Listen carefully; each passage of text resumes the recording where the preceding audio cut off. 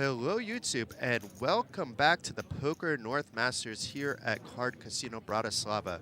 We ended the stream yesterday with just 16 hopefuls, but unfortunately 3 more players went out at the outer tables when the last 5 hands were called, so we are down to just 13 players. Each have locked up 4,945 euros. The next pay jump will be after 2 more players go out with the top 11 securing at least 6,310 euros. Assuming no deal is made, tonight's winner will walk away with 105,483 euros. And not only do we have this amazing conclusion of the Poker North Masters coming to you, but tonight we will also be broadcasting high-stakes cash games. I am your host, Jason Glatzer. Many of you probably recognize my voice, many of you not. I am a poker reporter, poker commentator, poker media dude all around. I also do love to play poker whenever I get the opportunity. Been playing for about 30 years. Absolutely love all sorts of poker variants and do love No Limit Hold'em tournaments as well. But we have the overall chip leader by far in Jorgen at this table, so expect him to be quite active. We did not see him play yesterday, so we do not have an idea of his style. We did see Stanislav, though, all day long, who was in the big blind. That last hand, he actually started the day with about 5.5 million, or at least started the feature table with 5.5 million, and also now has about the same now with blinds at 100,000, 200,000. Blinds will go up every 40 minutes. Every 3 blind levels there will be a break. That could be adjusted slightly just because there is going to be obviously a redraw when we're down to 9 players for the final table, at which point the players will likely be on a short break for photographs, also to stretch, talk to friends, get some encouragement, etc., etc. But we have a few new faces at this table, so that is quite interesting. Not just Jorgen, who is making a fairly easy open, a min-raise with Jack-9 suited. We could see he has 20 million in chips. The average is much lower than that. Easily the runaway chip leader. And to give you an idea of how big his chip lead, it is Bogdan Yanscu in second place to start the day with 11,550,000 in chips. But Eskil right now with the 4s basically just has a spot that maybe he wants to jam here, down to just 8.5 big blinds on the button. He has a little time before the big blind is going to come around to him. He should be recognizing that the chip leader is opening wide. The problem is the chip leader is basically going to be priced into call very often, and more often than not, you're going to be flipping with your 4s even against a wide range. And a flip at this point isn't the end of the world. The problem is you can also be dominated, but Jorgen should be opening wide from the cutoff with his stack. We did see Eskil yesterday, and he does jam, and now we will see if anybody else wakes up with a hand or if it'll be Jorgen that will call. It is possible that Jorgen will lay this down. Perhaps he doesn't think his Jack-9 suited is strong enough to call an 8.5 big blind shove, but it's Stanislav with the King-Queen thinking things over. I don't think he can call here. It's too big of a portion of his chip stack. Stanislav appeared more than capable yesterday. It's not just Eskil, though, that he has to worry about. He also has to worry about the player in the big blind along with the chip leader who opened to begin with. The pay jumps are serious at this point as well, so he should have that in his back of his head. He has one of those middling stacks that is near the top of the chip count, but at the same time, there's a big gap between him and Jorgen, with Jorgen having nearly 4 times as many chips.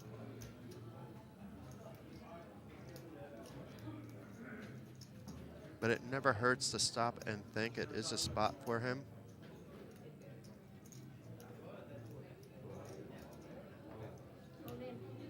And he does jam, folks. Fireworks right away.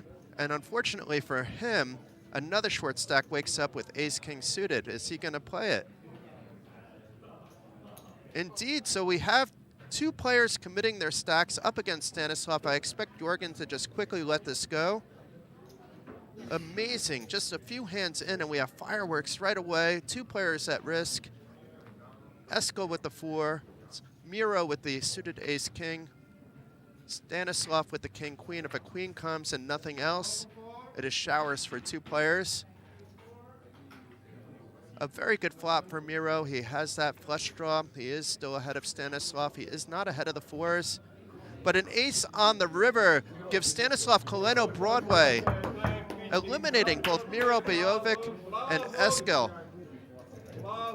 Wow. Already, just like that, we are down to just 11 players. Meanwhile, Stanislav is up to 10 million in chips, coming closer and closer to that chip lead. Either way, unless some things change, it appears he will have a healthy stack at the final table. Wow. It is rare this deep for 2 players to go out at the same hand, but it was a matter of circumstance with Stanislav making the move, and it paid off. Despite being behind and far behind that big slick, and up until the river, he was also behind the 4s, but it was the big slick with the bigger stack that would have won a side pot. Koleno could have been down to about 16, 17 big blinds, but instead he has a healthy 50 big blind stack. And it looks like while we're waiting for some table balancing, I'm not sure if a hand is being dealt. The big blind has not posted yet, so perhaps they're waiting for a player from the outer table. Maybe there was fireworks there as well, so we could be down to less than 11. But I believe we have 11 players remaining. Players would be at a big disadvantage to be playing 4-handed versus 7-handed at the other table. And it looks like one player is coming very soon, and so it shall be 6 and 5 players.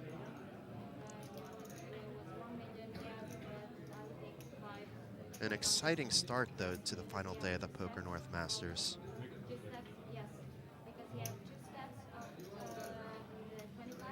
Here's a look at the payouts, folks.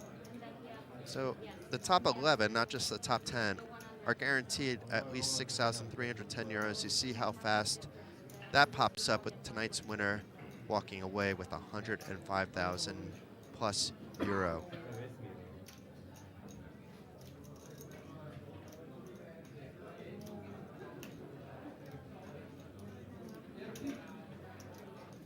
So for those of you that are tuning in slightly late while we're waiting, I can let you know about what's going on here. So basically we have a couple thousand Norwegians that came into town for the Poker North Masters and the Norwegian Championships.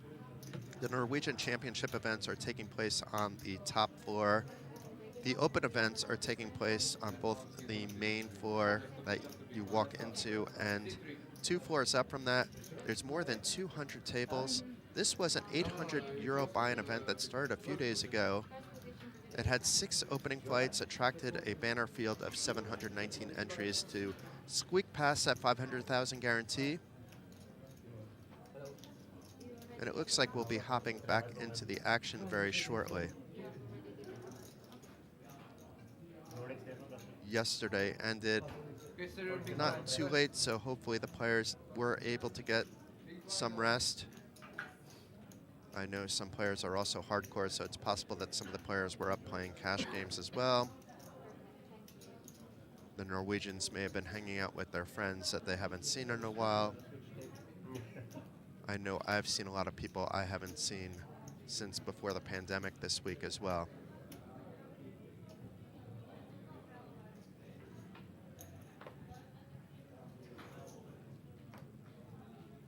So Julius with the snowmen. We did see Julius yesterday.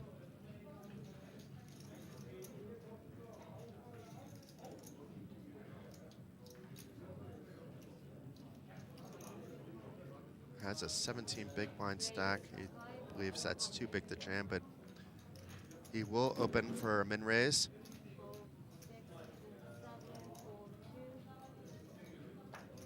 So far, so good. He may be getting a walk. Indeed, he does. We did see Jostein yesterday, and he can't be doing anything with his stack size and only being dealt 5 high, not even a suited 5 high. That isn't the worst outcome when you have one of these 16, 17 big blind stacks to just pick up the blinds in the ante, especially when we are this close to the final table.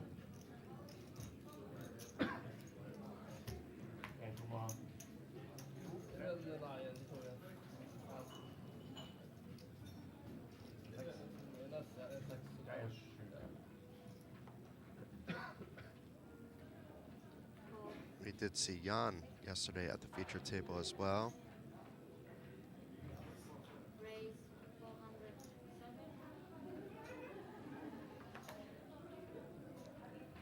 Jorgen back at it again. Expect him to open most unopened pots at this point in time to put pressure on his opponents. Pick up some cheap chips. But this is a spot for Jostein. We could see he's down to 6.5 big blinds, including the small blind that he posted. He would be in great shape if he was jamming here. Nearly a 2-to-1 favorite. Those percentages are taking into account cards other players have in their hands, though. But still, it would be about a 2-to-1 favorite. But opts to fold with the pay jumps, hoping to make the final table, hoping to find a better spot. The problem with trying to find a better spot at this table is what we mentioned before, that Jorgen is going to continue opening pots. And as long as he keeps getting away with it, he's going to keep after it.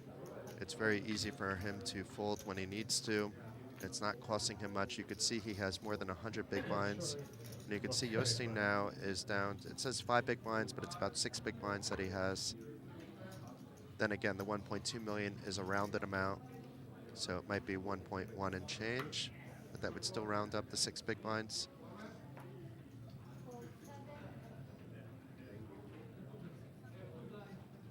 Let's see what Stanislav does. He can also afford to open fold if he needs to, and this is a nice hand to be opening regardless from the cutoff. Opens for 400,000.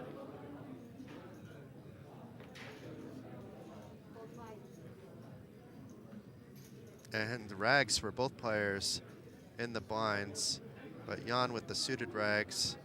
This is defendable. He does have some chips. He would still have 20 big blinds, but I don't blame him for folding as well. It's okay to be tight in these spots and waiting to reach the final table and then getting your ICM skills in play. It can be sometimes difficult actually with these 20 big blind stacks at the final table if there are other short stacks that you're waiting to bust out. You may have to give up on some spots that you would normally be playing. And then that can also come back to bite you as the short stacks double if they don't hit the rail.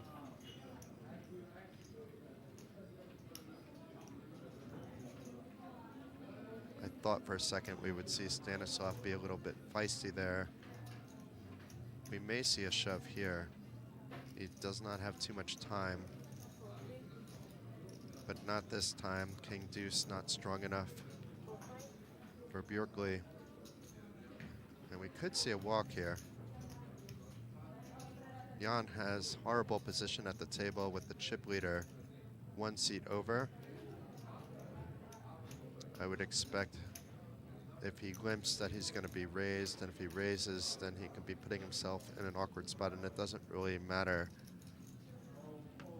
what his opponent has based on his chip counts. Anything can happen here.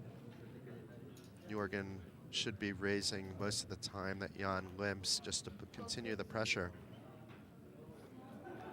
And he would have with this ace-3 suited. So Jan saving some chips by open folding. And we'll quickly check to see if anybody is eliminated at the outer tables. And I'm not sure if they're going to go hand for hand when we're down to 10. But we are indeed down to 10, so we shall find out soon enough. So less than halfway through blind level. It says blind level 33, but I think it's actually blind level 30. But we'll go with what's on the clock. In less than a few minutes into blind level 33.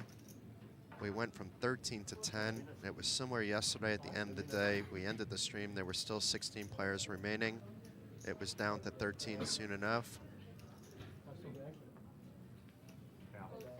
But at that point, we have already concluded the stream as the hands at the outer tables. They did a final 5 hands.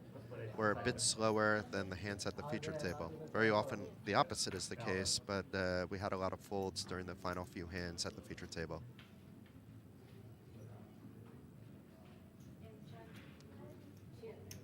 So now Jorgen is in a more interesting spot. He doesn't want to raise this out of position. He saw Stanislav is not afraid at all to be committing some chips after that huge shove with the king-queen to eliminate 2 players with ace, king, and 4s. However, he's not afraid to fire out a small bet on the flop. Neither player connecting. He gets Stanislav to fold the better deuce with the jack deuce versus his suited 6 deuce.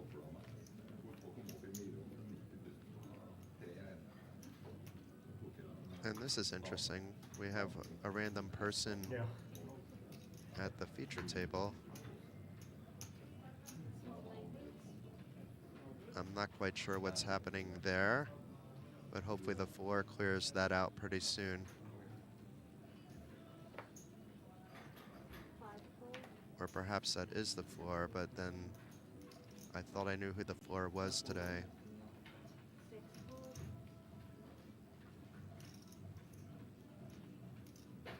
We have our lovely photographers making sure they get some nice fresh photos for today. You'll be able to check out those photos both on social media or by heading to the Card Casino blog. The website is cardcasino.sk. There's all sorts of languages that can be translated to. The blog is only in Slovakian, but the rest of the website is navigatable in a few different languages. If you use something like Google Chrome, you can also Google Translate the Slovakian blog into English. It's not going to be a perfect translation, but you will get the general idea of what's happening at the outer tables.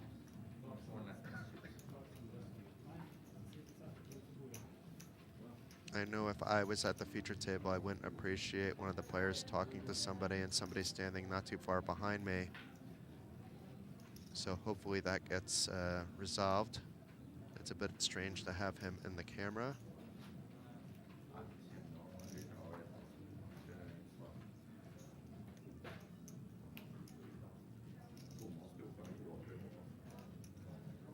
The players don't seem to be bothered though, and that's the important part.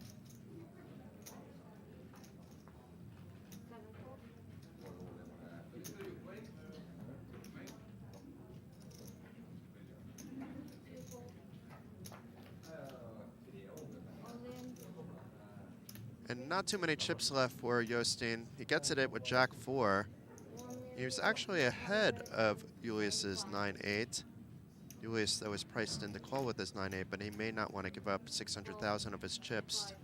If his stack was a little bit bigger, expect to see a call. Jostein has to be absolutely thrilled that that got through. Look at the small smile there,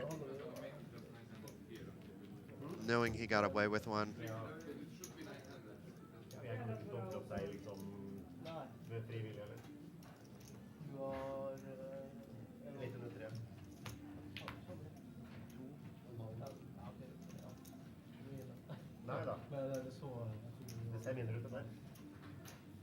The 2 Norwegians chatting about that hand, it appears.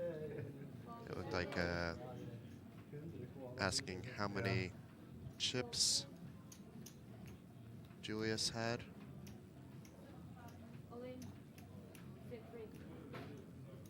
Another jam, this time with a much better hand for Jostein. It's a 7 big blind jam from the button with 7s.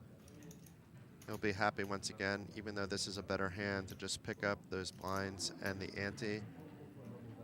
He basically increases his stack by more than a third just by that. I think he'll be happy with the call if it's by 6-3 suited. I just don't see how Jan would make this call.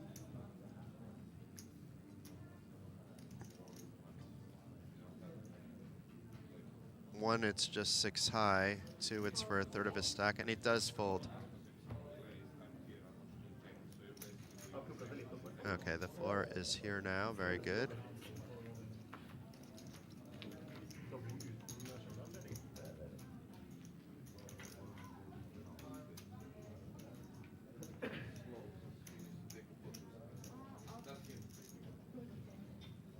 Here's a look at the chips at the feature table. Not much has changed the last few hands other than Jostein managing to chip up from just under 4 big blinds to now just under 10 big blinds with a couple jams. More than doubles up without seeing a flop.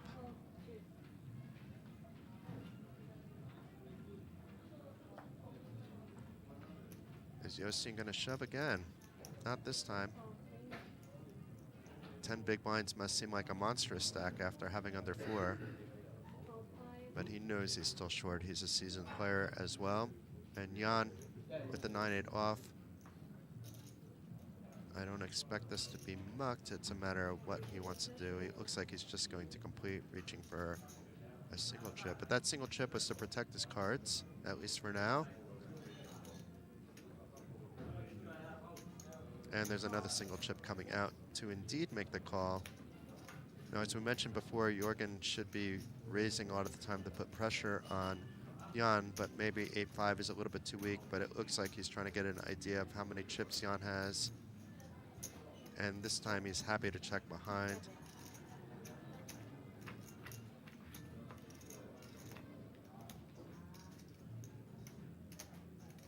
And neither player with much. Jorgen, though, does have a gut shot straight draw on this 6-Jack 4, 2 diamonds on the flop. Neither player with diamonds.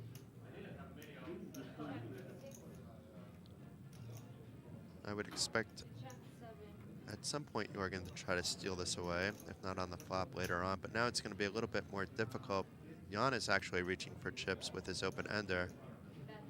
It's the baby end of it, but with Jorgen not raising, he could feel a little bit better about it. Jorgen giving up on the hand.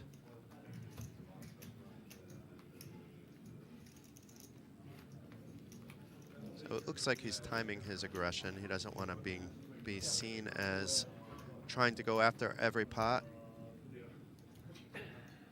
And that's more than fine. No reason to go after those extra chips with the 8-5. But if he did bet the flop, that would have worked. If he did raise pre-flop, it should have worked as well. But we see what Jan was holding. Maybe he felt Jan was limping with a monster as well and trying to trap the chip leader. Being that Jorgen was raising quite a lot earlier on at the final table. Oh, Jostein not jamming this Queen 10 suited, being 1 away from the final table.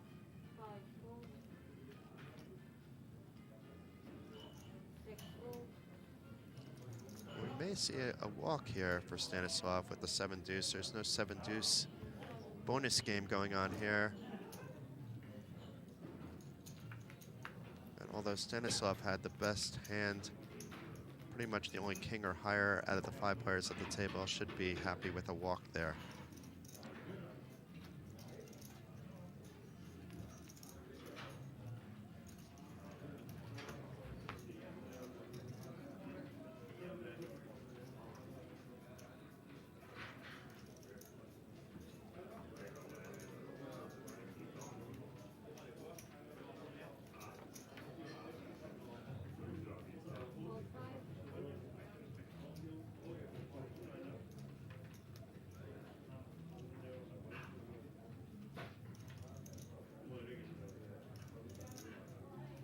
Looks like Jan is about to do something here with the 7-4. Nope. Maybe players are acting a little bit slower at times because we are not hand for hand at the final table bubble. More and more often I'm seeing that at different venues, and apparently that's what they've adopted here at Card Casino Bratislava, to do hand for hand on the money bubble but not the final table bubble. And as long as both tables are playing at relatively the same speed, that's basically what floor and staff are looking at. And obviously, if one table is playing much slower, then you kind of need to do the hand for hand, but that's not the case at the moment. But it's Jorgen, the chip leader, raising the button with the trays. Stanislav wasn't afraid before with the king-queen, but that was against Jorgen opening, a player jamming, then he jammed over the top, and another player called off. That's how we lost the first two players of the day. And once again,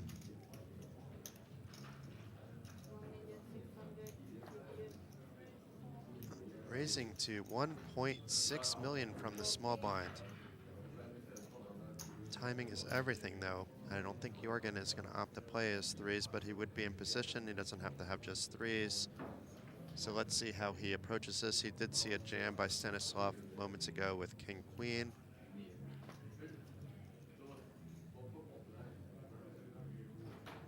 Perhaps he's even thinking about a 4-bet to put pressure, because that would put quite a lot of pressure on Stanislav as well. But the 3-bet here looks so strong. We know it's ace-5 that the fold seemed like the more obvious move, and he did fold. Stanislav picking up more chips, showing a lot of heart. Not afraid at all to get involved, not afraid at all to be aggressive, even facing against the one player that has more chips than him at the table.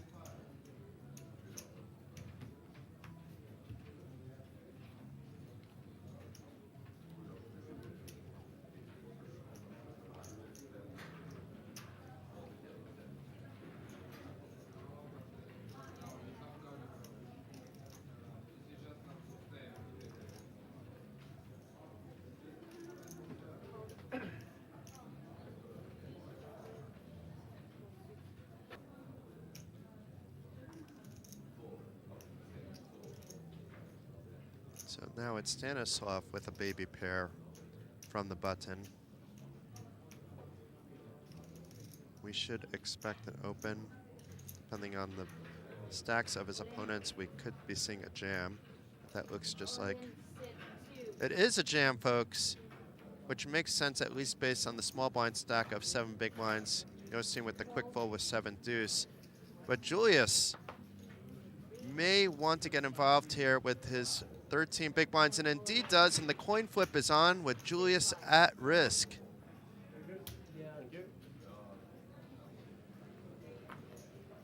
Stanislav will still have a big stack even if he loses this hand, but Julius could get back in the mix. He could hit the rail. He needs an ace or a jack.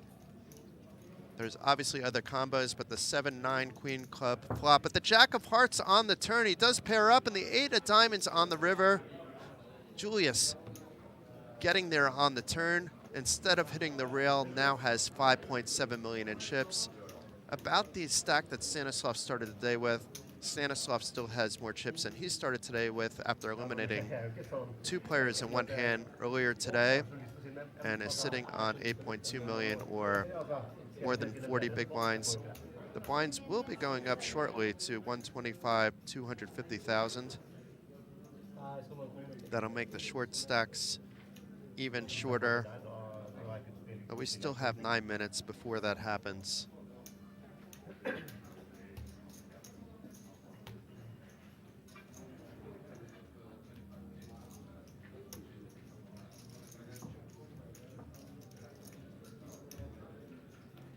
Here's a look at the payouts, folks. The top 10 have all locked up 6,310 euros, and look how fast those pay jumps take place, especially at the final table. Just making the final table will earn you another 2,200 euro, but that's not even what I was looking at. I was looking at that 105,643 euro top prize. And that's what all the players are after.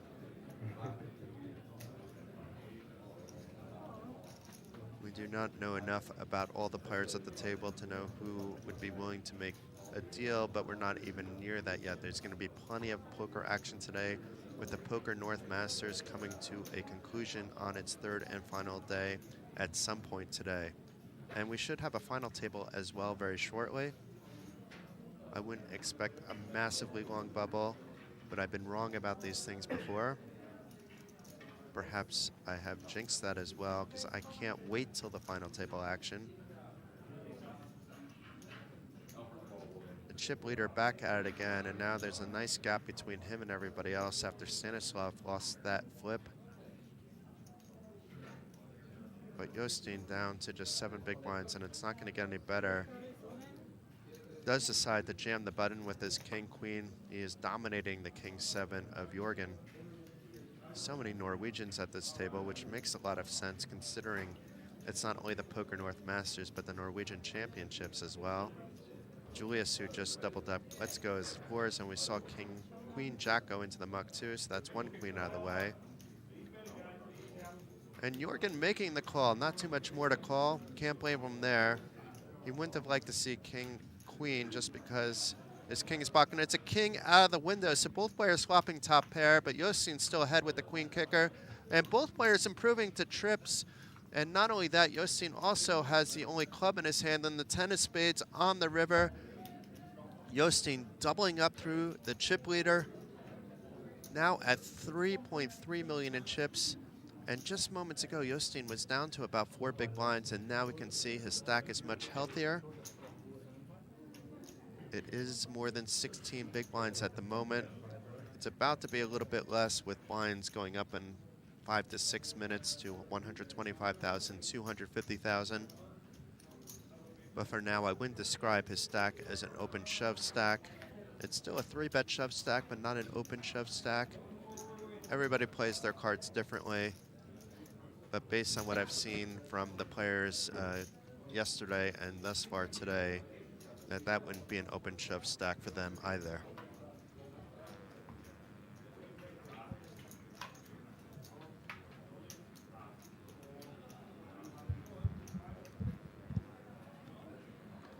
It is much different, though, in terms of shoving based on what your opponents have. As we saw earlier, when Stanislav shoved, he shoved into 2 smaller stacks, so it wasn't exactly a shove. It was basically telling them that they were going to have to commit their short stack, so he wasn't ever committing his entire stack. I'm hearing a little bit of buzzing, and I'm not sure if that's coming through the stream, but let's see if we can get that fixed as well.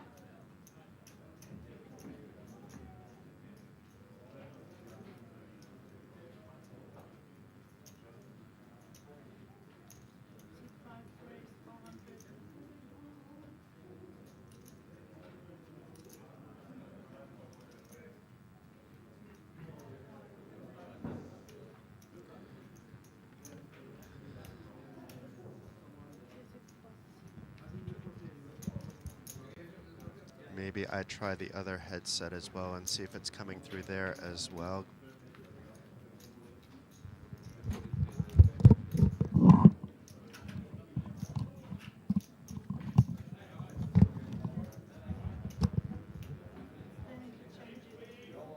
Unfortunately, the buzzing that I hear is on both headsets, but hopefully you guys aren't hearing it as well.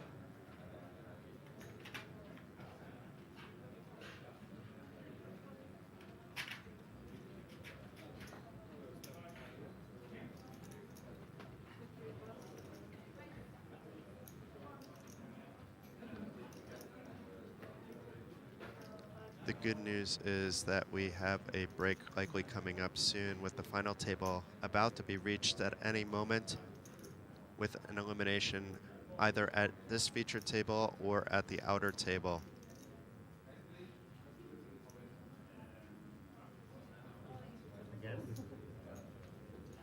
Stanislav getting a walk with his king-6.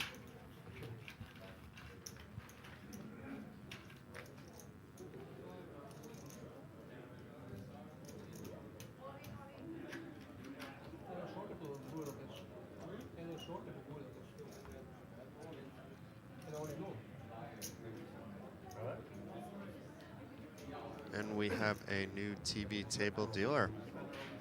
A shout out to all the dealers at Card Casino, both the ones that normally work here all the time and all the traveling dealers that came into town. Great job by all the floor. Some of the most experienced floor and tournament directors have come from all around the globe to help out. Of course, Card Casino has amazing floor and TDs as well. And a shout out to the entire TV table crew, the guys that are tracking, the producer. Amazing job.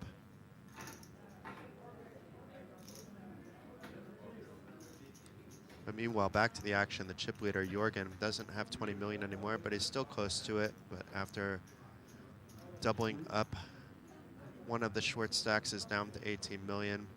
King 10, though, is a more than valid open. Jostein, who was down to about 4 big blinds moments ago, can actually just defend here with this queen jack. And fortunately for him, both of his cards are live, even though he's currently behind in the hand.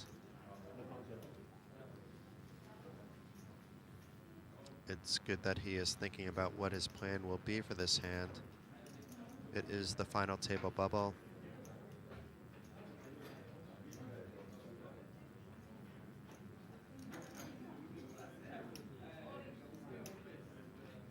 It does look like he's reaching out 2 chips to call, but now he changed his mind and made the fold. That may seem a little bit awkward, but it's more than fine with the final table bubble approaching. Even though he knows that the chip leader should be opening wide, or at least should know that based on how many times Jorgen has opened. This time, though, Jorgen did have a hand.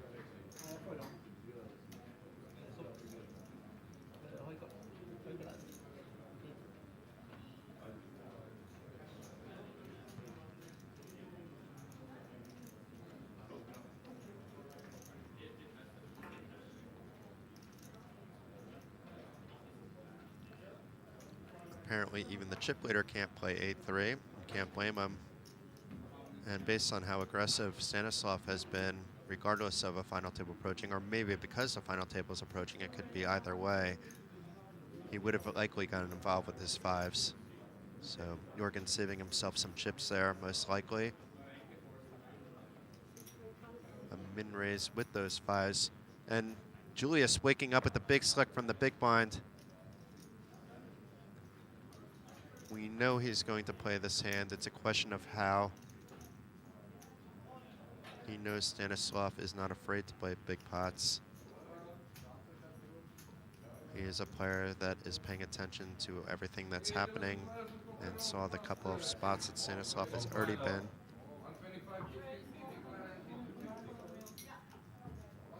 A 3-bet to 1.4 million by Julius, and this should set off some alarm bells for Stanislav.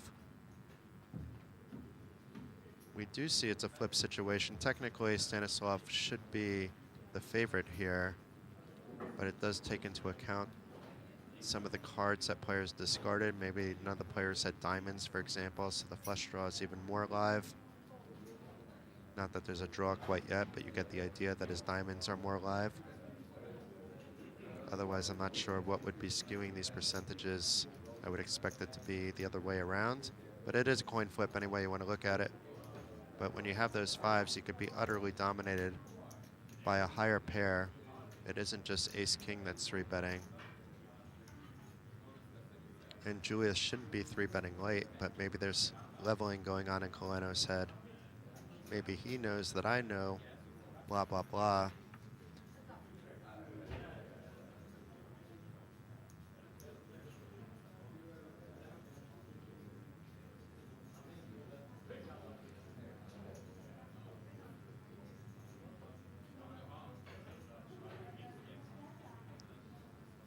Stanislav taking his time here, as he should.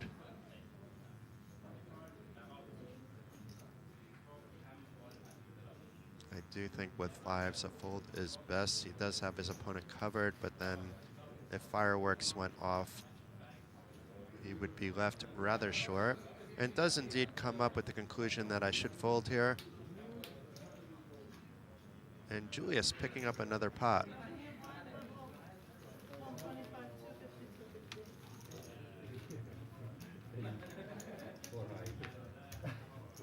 For you? Huh?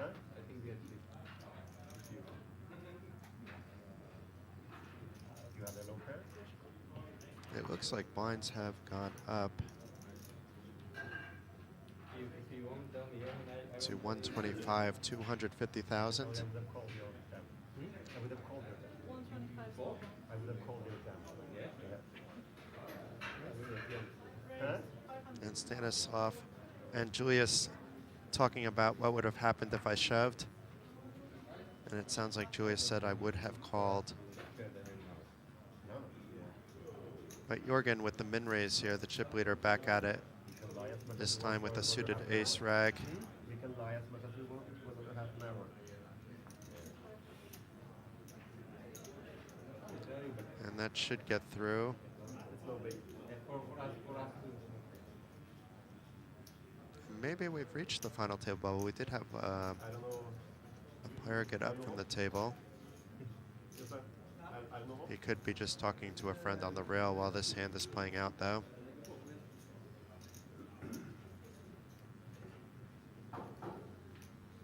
Jan taking his time with this 9 deuce.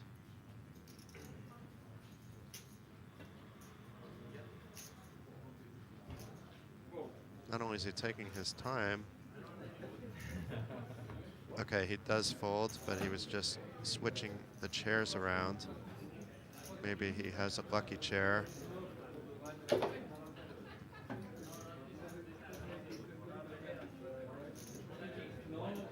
Careful there, Jan.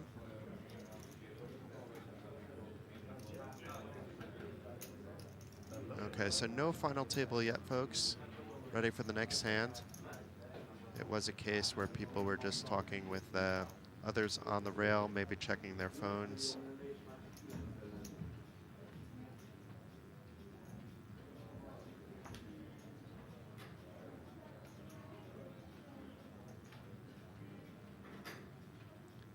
Stanislav Koleno opening to $500,000 with this king-queen from under the gun, which is also the hijack, being that we're down to 5 players at the feature table. There's still 10 players left, each table with 5 players to keep things balanced.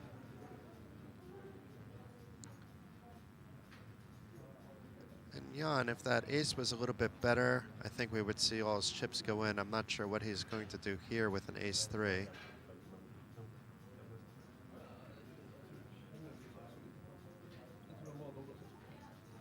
Does indeed fold it. And Jorgen should be quickly folding his 4 deuce. But it is suited, so maybe he calls actually. Let's see.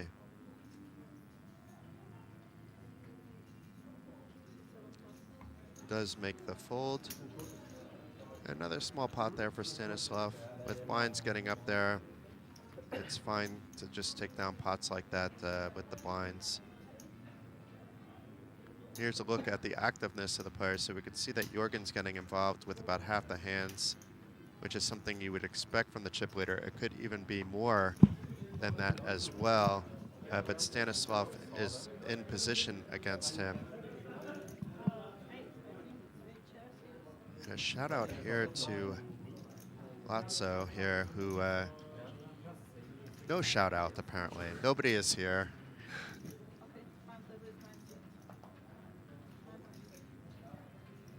Jostein down to 12 big blinds with the suited king-queen.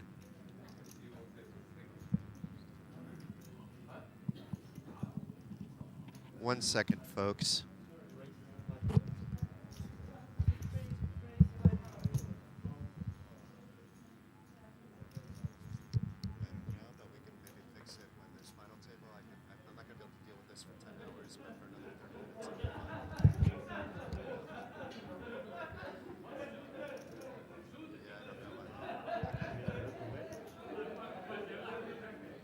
Sorry about that, folks. We had one of our technicians here very briefly, but back to the action. And we have Jostein raising it up with the king-queen suited and Julius with king-queen suited as well. I think if you're opening when you're Jostein, I would have preferred to see a jam, because calling off with king-queen suited is much different than jamming, where you do have some fold equity and you're happy enough to just pick up the blinds here. But Julius, recognizing that that could be very strong, perhaps he'd be doing this with a hand with like aces, is simply going to flat with this king-queen in position. And depending on what's on the board, it could be a leveling war. Then again, Stanislav is in this hand as well with 7-5 to bring the pot up to nearly 2 million in chips, giving Yostin a little more than a pot-sized bet behind. Nobody really hitting a piece of the Jack-9-6 rainbow flop. Stanislav does have a little more equity than he had earlier with a gut shot. His 5 and 7 are still alive, but Björkli and Julius both have some backdoor outs along with their king and queen being live. Currently ahead in the hand. A 10 gives both players the nuts. Does indeed check around though. Jack of hearts pairing the board on the turn.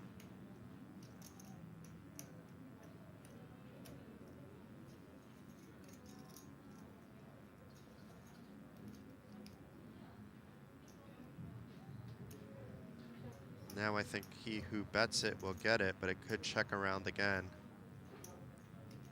Players are very conscious about the chips they have in their stacks. With just 10 players remaining.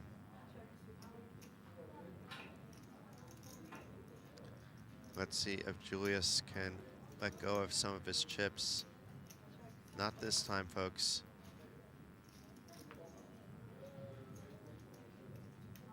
And the 2 of diamonds doesn't help anyone either. If it checks around again, Yostin and Julius will chop it up, but if somebody bets it, it will likely work.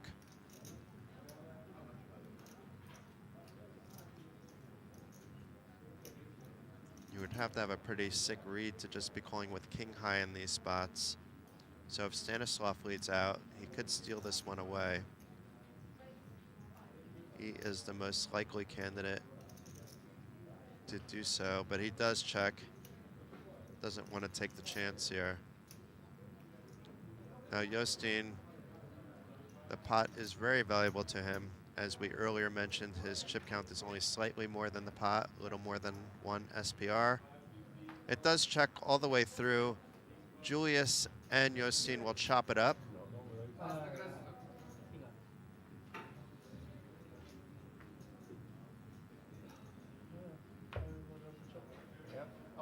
Everyone loves a chop pot.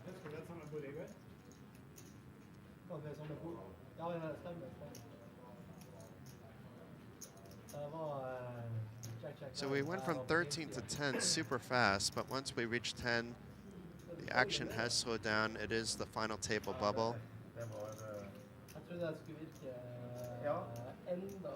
And we're at the point where everything counts. A jumps are very serious.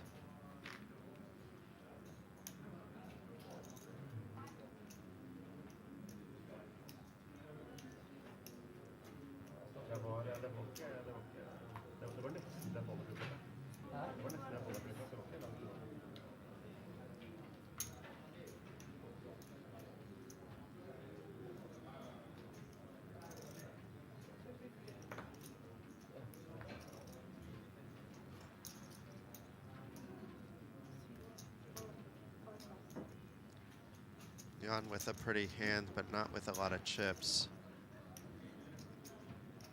Jan yesterday, though, liked to bet his cards, and he's doing the same here. It's a 12 big blind shove from the cutoff.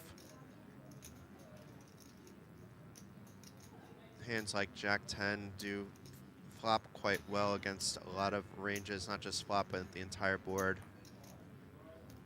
He doesn't want to be called, but if he is called, he might not be in the worst of shape either, but would be behind. And I think he's going to get away with this. I can't see Yostin calling off most of his stack, basically putting him on the final table bubble, because he'd be down to just 1 big blind.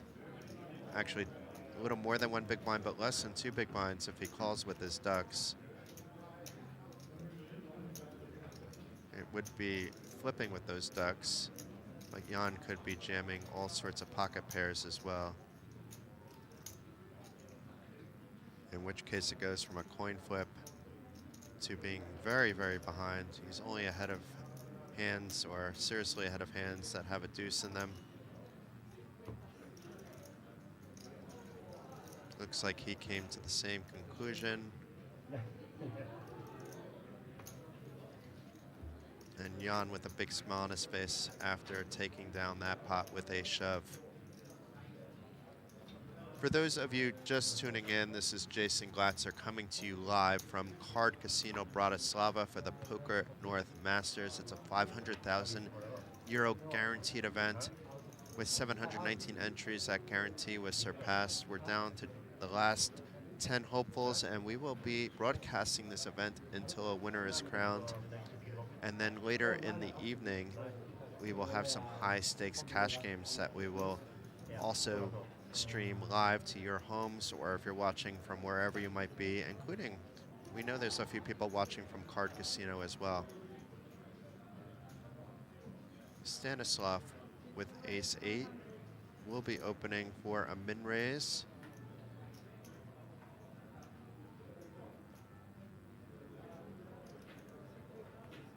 Try again.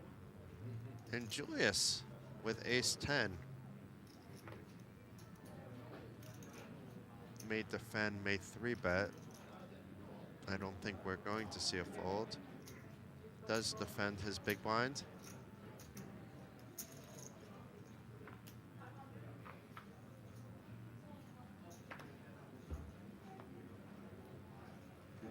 And neither player hitting a piece of this rainbow 9 spade jack heart 4 club flop. But I expect to see Stanislav continue some of the time here, and if he does this time around, Julius will probably be letting go of his ace-10.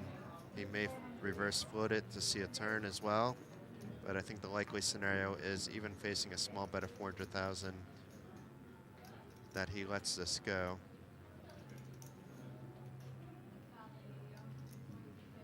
And as I say that, I am completely wrong here, and does make the call. It was a small bet. Jack of club pairing the board on the turn, so now if he's willing to call that flop, he should be willing to call here now that there's trips on the, you know, like it's a paired board, but it's the top pair. And if Stanislav was betting something like a jack, it makes it now less likely that he was doing so.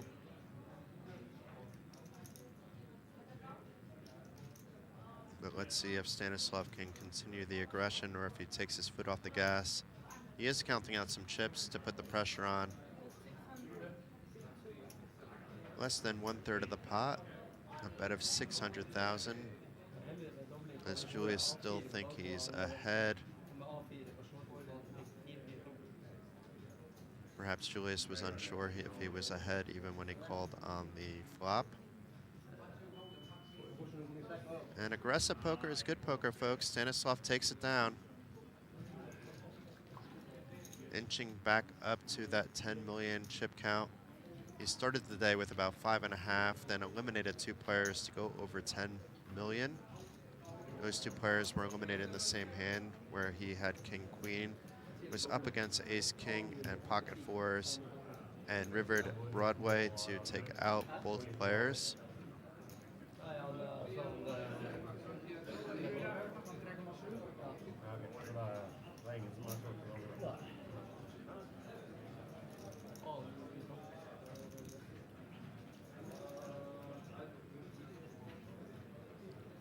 Ace-3 for Jorgen. Chip leader opts not to open that.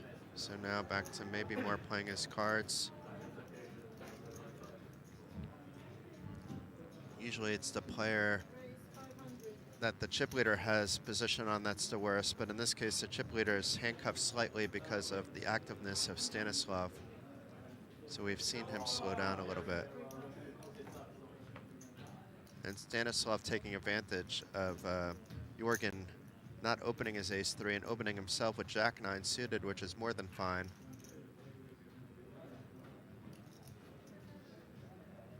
And let's see what Jan does with about 12 plus big blinds. Really 13 plus, because the big blind is not included in his stack, but it is included in the hand.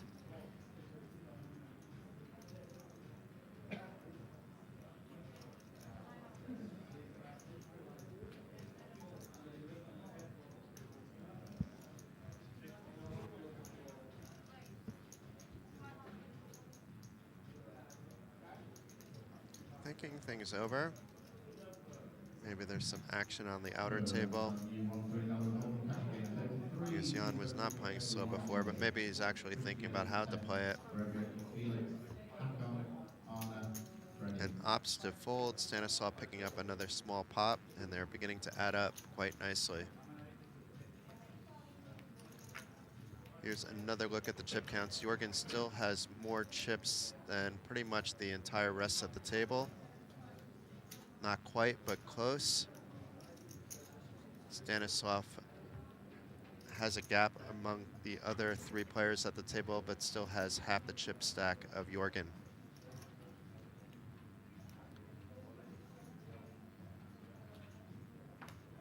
Even though Stanislav has been active, I expect that to go into the muck, as I do this 8-5 suited from a stack of around 12 big blinds.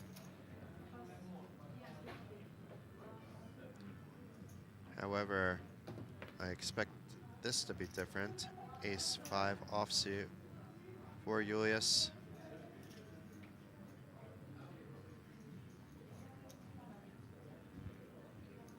Reaching for some chips. Is it a min-raise or a little more? Looks like a min-raise.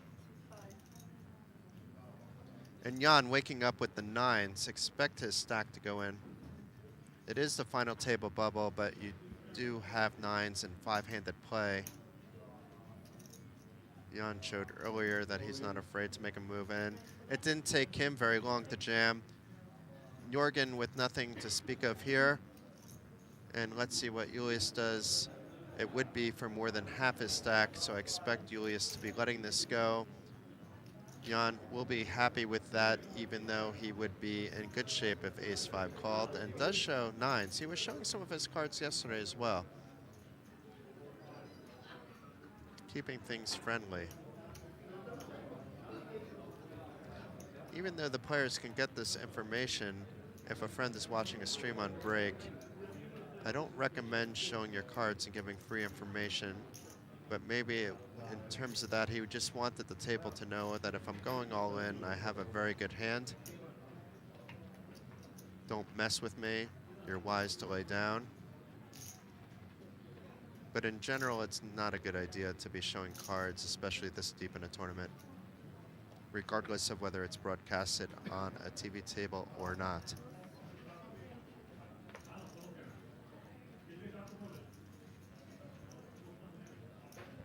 Pocket rockets here for Julius.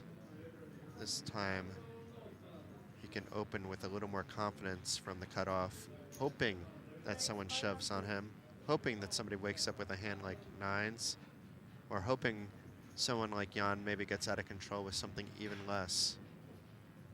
But Jan will likely be folding this from the button. No reason to be getting cute.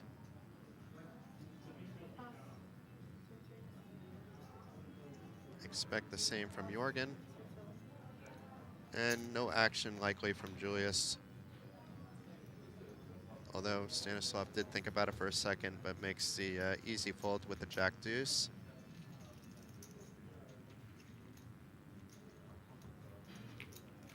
That was one of the rare situations thus far where a player shouldn't be happy with just picking up the blinds and the ante. Then again, I've seen plenty of final tables begin because a player's aces got cracked.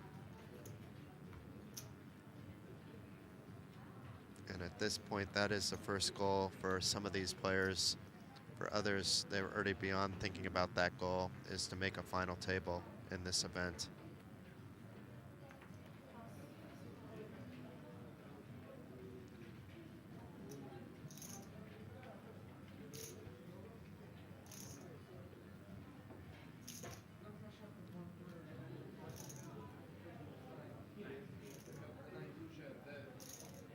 Jan folding his suited connectors. Jorgen, though, back in action. The chip leader opening with a min-raise with Jack-10 off. Stanislav with a slightly worse jack from the small blind. Didn't immediately fold, but didn't take him too long to do so. And Yostin, who is down to under 10 big blinds, if he folds this, will likely fold. Even though it's suited, it's just 3 high. And Jorgen back to picking up some chips. Getting to around that 20 million mark now.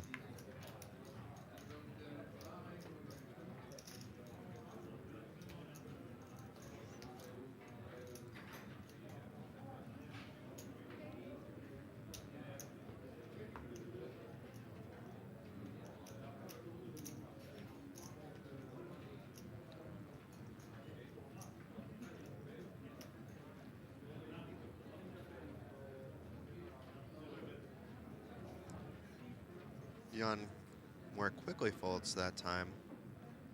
Usually he's been taking 5 to 10 seconds before doing so, but didn't have much to think about there. Stanislav might be opening here despite the unsuited 9-6, just because he's on the button, but decides not to this time. And I expect Yosin to jam and not play this cute with the limp and calling off. Oh my, but Julius waking up with ace-jack suited. He would have to call off about half his stack, not knowing where he stands, but he's so ahead of a small blind shove's range. Let's see what he decides to do. The problem with this is he has more than 20 big blinds. He can fold and hope to go to the final table with that, or he can call, hope for a hand like ace-7, and indeed he makes a call. So a 5 million chip pot. We could be at a final table after this hand, or Yosin could be up to 5 million with a double if he gets lucky. A diamond out of the window as well as a jack on this flop. It's likely to be showers for Yosin in 10th place. An 8 of spades on the turn changes nothing. Now Yosin drawing dead. Good game, sir. 2 of spades completes the board on the river, and the final table of 9 has been reached. There will be a seat draw. We will be taking a short break to be getting some information as well. Players will be taking some final table photos. It'll take a little bit of time for the final table to begin. Expect to be back in about 10 to 20 minutes. We do not have an exact time on that quite yet. But stay tuned here on YouTube. We will be back as soon as the action is back. And thank you for tuning in so far. Yeah, I don't vote you too, but yeah.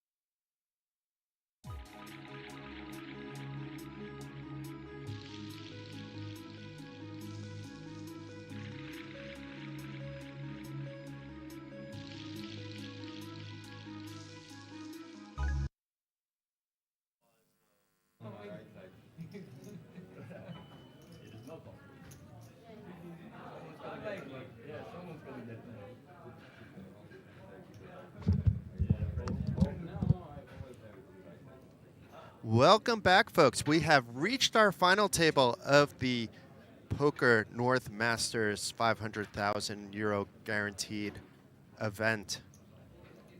We are down to just 9 hopefuls in the hunt for that 105,000 euro top prize.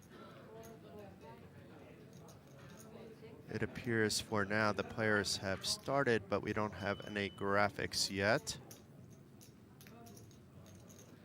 So perhaps I am live, perhaps I am not.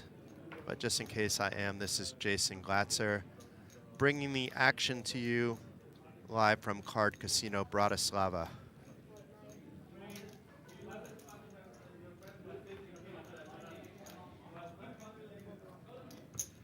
But I'll wait till we have some graphics, so bear with me for a moment. Meanwhile, we can watch the action unfold. They may have started the action before the technicians got all the information in, so they may be quickly catching up with that right now. But we see a lot of familiar faces that were at the featured tables yesterday and earlier today here at the final table.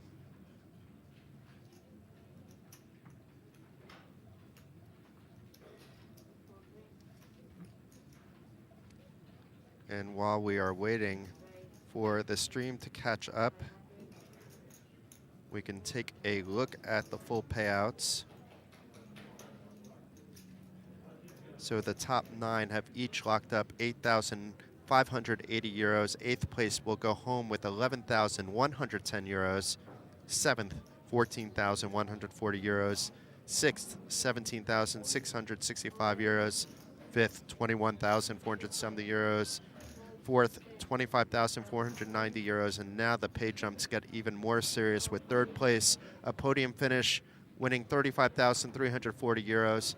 The runner-up nearly winning double that with 64,140 euros, and tonight's winner will go home with 105,483 euros, assuming no deals are made. But we do have Jan jamming here, so even though we do not know his hole cards, we do know that he has jammed the button. Well, I don't know if it's the button, that's actually the all-in. That is not the button. That is an early position jam, and it looks like over an opening raise by Jorgen.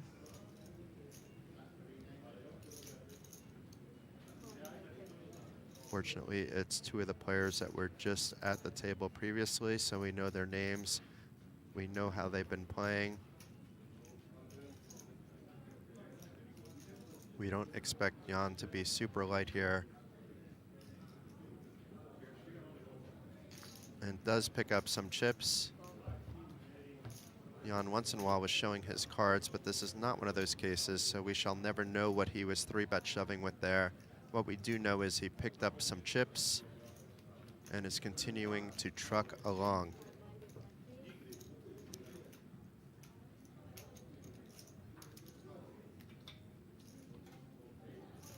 But I will be right back myself. I'm going to find out if we were going to have graphics or if we are commentating this table without graphics. So 1 second, folks.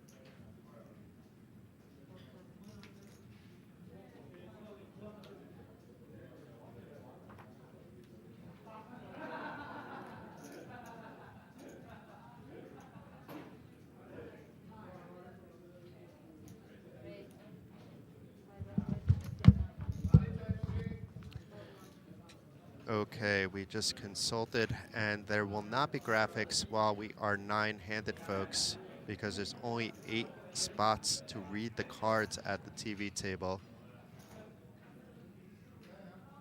So we will do our best to commentate this without knowing the cards, and typically I am reporting a lot of events, and this is what I'm used to at most tables.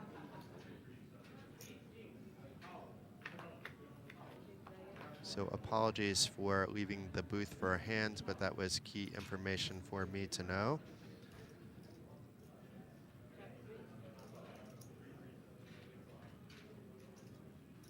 And Stanislav once again back in a hand.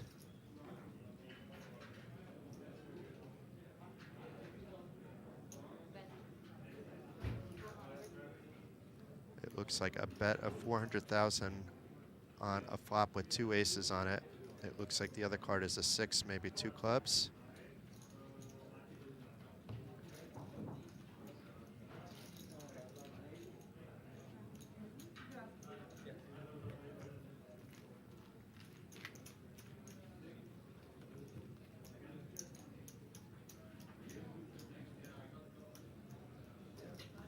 And it looked like that was David making the fold there.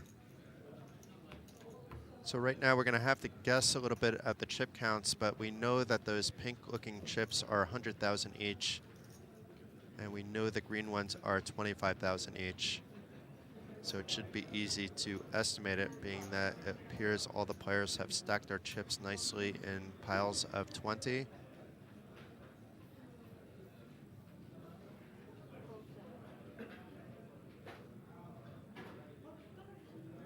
And this is one of the players that we haven't seen yet.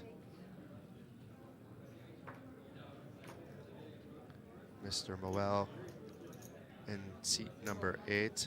But it folds around to Julius. Julius we have seen quite a bit of. Folding the cutoff. Patrick, who we saw a bit of yesterday, folding the button. A lot of Norwegian players at this table. 5 Norwegians out of the 9 players remaining.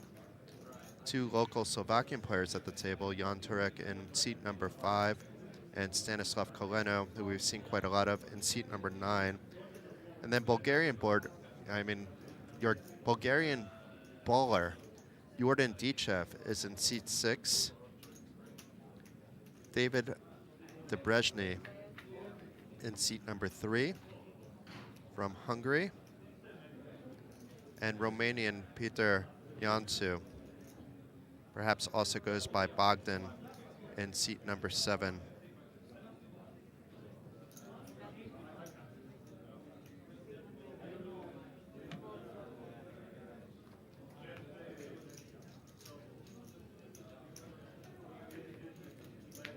Let's hope that the camera scrolls down at the board a little bit more there so we can do our best commentating this.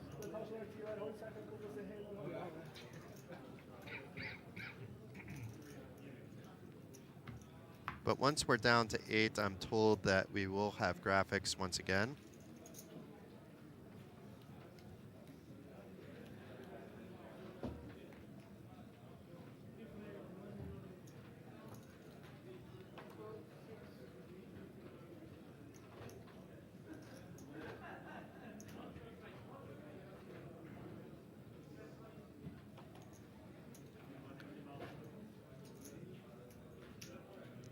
The action is on Bogdan at the moment in early position. Lines are still 125,000, 250,000. They will go up shortly to 150, 300,000. And it's Bogdan opening up. It looked like a little bit more than a min raise.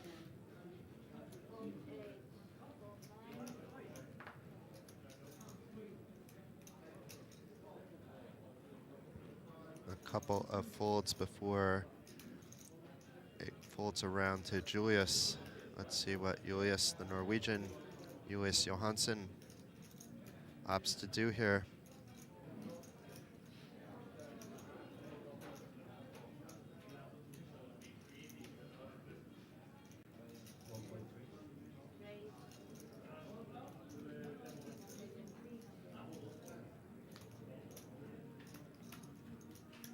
It sounded like we maybe had a 3-bet there.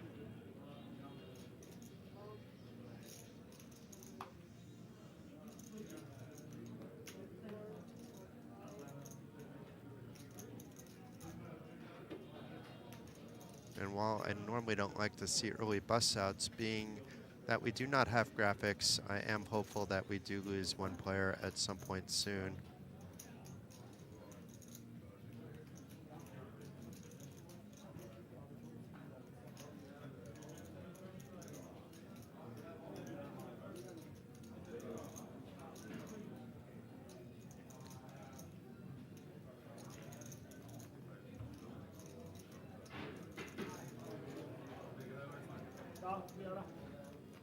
And the 3-bet does work for Julius there, so he's chipping up nicely. He started the day with 3.4 million, and you can see that he has close to 20 million at this point in time.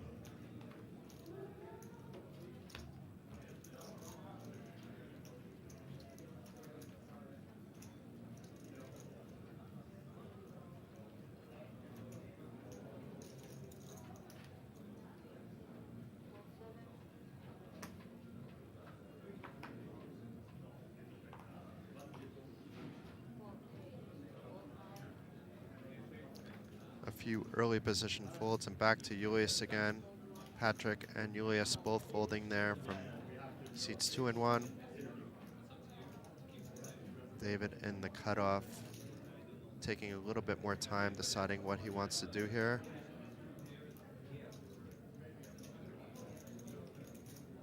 Maybe has a hand. Maybe trying to do some kind of timing tells for later, but I have a feeling he has a decision to make. He may have a good hand, but maybe not good enough to open. He does fold. And Jorgen, who began the day as a runaway chip leader, is back at it, opening the button for 600,000 or perhaps 500,000, but it looks like 6.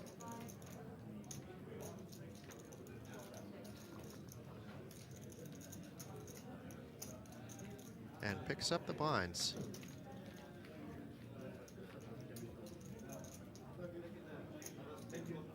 Some of the Norwegians likely have a rail with nearly 2,000 Norwegians in town and 5 Norwegians at this final table.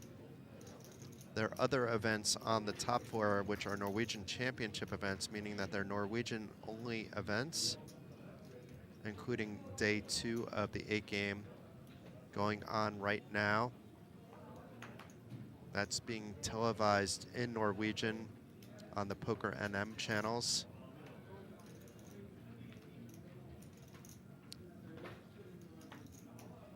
You can also listen to the Slovakian coverage on the Card Casino Bratislava YouTube channel where you're listening to me. Instead, you can click on the Slovakian coverage if you're more interested in listening to this action in Slovakian.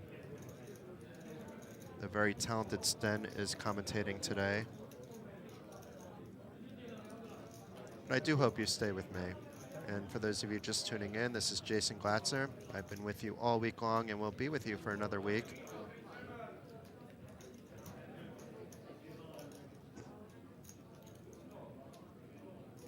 And there is Stanislav, who doesn't have any cards in front of him, but does have the camera on him.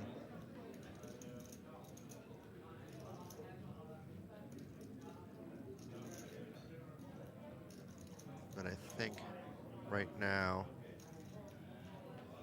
Bogdan is facing a big bet. I don't think it's folded to him in the small blind. I thought I saw a bet by one of the players, but then the camera panned off, so it's hard to know without graphics and without seeing what happened leading up to it coming around to Bogdan in the small blind. Bogdan is one of the players that we haven't seen much of at the feature table. In fact, this might be his first appearance this week at the feature table. We do know he is from Romania.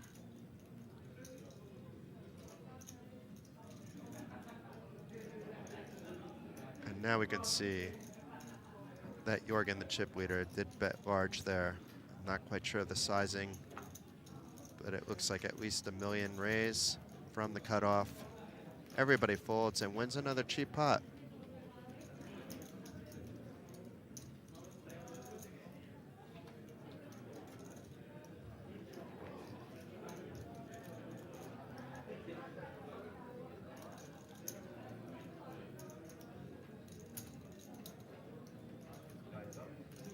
Well, we haven't seen much of Bogdan. I just quickly gathered some information from him. His best live cash was around 50,000 American dollars, so he can win more than double that today. He has earned, according to GPI, more than $370,000 in live tournament cashes. That doesn't include some events likely at his local casino, so that number is likely more. It appears he has played at EPTs, at Eureka's, and at the local poker fests in Romania for him.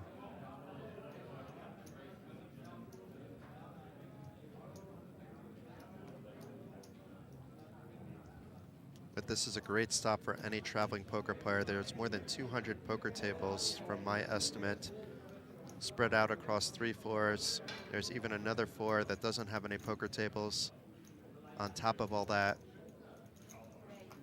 But back to the action. as we do have the chip leader once again opening. That does look like a min bet.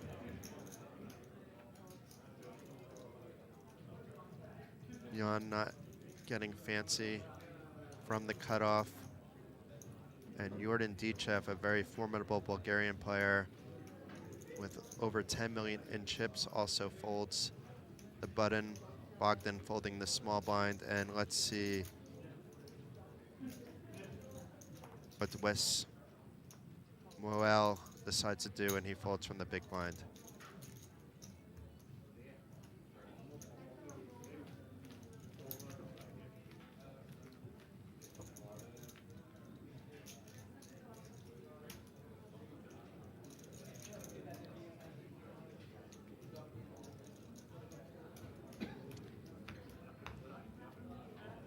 So right now we're at the unofficial final table. The official final table won't be too far away. We just need one more player to drop off, head to the lockers.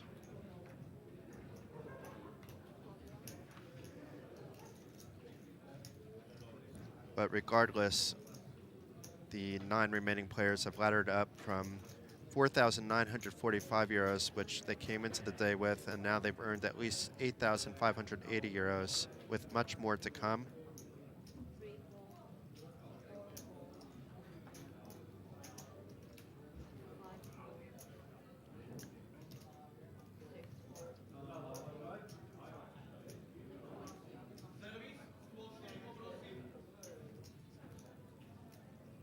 Looks like it's folded around to the small blind here.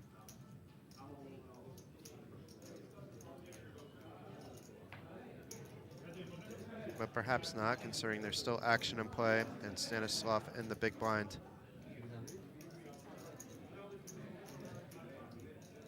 Blinds have gone up to 150-300, so it looked like he's facing a min-raise open by Patrick, who we saw quite a lot of yesterday.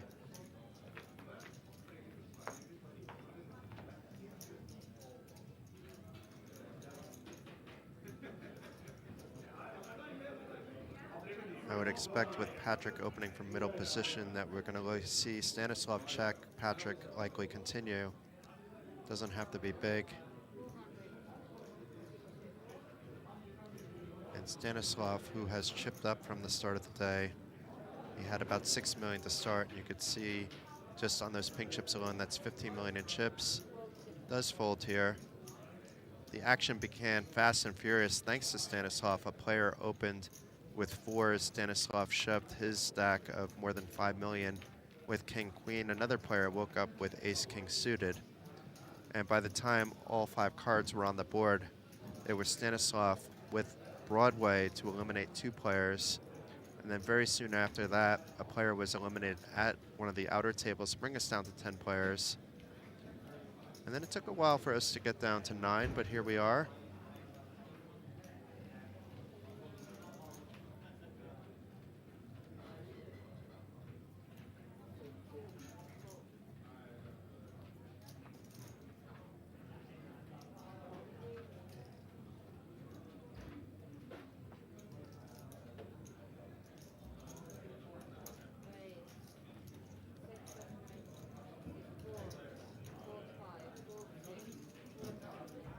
Looks like a min-raise opened by Jorgen.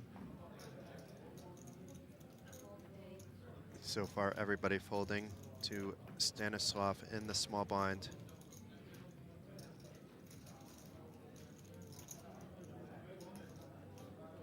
Contemplating what to do, or contemplating life, or just trying to make sure that all his decisions are timed about the same. Could be any of that. But it doesn't look like Julius is going to let this one go for free, and he does defend his big blind.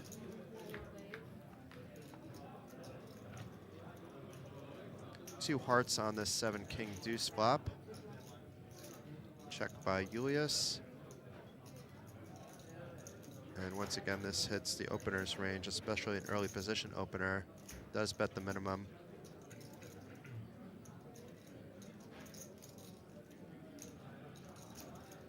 Julius does have some chips, so he doesn't have to just be calling with top pair and a flush draw if he does decide to call. or raise for that matter. And he's reaching for some chips there, so it might not be a call, but it looks like he just wants to shuffle them for now. But now he's counting some out. It looks like it's going to be a check raise, though, to about 1.2 million or 1.1 million. We'll find out in a second. 1.1 million.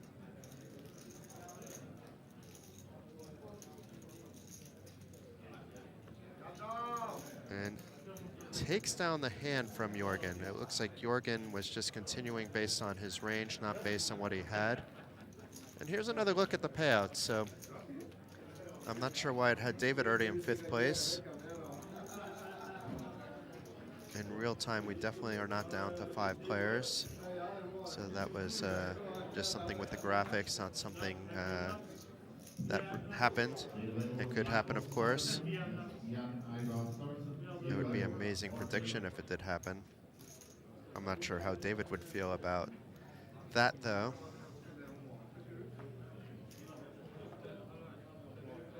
David is the player in seat 3.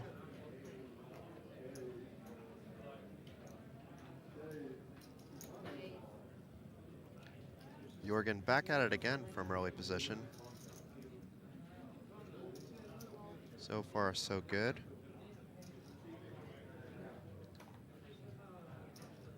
A bunch of folds.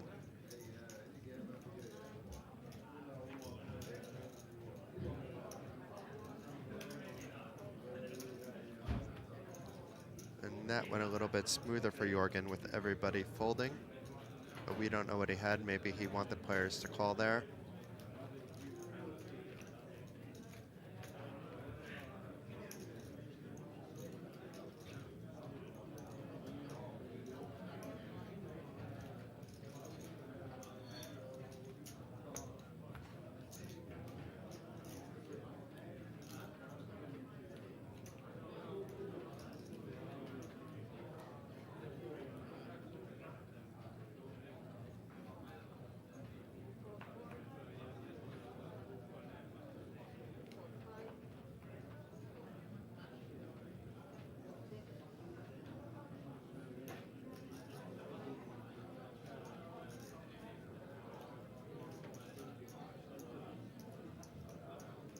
Folding around to Mr. Moel here in seat number 8, and he's reaching for some chips. Looks like a min raise to 600. Stanislav quickly folding. Julius folding as well. Patrick wasting no time from the small blind. Let's see what David does from the big blind.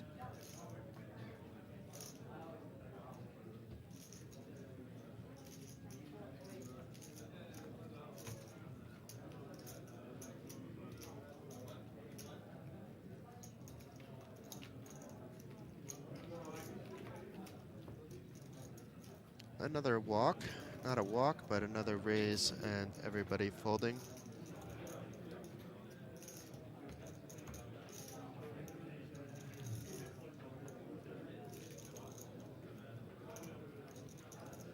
Trying to see who the short stacks are, but it looks like Patrick in seat 2 is one of them, and Bogdan in seat 7 may be one of the other ones.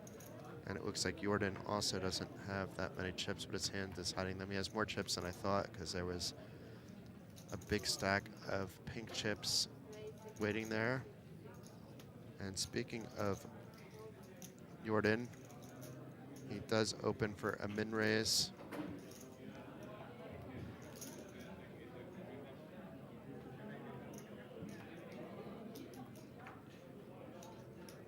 So far, people are respecting that min raise or just showing up with nothing.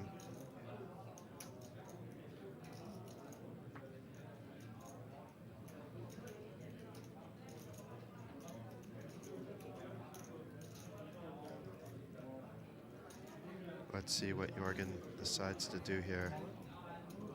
Jorgen jamming!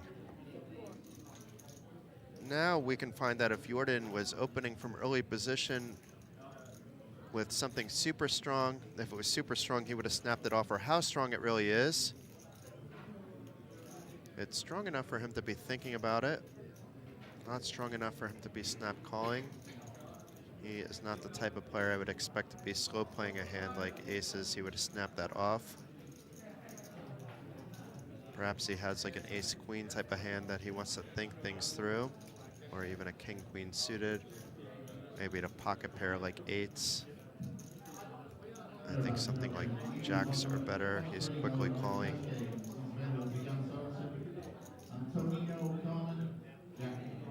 But we shall never know what he folded there. And Jorgen continues to add to his massive pile of chips.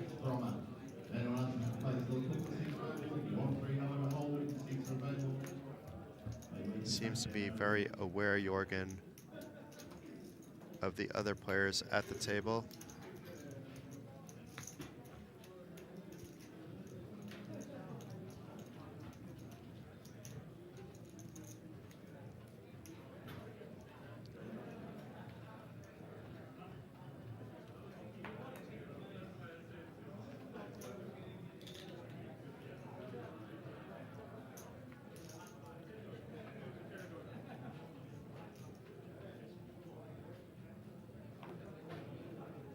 Folding around to Silius here, and he folds. Stanislav has different ambitions, it appears, reaching for some chips.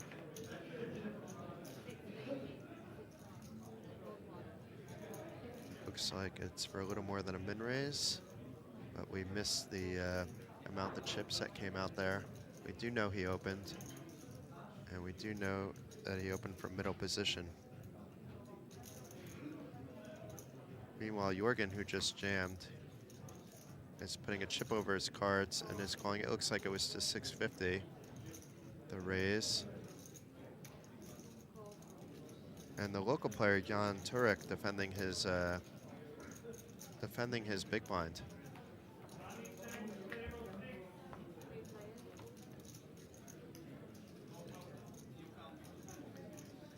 Could be a scary flop, 8-8 jack with 2 diamonds.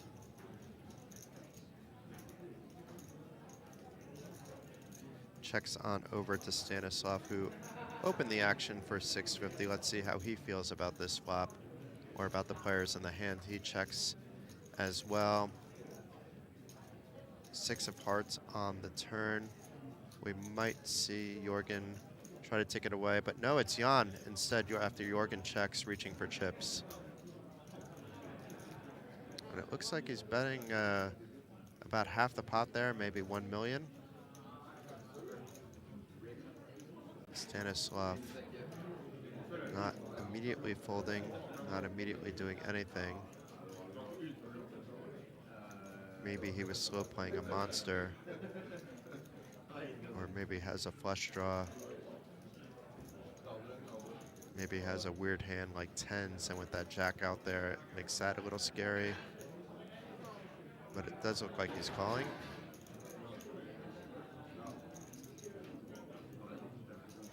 It looks like that bet's for slightly more than 1 million, actually. So it's for more than half the pot if that's the case.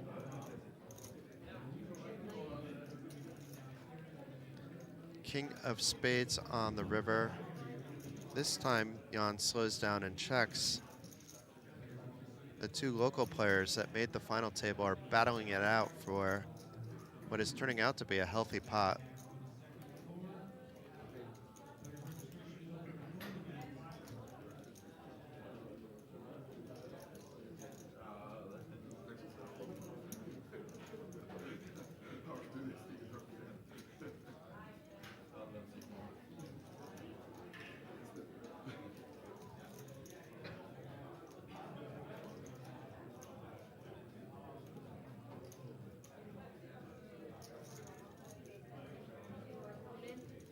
Stanislav jamming here. Jan doesn't look very comfortable with his spot. Maybe has something, maybe had the jack. Maybe is scared about what just happened on that river with the king coming. Did put quite a bit of his stack out on the turn and is left with a little more than 2 million. Maybe about 2.5 million. And is now one of the short stacks after giving up on the hand, facing a jam by fellow Slovakian Stanislav Koleno.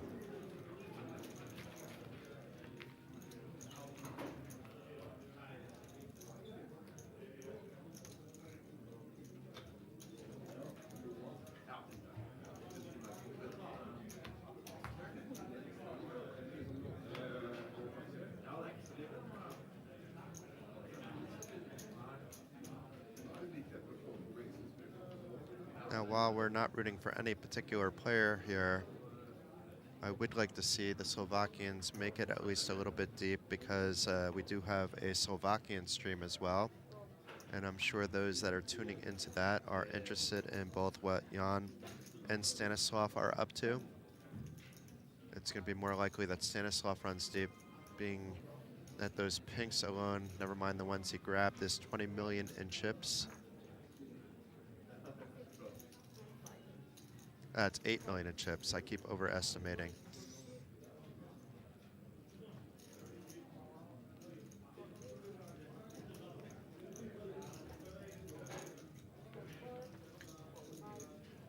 It's my first time in a long time commentating without graphics, but I should know better as a reporter that those are 2 million stacks and not 5 million stacks. And pretty much I've been counting that as 5 millions before, and it's really 2 million.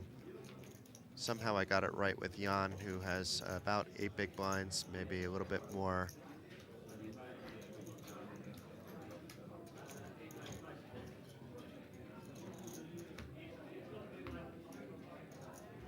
But things will be back to normal once we lose one player. That's when the official TV table, official final table will begin.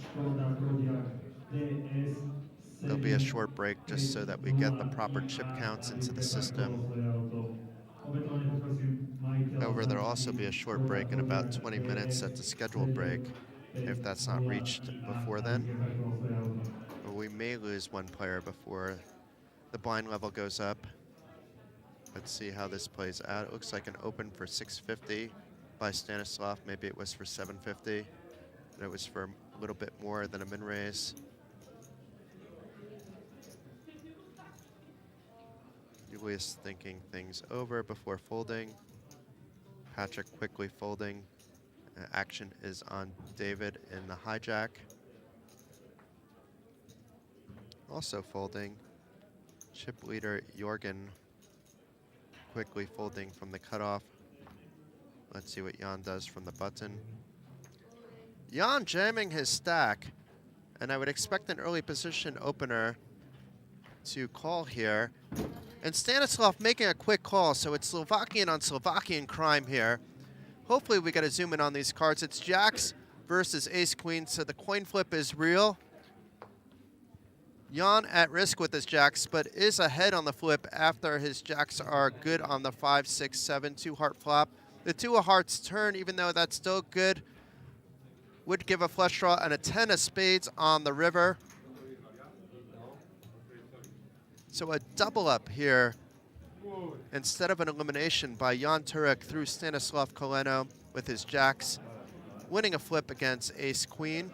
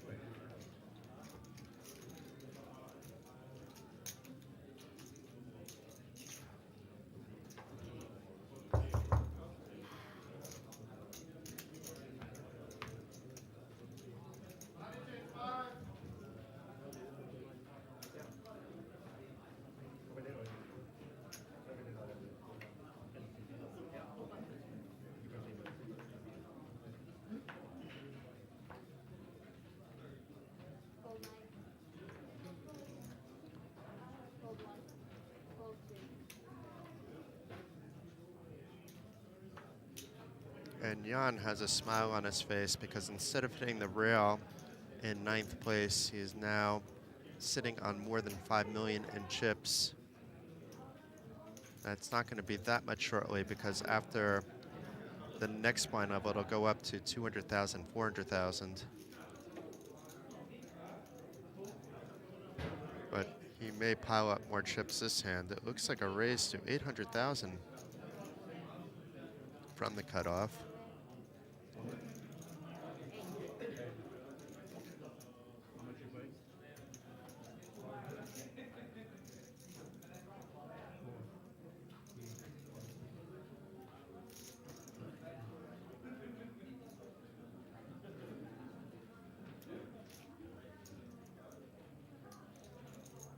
Well, thinking things over here.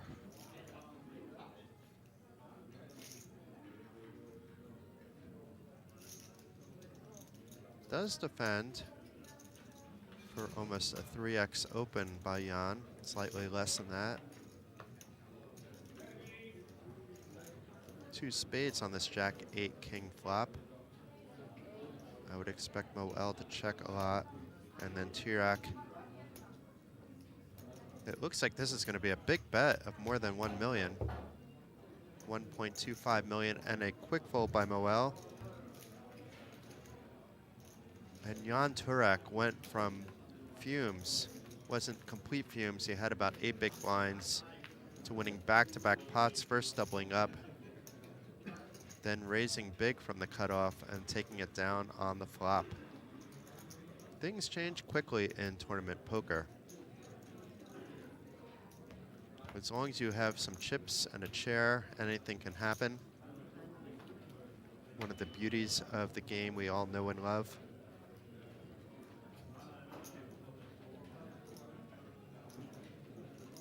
When we have a break shortly, I will go to talk to the tournament staff as well to see next time we have an all-in and call that we can slow down the action slightly, especially when we don't have graphics.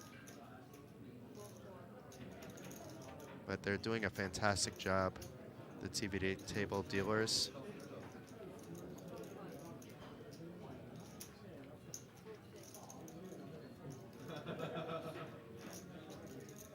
Ogden is on the button this time.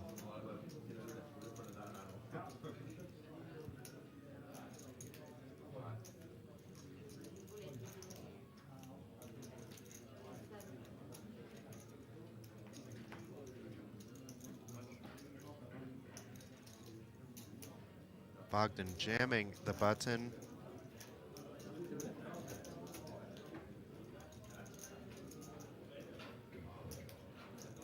And Moel goes by 4 different names in the system. It's Silius Nikolai Wis Moel. And if I get a chance also during the break, I'm going to search him out to see what his preferred name is. He's one of the Norwegians I haven't had the opportunity to meet quite yet.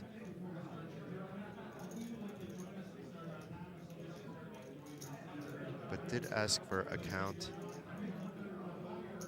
We don't know exactly how much it is, but we do know he didn't have one of the bigger stacks in play. And it looks like a jam here by Mr. Moel. Stanislav folds from the big blind, and here we go once again, folks.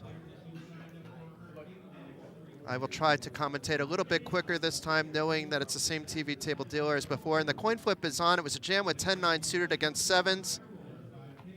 The 10-9 pulls ahead. It looks like we might have another double up after pairing the board, but an 8 of spades on the turn brings more outs, but the 4 of spades on the river wasn't one that would help the 7s, and it is a double up here by Bogdan. And it looks like for 2 million and change, maybe 2.5 million.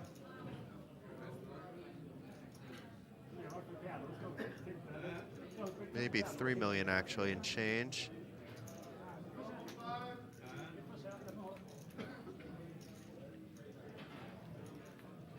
And we have about 7 minutes to the break. Maybe we will see an elimination before then and have graphics after the break, but until then, things will go as they have been. And we'll do our best to commentate the action based on what we see on the screen and based on the camera angles that we are being provided. But two short stacks have doubled since the final table has began. It's been quite an exciting start.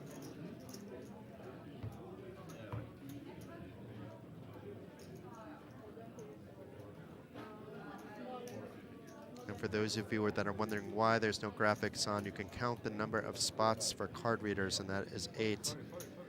And until we get down to 8 players, things will continue.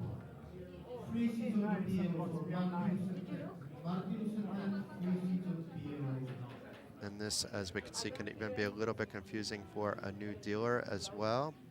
But it looked like the dealer was doing things correctly, but Jorgen was just making sure that that was the case and that we wouldn't wind up with a misdeal here. But nothing to see here at the moment. Everything is fine.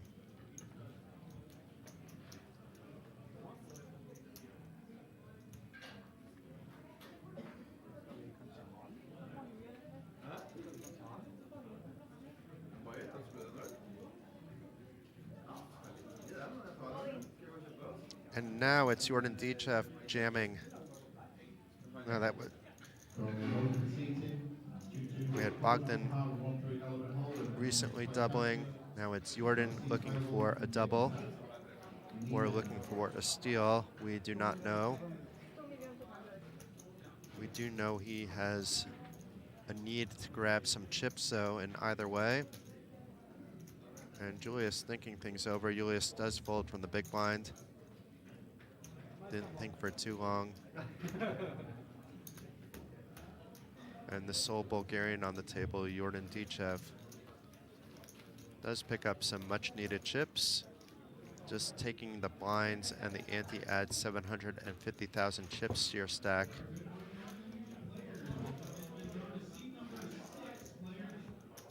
Currently, players are sitting on an average of around 8 million in chips, and when the blinds go up, assuming we don't have an elimination, that'll bring down the final table to a 20 big blind average.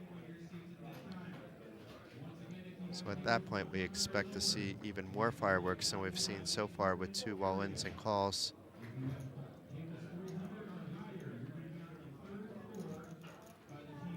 Jorgen reaching for some chips. Looks like a little more than a min raise to 650,000.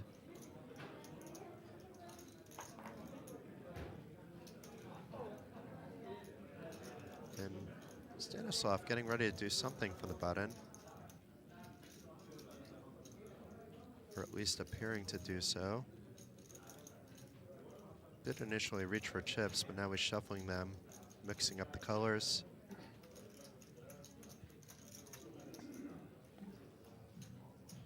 Now he's separating them out to make a call from the button.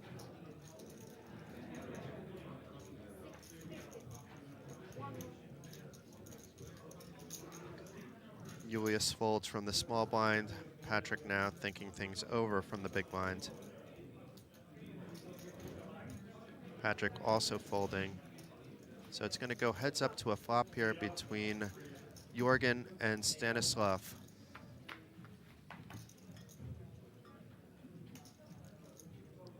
King 3-10 flop, 2 hearts on this flop.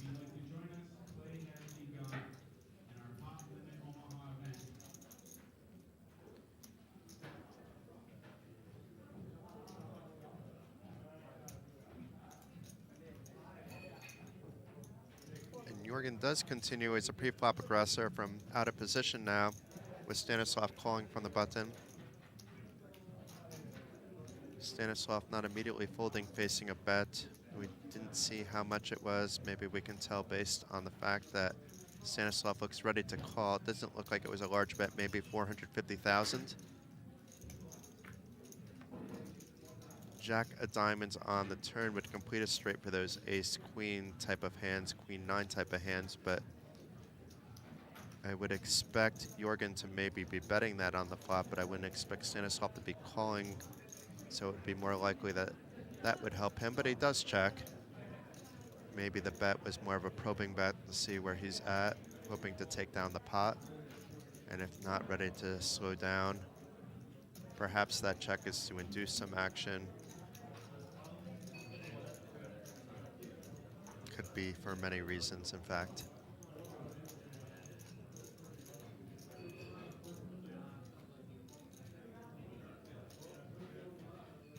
And now Stanislav, after his check to him, betting a bit bigger, looks like around 1 million in chips.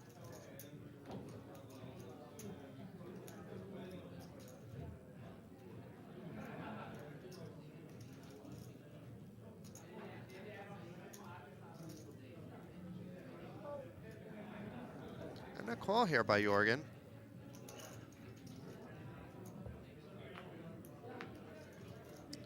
The Queen of Hearts in the river, that's a scary card. Aces would complete for Broadway, but also if either player was sitting on a flush draw, that completed as well.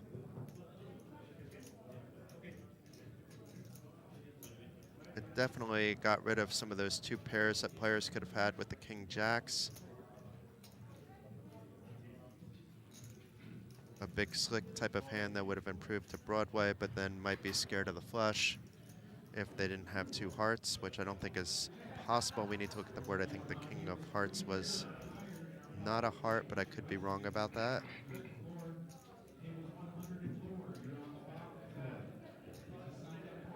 But regardless, Jorgen looks deep in thought.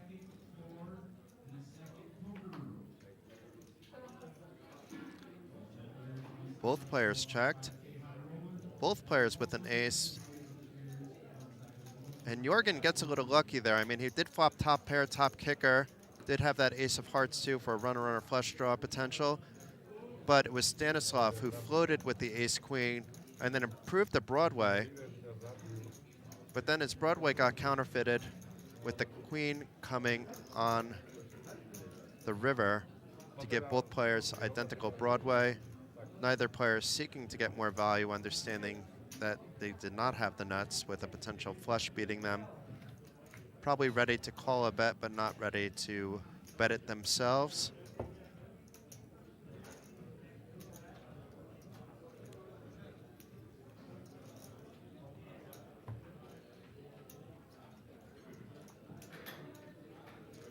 And I think we will get a few more hands in before the break. Should be about 5 to 6 minutes left in level 35 with blinds at 150,000, 300,000.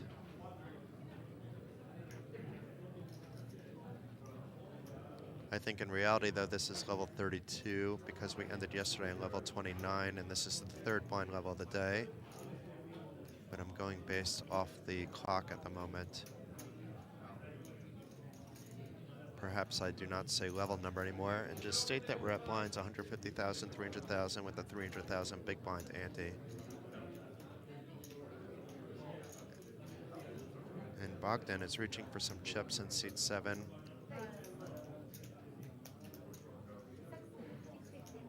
To 650,000.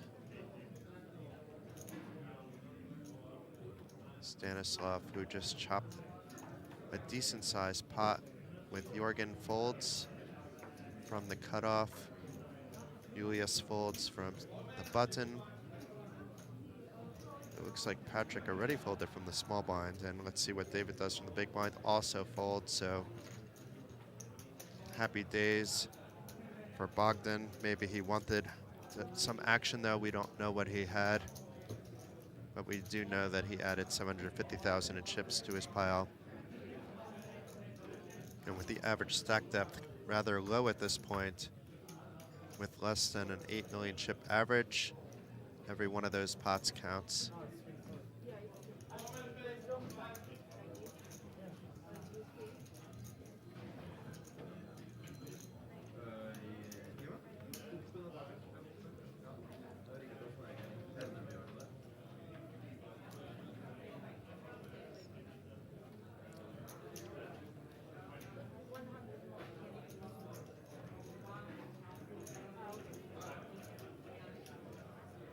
A couple of folds.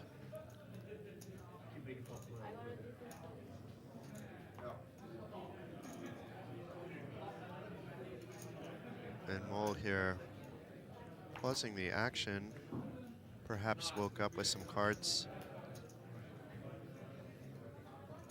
Is looking down at his chips, but does opt to fold. Stanislav folds as well. Mr. Johansson here also folding from the cutoff, or did he? It's hard to see if he's hiding cards or not, but it looks like it's Patrick that's in thought. Maybe folding out a turn, but it likely Julius announced some kind of raise before that happened.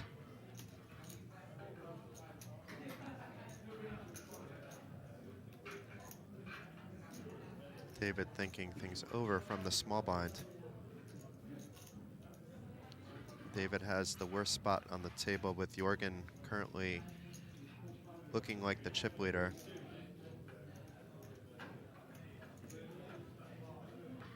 David folds from the small blind. And let's see what Jorgen opts to do from the big blind.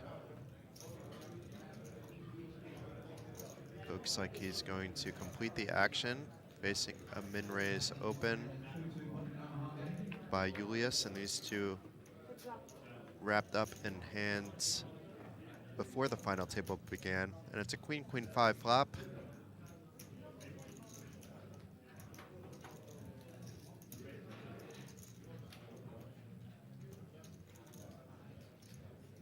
Jorgen checks, Julius continues for 400,000, and that's good enough to get the job done with Jorgen snap folding.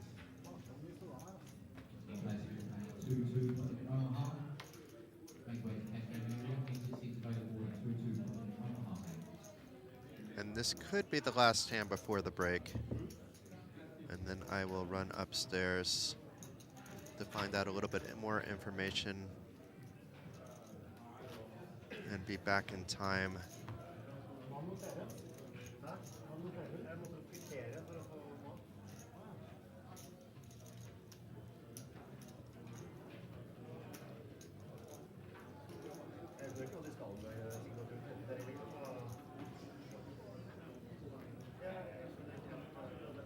A couple of folds before it comes around. Another couple quick folds.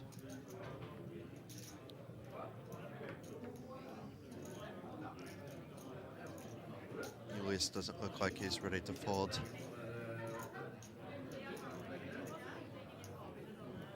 And is indeed reaching for chips. And before the bet is fired out, Patrick folds again, just like last hand. And David not snap folding the button, but does eventually fold. And Jorgen in the small blind, also quickly folding, and let's see what Jan does from the big blind.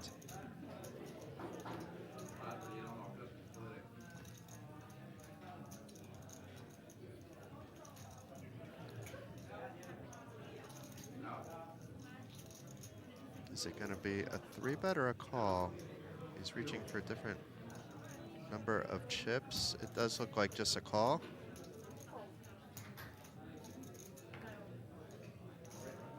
So close to 1.7 million in the pot.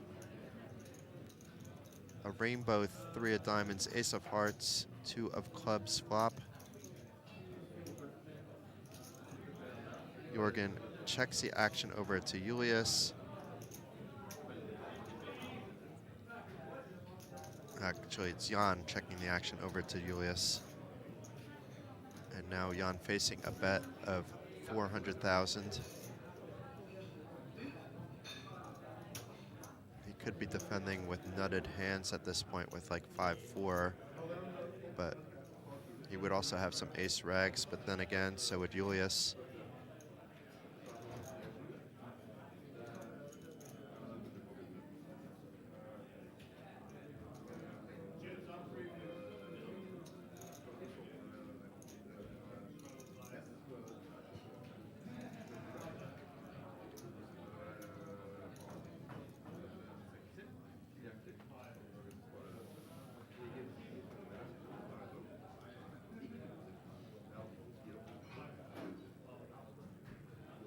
This is where I would definitely love to see what Jan is thinking about. or if he's thinking at all. It looks like he was thinking about something, but did opt to fold. And now the action is on break, and we will be back in less than 20 minutes, so please stay tuned. This is the Poker North Masters final table at Card Casino Bratislava. I'm Jason Glatzer, your host all week long. See you soon.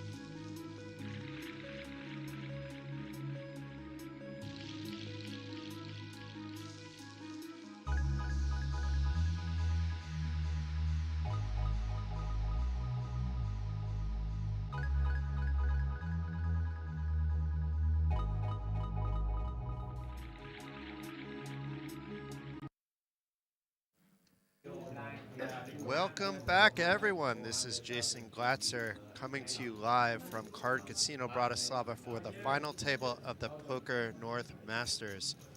All fine 9 tablists have locked up 8,580 euros with a 105,483 euro top prize. Until we have one player eliminated, we will be broadcasting to you this action without graphics.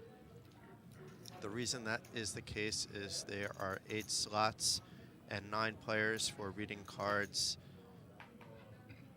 So we need 8 players or less, so there isn't one player left out. It wouldn't be fair that we saw 8 players of the whole cards and that 9th player no. We did get a chance to talk to the player in seat 8, and he said, he laughed when I said you have 1,000 different names. Which one do you prefer to go by? And he is going by Silius, and Silius right away jamming. It looks like for close to 3 million, maybe a little bit more. Blinds are now 200,000, 400,000, so it is a 10 big blind shove or less. Let's see if anybody wakes up with a hand to call with. So far, it's been folding around. We have Jan nodding his head in the small blind before tossing his cards away, and Jordan Dichev also folding. Especially when you're that short, you're always happy to pick up another million in chips without seeing a flop. Perhaps you're even happy with aces, but of course you would have preferred to call with aces, but you have to be happy regardless with the pay jumps so steep at this point in time.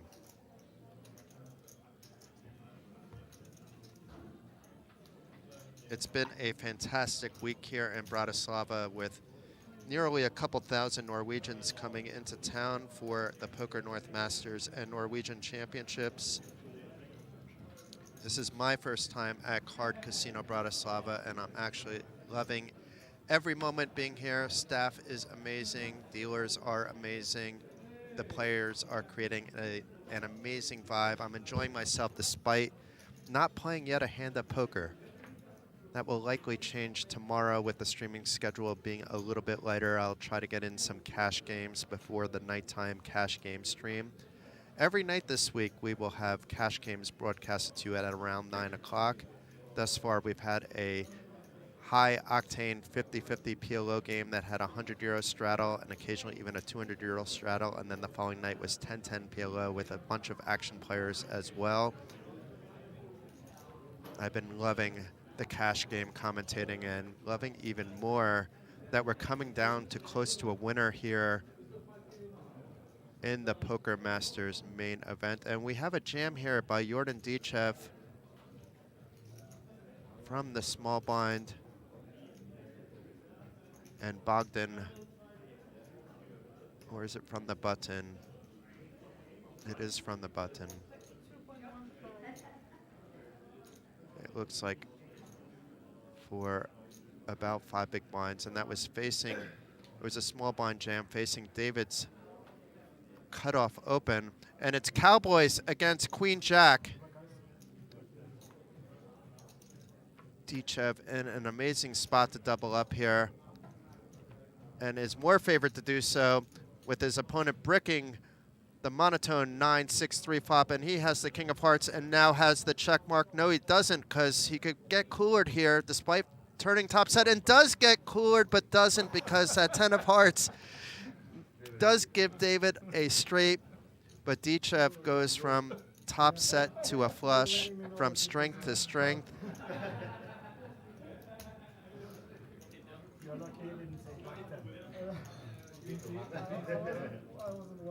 And although I did talk to some of the dealers about dealing the board slower when there was an all-in and call, that was not one of the dealers I chatted with.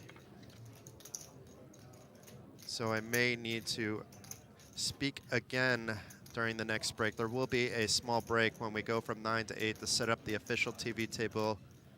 A little time is needed to take chip counts of the players, so everything is precise in the system.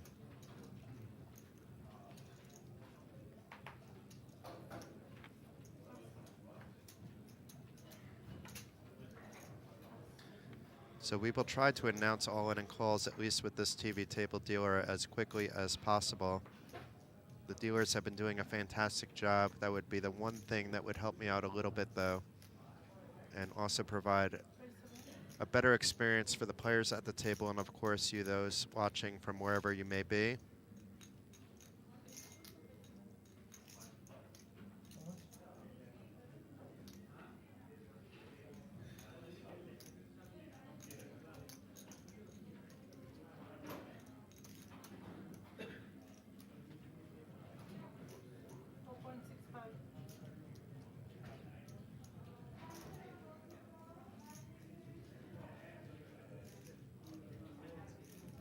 I am not sure who the action is on at the moment. It does look like it's on Bogdan in the small blind.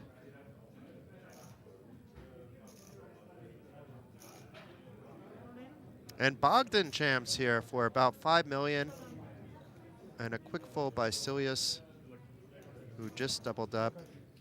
Oh no, we have a earlier raise. I'm sorry for missing that. The camera was not on that action. So we have a coin flip with 10s against ace-king. I am not sure who has the ace-king, but a king on the flop, but the 10s now have an open-ender, as does the ace-king. Has a Broadway draw to a 10, so a 2-outer for that. Needs a 9 or an ace for those 10s to stay alive, and it's a 6 of clubs on the river. The ace-king wins a flip against 10s. And it was a jam for 4.65 million.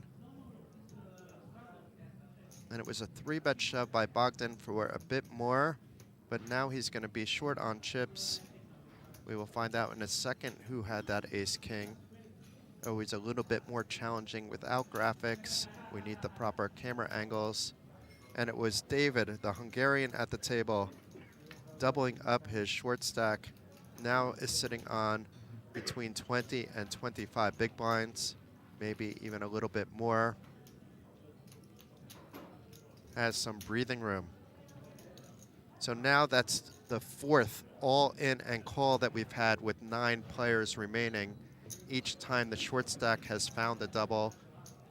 Most of the time it's been the short stack dominating the other player, but in this case it was a pure coin flip.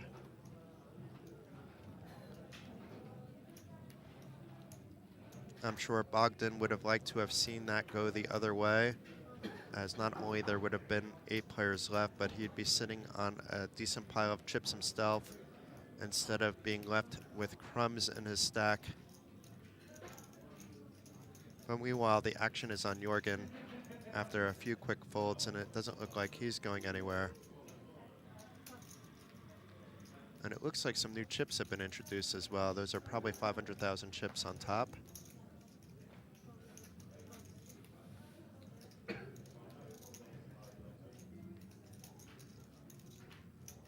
And Bogdan, who just lost a coin flip, will need to find a spot to get his short stack in.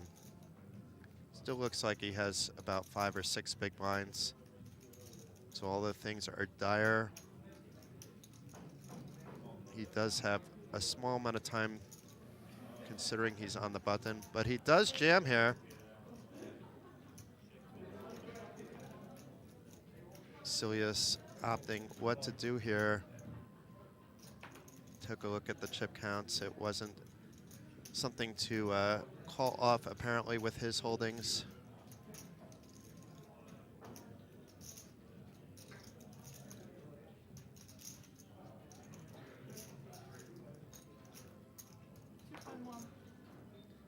Stanislav thinking about what to do. It was a jam for 2.1 million.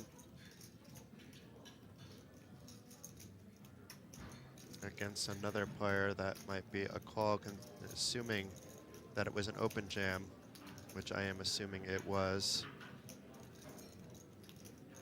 But for Stanislav, it is a good portion of his stack, despite being a 5 big blind jam. And it was an unopened pot, so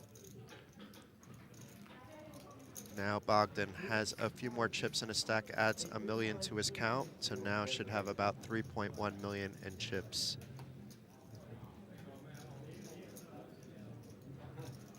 I want to thank you all for tuning in. My name is Jason Glatzer. Although this is my first time at Card Casino, you may have heard me commentate at other events around Europe or have seen me live report other events around Europe over the past 10 years. I do love to play myself, but I love to commentate and report even more than I love to play, which is hard to believe. Considering when I'm not working, I'm usually either playing online or locally at my casino where I live in Lithuania.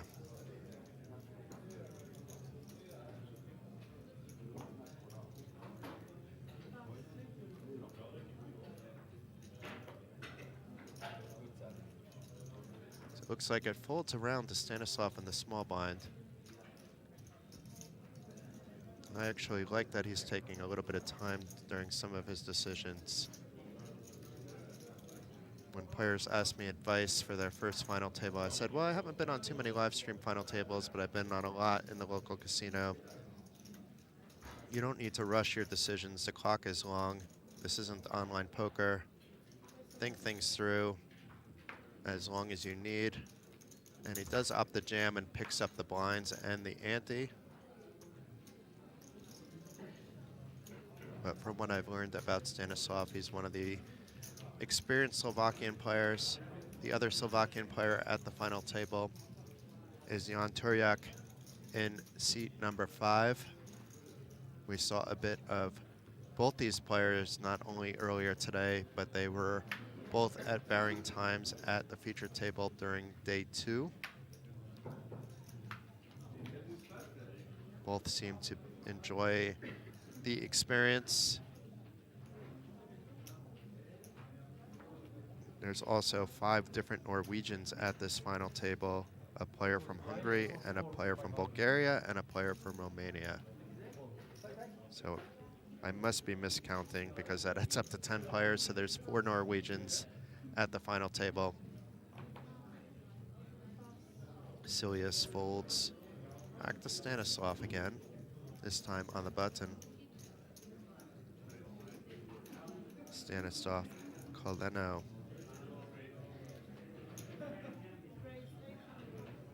Instead of jamming like he did from the small blind, this time it's a min raise. And it does the same trick. Quickly picks up another million in chips with blinds at 200, 400,000 with a 400,000 big blind ante.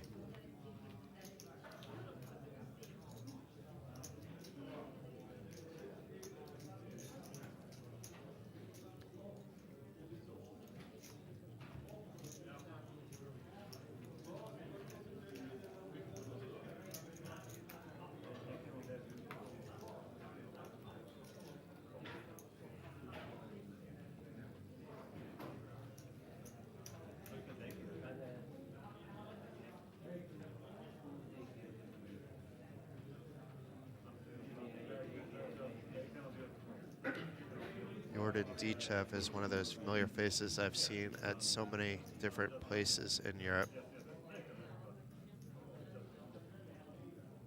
It definitely is not his first rodeo at a televised final table.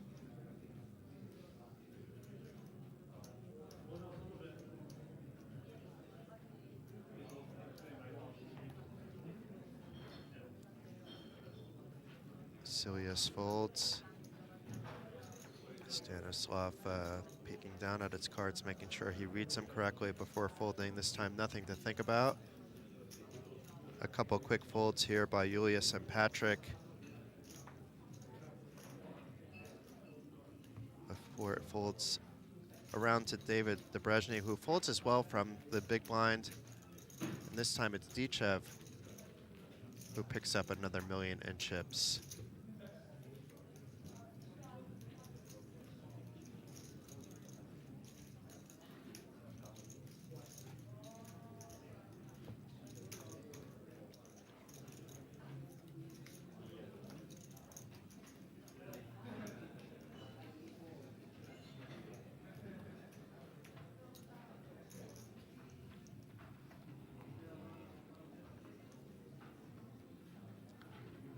So Jan Turak quickly folded, but that's not the case with Jordan Dichev. We've seen him quickly fold when he doesn't have much.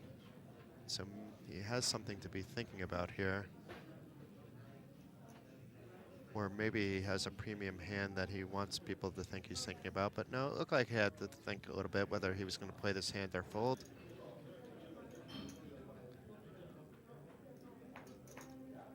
And Bogdan Piotr Jansku with the short stack at the table is jamming.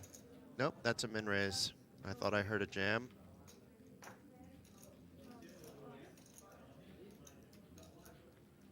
Did gain a little breathing room after losing a flip to get down to around 5 or 6 big blinds. And looks like he's gaining even more breathing room. And it was a jam. There's the triangle, which makes a lot more sense based on his stack depth.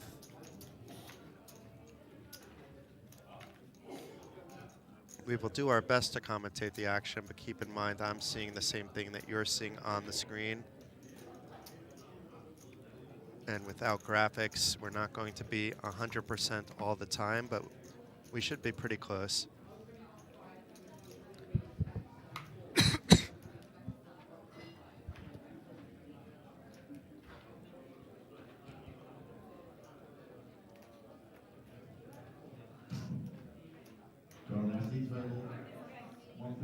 Another aspect of why I love Card Casino is the free coffee machines.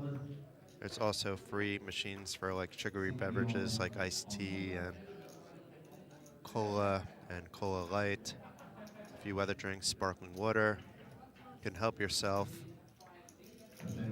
Very easy to reload on things like that during breaks for both players and for people like me. Obviously, they're not there for people like me, but I'm more than entitled to enjoy it as well. But you don't see that in every casino in Europe. A nice little perk for the players. Very often adult beverages can be also free depending on what stakes of cash games you're playing or if you enjoy table games for that as well. And it's a 3-bet shove here by Jorgen, putting Julius to the test. And he doesn't have the shortest stack at the moment and doesn't have enough to call with. And we don't know exactly what Jorgen was doing that with, but I don't think he was doing it very light. At least when we did have graphics, he wasn't 3-bet shoving light.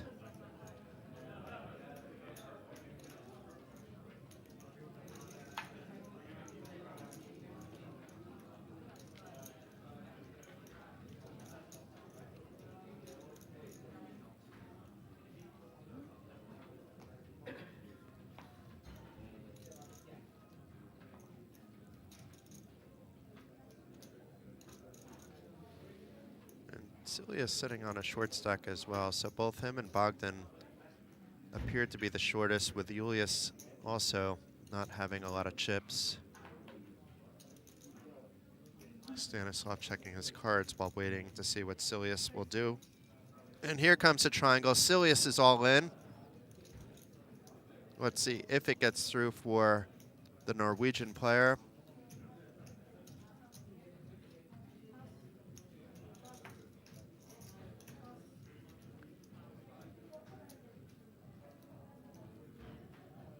So far, nobody finding a call.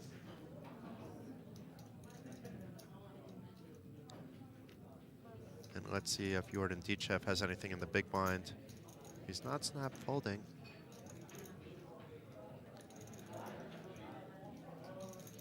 That doesn't necessarily mean he will call. He's asking for a count, though. 4.3. I believe I heard Celia say it's 4.3, but perhaps the TV table DRO will say differently now that she's counting up the chips.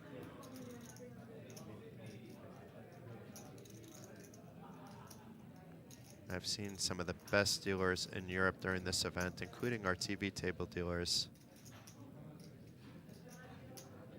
I've said that a few times, but I can never say that too many times. It's something that the players I know appreciate.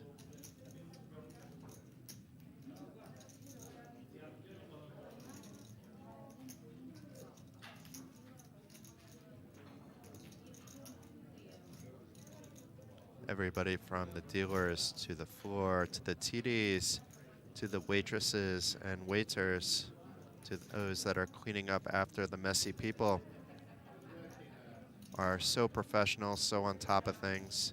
Service is super fast.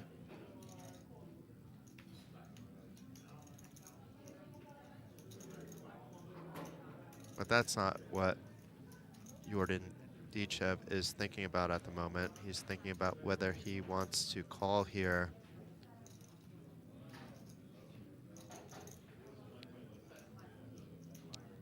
And because he's thinking so long, it's not a premium pocket pair like aces or kings. Probably not ace-king, which would have been likely called by now as well. Queens likely would have called by now. But there is some ICM involved. And Silius picking up another million in chips. Happy days for the Norwegian in seat number 8.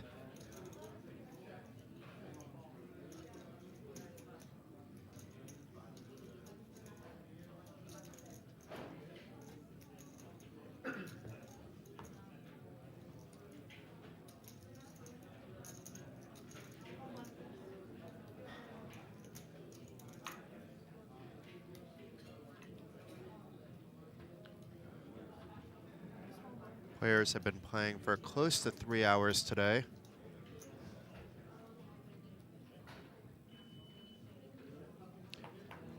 It started the day with 13 players, and we saw 2 quick eliminations at the TV table, 1 on the outer table, and before you knew it, we were down to 10. And it took a little time to get from 10 to 9, but now we've been on 9 as well for a bit of time, thanks to a plethora of short stacks doubling up. And back-to-back shoves here by Silius. Looks like for between 12 and 15 big blinds. That's just an estimate. But I believe he has about 5.1 million now.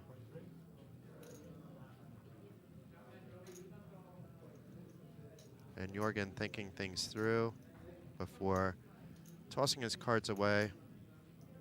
And Jan shaking his head. Jan getting shorter and shorter himself. And let's see if Bogdan wakes up with anything. And another million in chips going over to Silius. He just added 2 million in chips without seeing a flop in the last 2 hands. We're down to like a 20 big blind average, so when you pull those off, it is quite valuable. He just added 5 big blinds to his stack.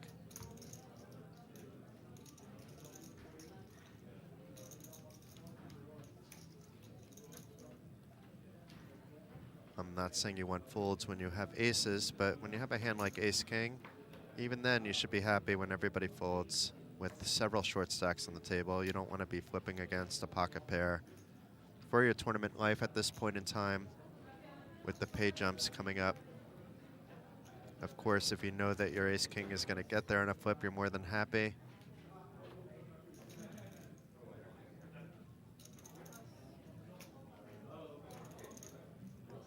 Folds around all the way to David in the small blind, who is one of the other short stacks. That's not David, Bogdan, I apologize. And Bogdan shoves this time for about 3 million, so about 8 big blinds, give or take. And Silius is now the one that has to fold after shoving the 2 hands before. And we'll begin this hand in the small blind.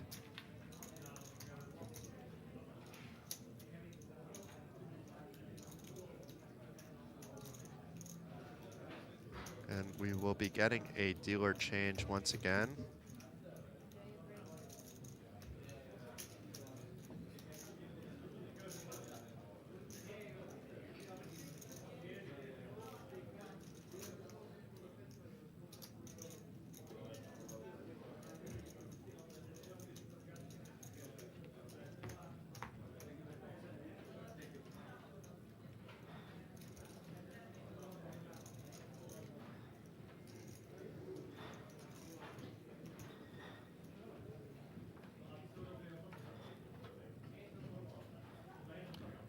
quick fold by Julius and by Patrick. David taking a little bit more time before following suit and doing the same. Jorgen and Jan both folding as well, as does Jordan. Let's see what Bogdan's up to from the button. So it folds around to Silius in the small blind. We saw him shove 2 of the last 3 hands. The only hand he didn't was when he was in the big blind, so maybe he'll be back at it again. Not this time, and he flips over something. I'm assuming it's very raggy. Stanislav not showing what he had.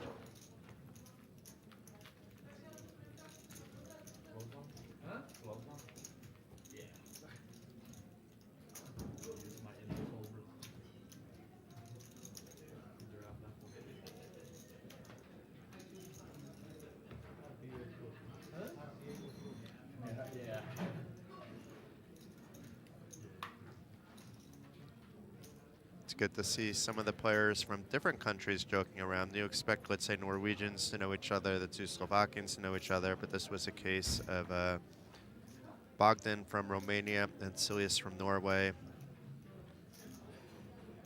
keeping things light.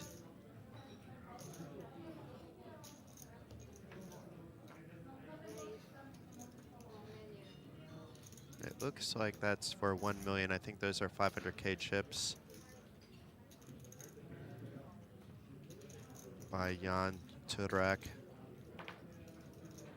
And it could we be Slovakian versus Slovakian for a second time. We did see one all-in and call between the 2 Slovakians earlier. But this time it isn't a jam, it's just a raise.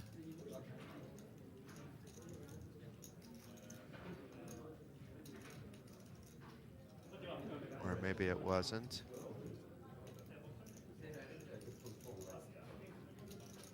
Because that looks like he just tried to complete the big blind, which wouldn't make sense. It sounds like he didn't hear that there was a raise. So he can opt to either call for 1 million or I think forfeit that extra 200 he accidentally put in. You need to pay attention to the action in front of you, especially at a final table. It's often hard to remain focused for 3 days straight though. But does wind up losing an extra 200,000. Small mistake, but not the worst one in the world.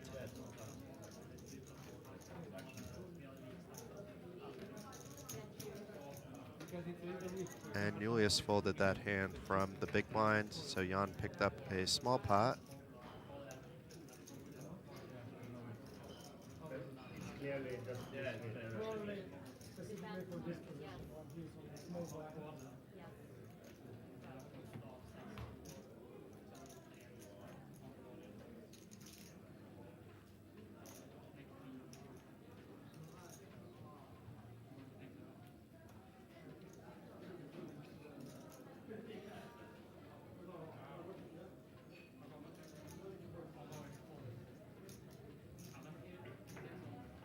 David first act under the gun, quick fold by him, also by Jorgen and Jan.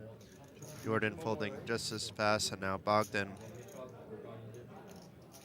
looking at his cards for the first time. Also folds. Actions on Silius.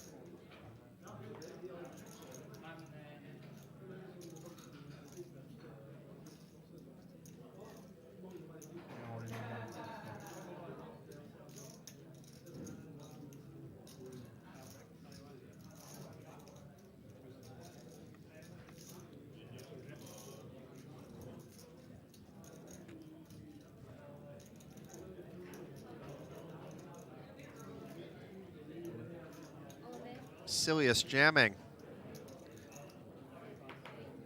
for a little more than 5 million, maybe about 5.3 million there.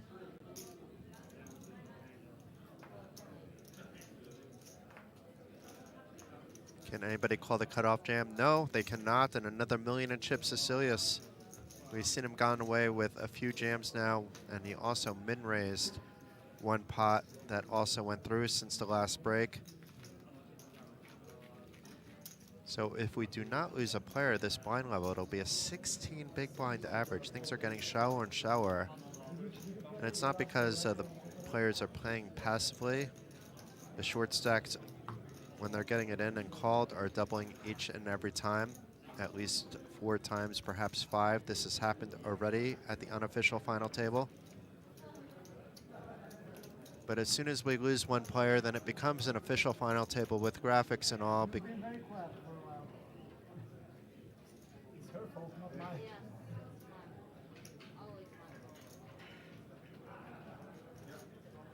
But she'll make it good again.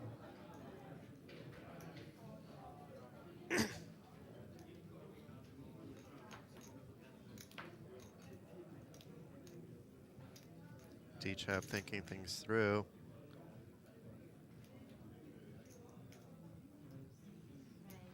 Looks like he's just going to min-raise from a short stack. Very experienced Bulgarian player.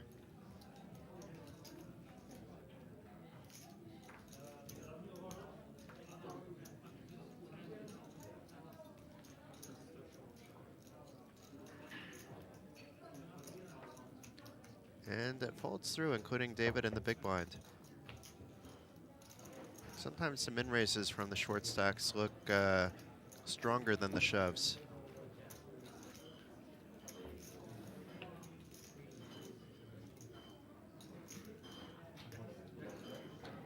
I find it interesting how sometimes people play their stacks of around 10 big blinds or less.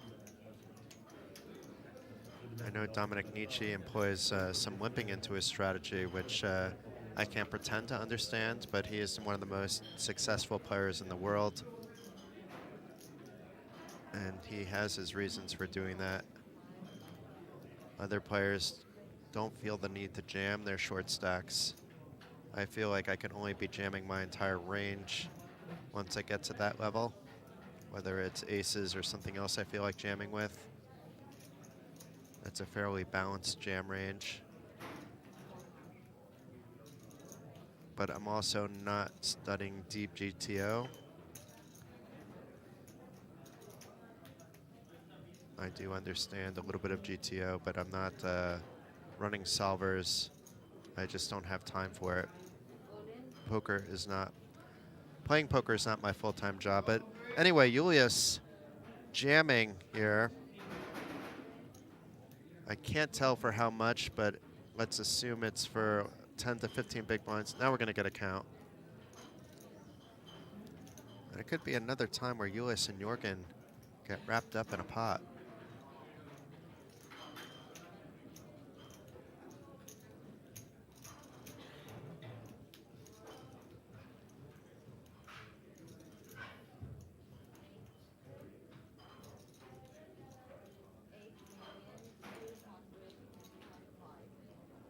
Interesting. I think I heard 8 million, in which case this would be an above average stack jamming for more than 20 big blinds.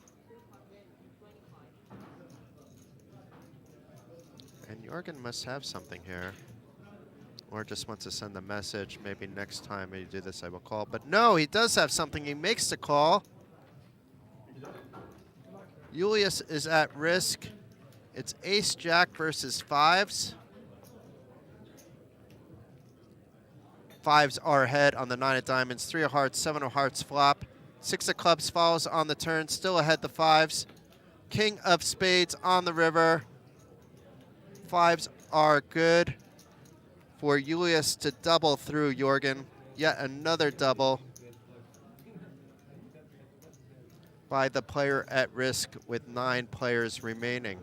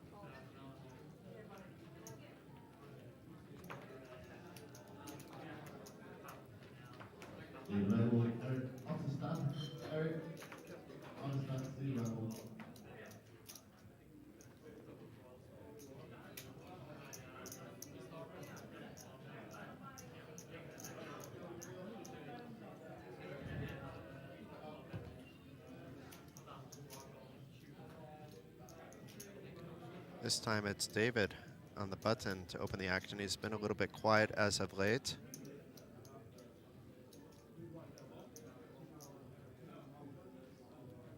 And Jorgen, who just lost a big pot to Julius, thinking things through now from the small blind.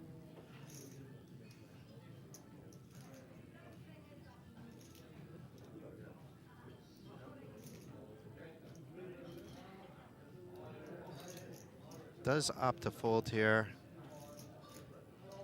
And Jan Turek now in the big blind. It's his turn to think things through. It looks like he's going to call. Nope, he's reaching for more chips. But that doesn't mean anything, because they kept in the pile, and he does fold.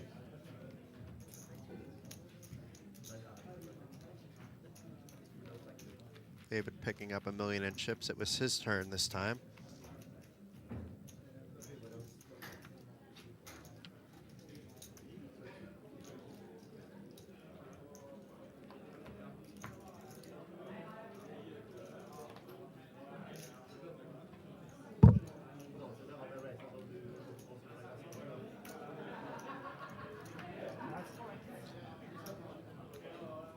There's about 3 minutes left in this blind level, and as we earlier mentioned, it's an 8 million average stack, and it's going to be a 500,000 big blind after the blind level goes up, so it'll be about a 16 blind average if nobody finds their way to the rail before then.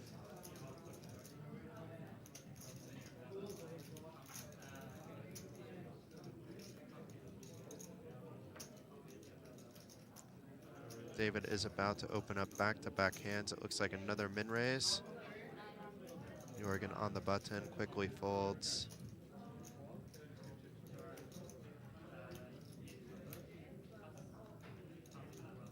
Jan folding from the small blind.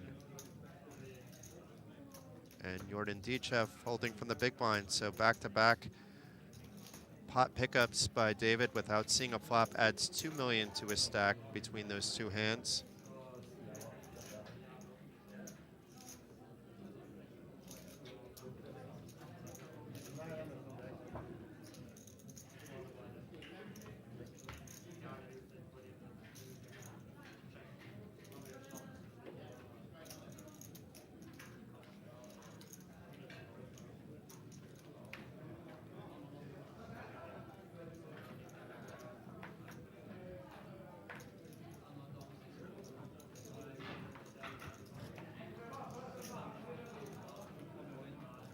And an all-in here by Patrick.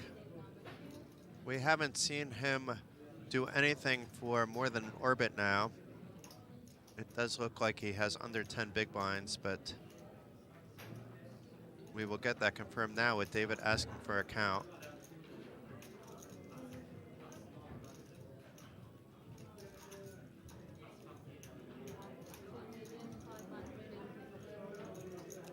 So a little bit more than 10 big blinds, it looks like. I heard 4.5 million, so about 11 big blinds, if I heard correctly.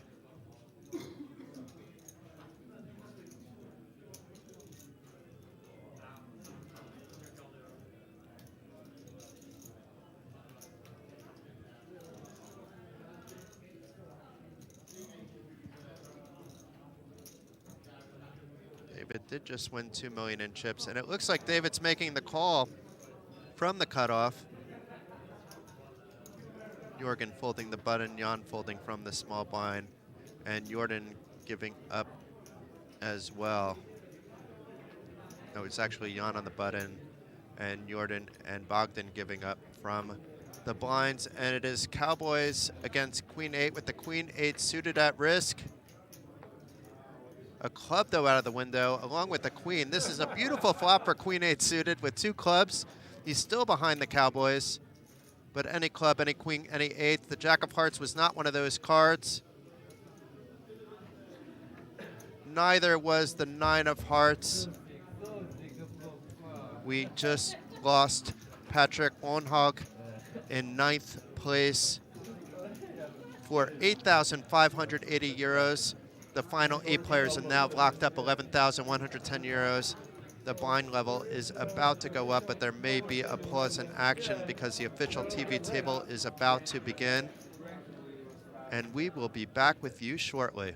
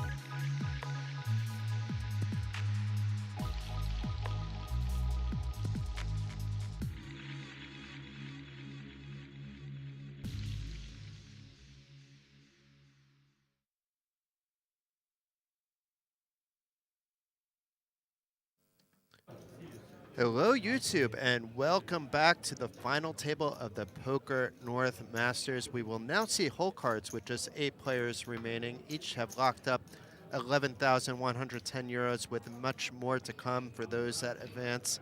Today's winner, assuming no deal is made, will walk home with 105,483 euros. And despite the fact that we lost a player, the blinds did just go up, so we are back down to an 18 big blind average. So expect some fireworks at some point soon. But now that we have some hole cards, we can follow the action much closer than before.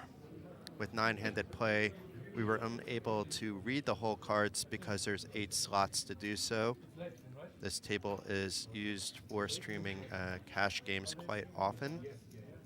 We'll be streaming cash games all week long in an 8-max environment at around 9 o'clock Central European time. But meanwhile, with Stanislav Koleno starting the action from under the gun, opening for a min raise, and Silius, who has a little more than 10 big blinds. He has 5.8 million when you're factoring in the 500,000 he posted for a blind, waking up with the Cowboys from the big blind. We know he's not folding. He might be jamming to an under the gun raise. Let's see how he decides to play this hand. Silius is all in for 5.8 million. Now this would be for most of Stanislav's stack. I don't think Ace-Jack is strong enough here, but he may feel otherwise.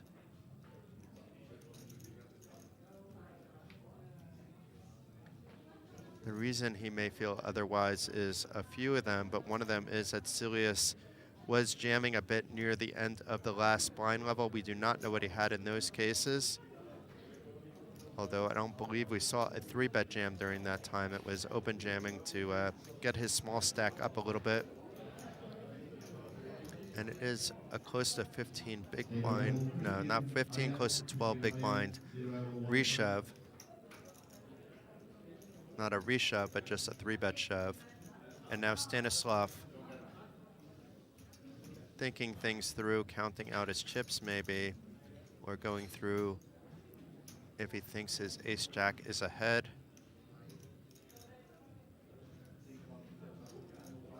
It would be a bold move by Silius to be doing it with something like Ace-8, but maybe he'd be doing it with like a King-Queen suited, which Ace-Jack isn't that far ahead of.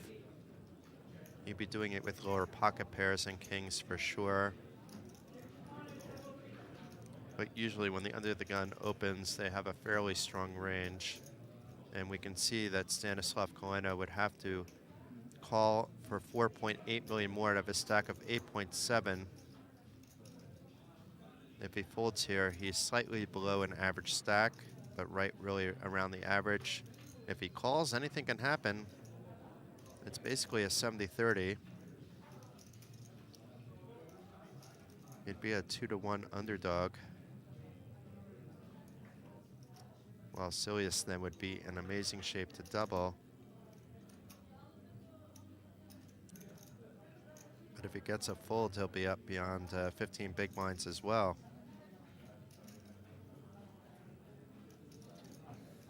And does make the fold. Is Silius gonna show? No, he doesn't. He just re-looked at his cards once again. And although he didn't get called, he was able to chip up. And here's a look at the payouts. So as we mentioned, it's 11,110 euro for 8th place, and look how fast they pop up. Especially once we get between 4th and 3rd place, that's a 10K jump right there. And then between 3rd and 2nd is almost a 30K jump. And it's more than a 40K jump between 2nd and 1st.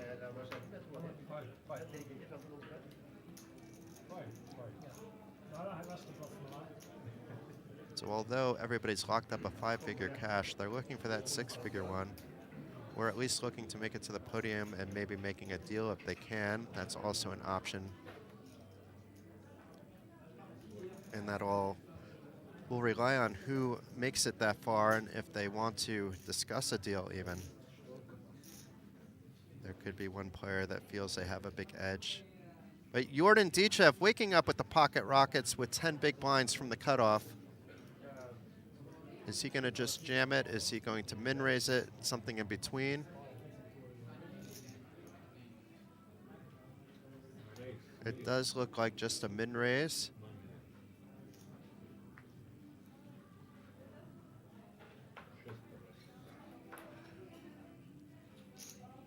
And Bogdan gets out of the way with his king jack, recognizing that the min raise may be strong. And Stanislav will be folding his jack 3, so it didn't matter if it was a min raise or a shove. But there was no action to be had by Jordan Dichev with his rockets.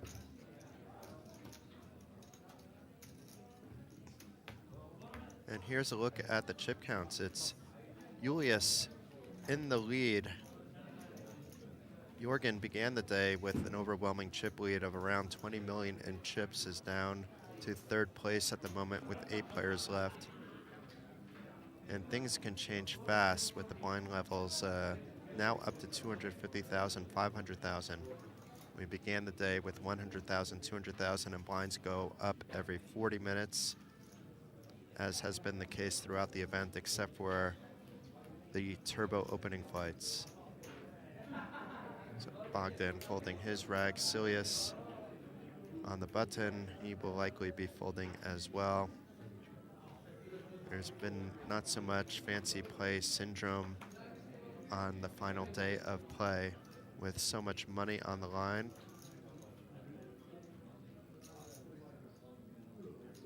We haven't always seen the whole cards, but as far as we can tell, there's been no outrageous bluffs pulled thus far as well.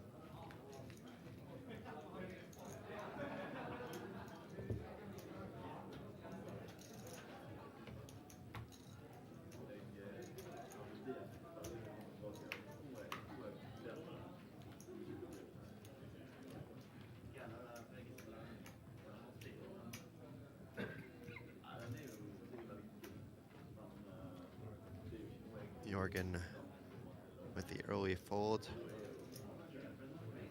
Same with Jan. Let's see what Jordan does here. He just had those aces. Let's see if he min raises as well with the queen jack from middle position.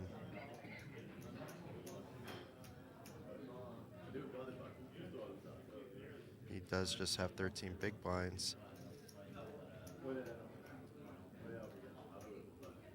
Does fold. Bogdan gonna likely fold his 6 big blinds. And indeed does. Silius, though, this is a different story. He's in the cutoff. I could see this going either way. He has 15 big blinds. It is the chip leader, Julius, in the big blind, and Stanislav has shown he can mix things up a little bit from the small blind, but it is a min raise. Stanislav quickly folding his jack 10 suited. And let's see what Julius does with his 7-6 off from the big blind. Is he going to complete the action? Is he getting a read on Silius, in which case maybe you see a 3-bet, or you could see a fold. But in this case, it's just a call, and that was from the small blind, not from the big blind. He may have thought he was completing the big blind because it doesn't look like there's a million in there. So I'm not quite sure what happened there, but it was David then who was deciding. I guess he opted to he made a similar mistake than Stanislav, not realizing that there was an open, thinking he was completing the blinds, because he did put in a few more chips there.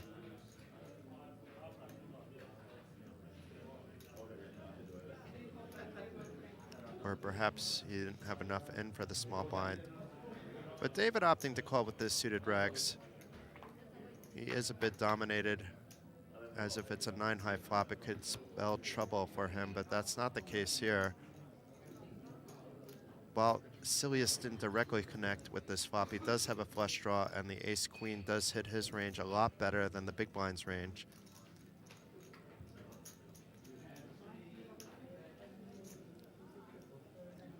It looks like he is going to bet about a quarter of the pot, maybe less even. 600,000, a little bit less than a snap fold by David, with nothing doing for him.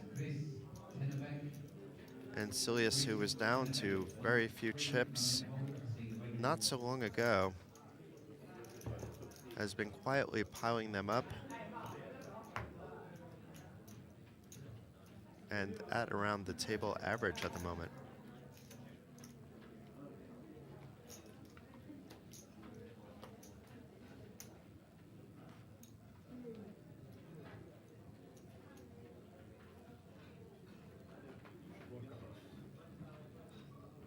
Quick fold by Jan with king 9.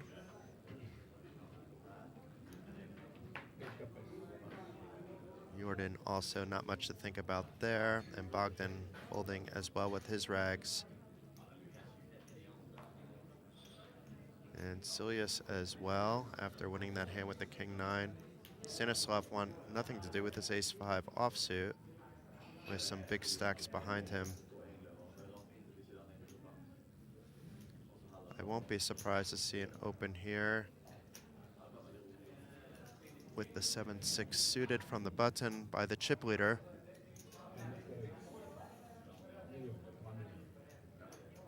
It is a raise, a min bet. And David waking up at the pocket 9s. I don't think he's going anywhere. It's a question of calling or raising here. The button should be opening wide. And in this case, the button is opening wide. And it would be a bit of a cooler if the button did have like a big hand, bigger than 9s. And David jamming for 24 big blinds from the small blind. Jorgen will likely quickly fold here. Indeed, he does. And Julius folds as well. And David picks up 2 million chips just by shoving. I'm sure he didn't want to be called necessarily. On the other hand, if he was going to be called by 7-6 suited, he would have been happy to see that. But Julius is never calling that light to such a big jam. You're not going to blow up your stack with 7-6 suited.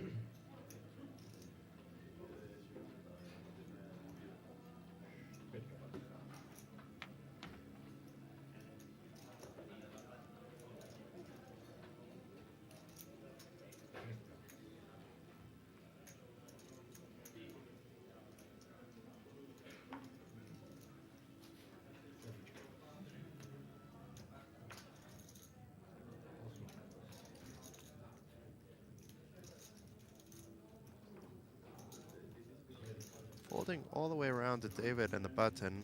And although the button could open wide, I don't think it's going to open this wide with 6-3.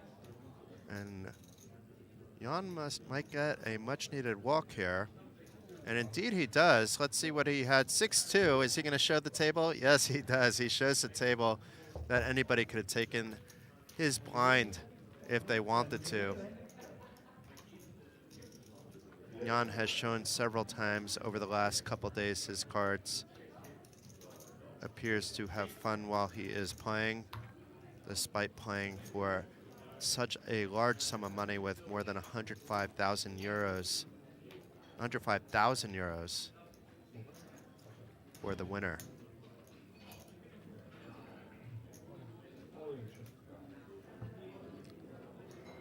So we have a jam here by the Romanian for 3.1 million by Petra Bogdan Janscu with Queen 10. He was unable to find a spot earlier, and he would be in the big blind next hand with no fold equity after that. Stanislav asking for a count from middle position with King Jack. This would be for almost half his stack. He is well ahead, but he doesn't have any way of knowing that, and there's still a bunch of players behind him.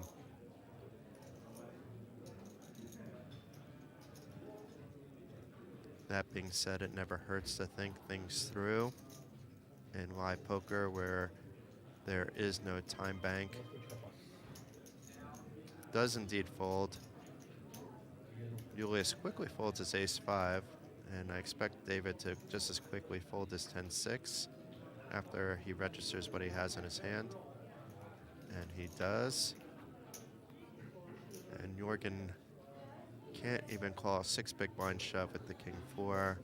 Jan with something even worse. But Jordan Dichev may be calling here with the 3s. They would be for half his stack. He did post the big blind. If his 3s don't win the flip, if he calls, he'd be down to 2.8 million. However, if he calls and wins the pot, he would be above an average chip count. And if he folds here, he'll be down to a little bit more than 10 big blinds, around 11 big blinds. And it looks like Dichev is getting ready to make the call. No, he's counting his chips.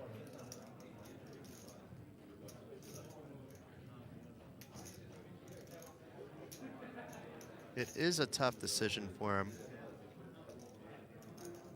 He knows he's either flipping or well behind. Then again, Petter here could be jamming with maybe some 2s, like 2s. He has to basically look down and have something where he saws fold equity. And Dichev makes the call. And Petr Jansku is flipping for his tournament life. It does show him ahead, but that's just because of dead cards. Technically, he is not ahead, and he's slightly behind the coin flip. But now he's far behind. Dichev flopping a set on the 6 club, jack club, 3 spade flop. Jansku has backdoors to a straight and a flush, though. Now he is drawing dead on the 2 of diamond turns. Good game, Petr Jansku. And Jordan Dichev now near 10 million in chips. Petr Bogdanyansky out in 8th place for 11,110 euro, and we are down to just 7 players, each of which have locked up 14,140 euros. And just like that, there was fireworks right off the bat, but that was what was going to happen when the average was down to just 18 big blinds. Here's an update on the payouts. Once again, 105,483 euros for the winner. So they're playing for a good chunk of change.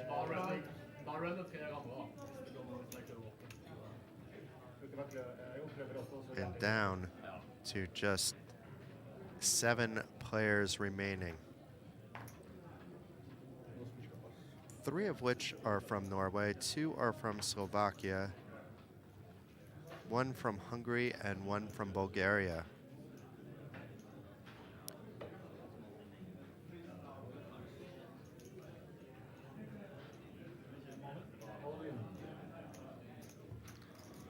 And now we have Jorgen jamming the cutoff for 22 big blinds with Queen 10 suited.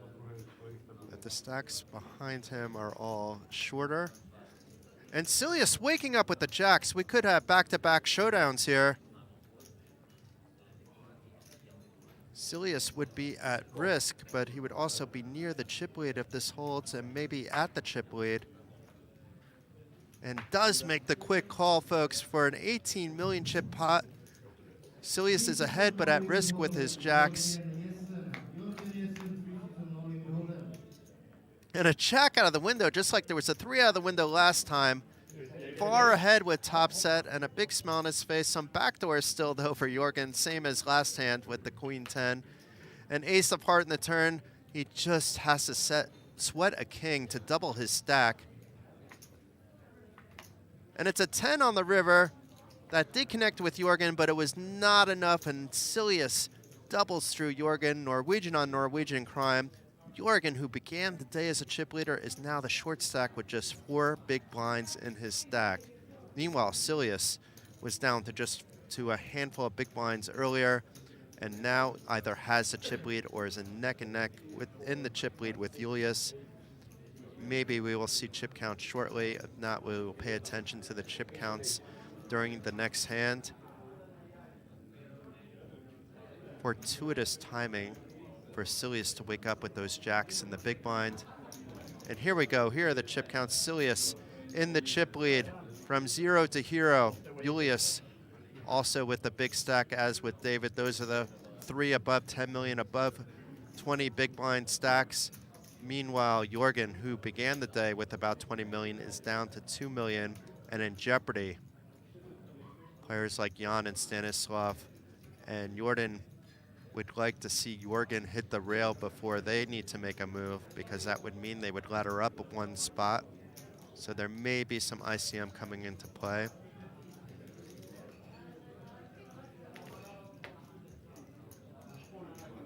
But happy days here for Silius.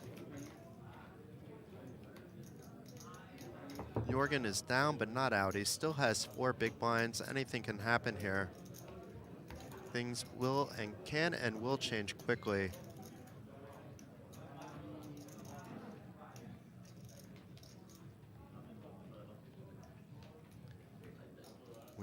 We have a 10 million average at this point. We're a little more than 20 big blinds. And we're about halfway through the 250,000, 500,000 level. The 4 blinds go up to 300,000, 600,000 with the 600,000 big blind ante. And Jorgen doesn't find the worst spot to get in his 4 big blinds. It's from the hijack with ace-7 off. So far, everybody has to fold their rags, including Silius in the small blind. Perhaps he would feel priced in from the big blind, but not from the small blind. And Jorgen gets lucky here, even though Stanislav could be priced in with a lot of his holdings. It does not make sense for him to call here. All he has is an offsuit 4 deuce. On the other hand, maybe he wants to risk 1/4 of his stack and try to take out an opponent. I think if he was a little bit better, I wouldn't mind a call. But I think he can let go of this. He did just see Jorgen jam a big stack with Queen 10 suited, but it doesn't really matter. He's going to be far behind whatever Jorgen is jamming with, and it could be not necessarily drawing dead, but a heavy, heavy underdog versus a 2-to-1 underdog like he is now with both of his cards live. He's not facing an overpair and does opt to make the call, folks. So it's 4 deuce against ace-7. Jorgen at risk with his ace-7. Things have picked up and gotten exciting, folks. So far, the ace-7 ahead with both players bricking that 9 jack-6 flop with 2 hearts. And an ace of diamonds on the turn, giving the check mark over to Jorgen. Perhaps this is the beginning of his comeback, and a 7 of spades on the river, completing the action. Jorgen now has some breathing room, up to 10 big blinds. The same stack as Stanislav Kuleno, who made a very brave call with 4 deuce offsuit. Keep in mind it was only a 4 big blind shove, and he was in the big blind. You can flip a coin and decide whether that was good or not good. I would likely fold, even though technically there shouldn't be that much fold equity there. But it was a 1/4 of his stack. And now he is down to 10 big blinds and is in the small blind.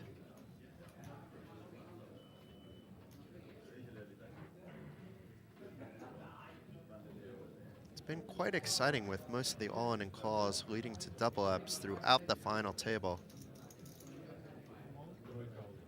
And Jorgen all in back-to-back hands, this time with a slightly nicer ace-5 suited. Jan appears frustrated that he could get nothing going. He's also a 10 big blind stack.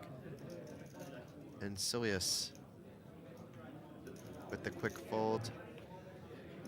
I don't think Stanislav is going to call off the rest of his chips with king 3, and this should get through. It makes no sense to call a 10 big blind shove with jack 3 from the big blind despite being the chip leader. That's how you go from chip leader to middle of the pack and get yourself in a little bit of trouble. But Julius knows that all too well. And Jorgen back into the thick of things after blowing up his stack with Queen 10 of diamonds. But gaining some of those chips back now with a double up, and I wouldn't necessarily say a steal, but a shove and folds. Are we going to see yet another shove? He has 12 big blinds and 6s under the gun. It could be 3 in a row. He's all in again.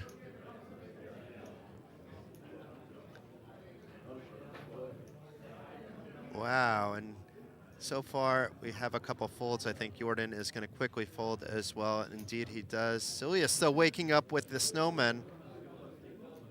He has 18 million in chips, can afford this, and would often be ahead. As we can say, he's dominating. The sixes held by Jorgen. I think Silius is thinking about whether he's all in or just calling here. I don't think he is folding,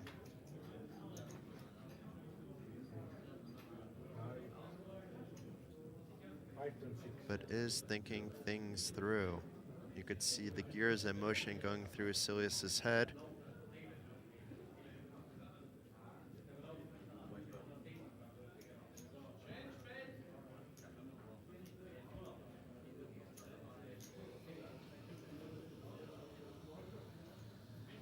It's okay to take your time in these kind of spots.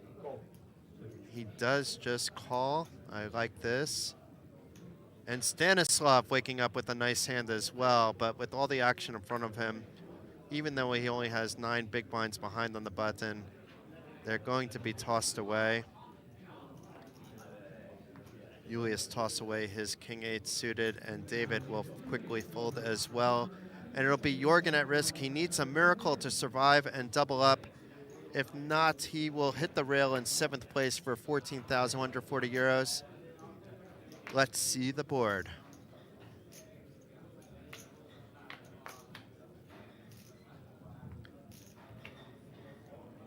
An all club flop, so this actually gives some hope to the sixes because it's not only a 6 now, it's any club.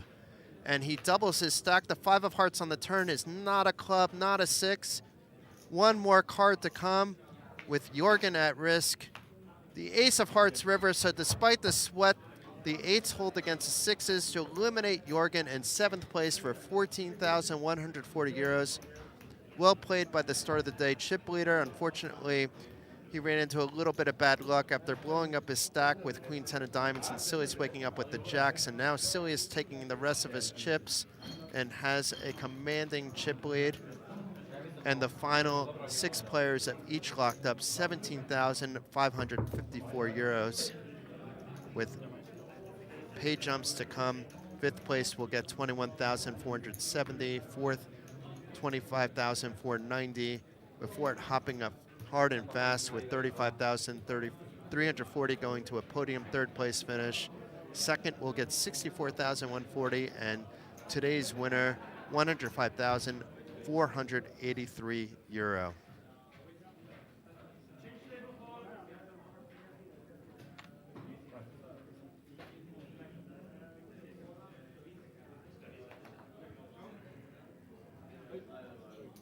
Oh, sorry.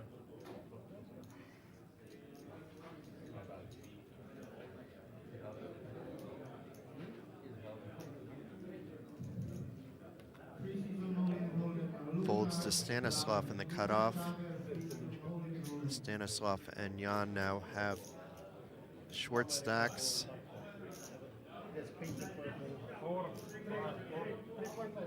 It looks like Julius is asking for a chip count from, I believe, Jan, but I could be wrong about that.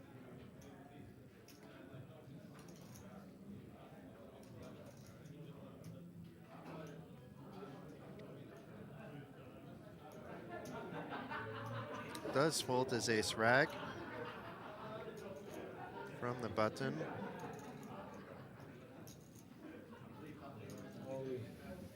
But David jams the small blind with king 7, and Jan continuing to not get any cards. He's playing what he gets well, but down to just 8 big blinds after posting the big blind and the ante, and is now in the small blind with Jordan Dichev in the big blind. For those of you that just happen to be tuning in, my name is Jason Glatzer. I'll be your host all week, not only for this event, but for cash games every night starting at around 9 o'clock, including tonight. That is the plan anyway, depending on what time this ends. We've had an exciting week of cash games, actually. We had 50-50 PLO a couple nights ago. believe it was 3 nights ago, and 2 nights ago we had 10-10 PLO. Both featured a lot of straddles. Last night there was no cash game stream because we wanted to bring day 2 action to you live from Card Casino Bratislava. Silius sitting on 25 million now. That's an all-time high for anyone in this event.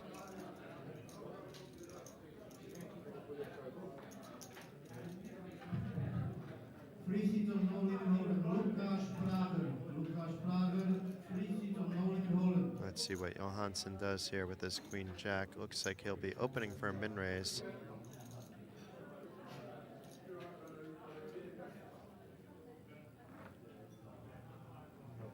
David folding his jack deuce off. Jan once again not able to do anything. I won't be surprised if Dichev calls here.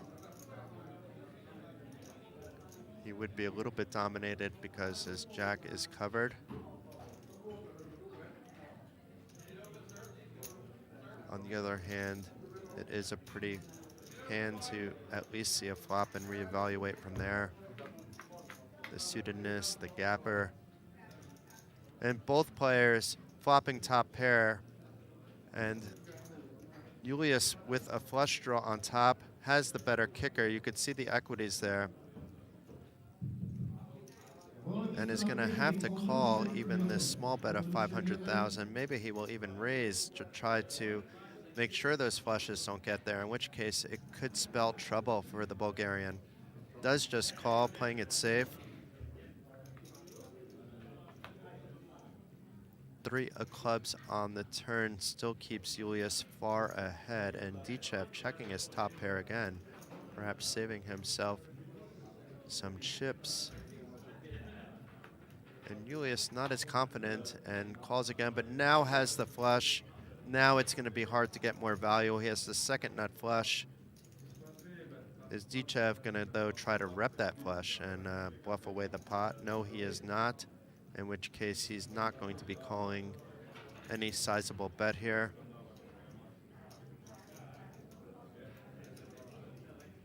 And Julius, after checking the turn, will be battling the second nuts for 1.2 million, so less than 1/3 of the pot. But that king of spades basically ruined his chances, although it gave him a flush because it's both a king and a spade. The king itself isn't necessarily what killed it, but the fact that it's a spade and there's no spades in Dichev's hand. I do not think we will see him call here, but it'll still be a nice pot either way for Johansson.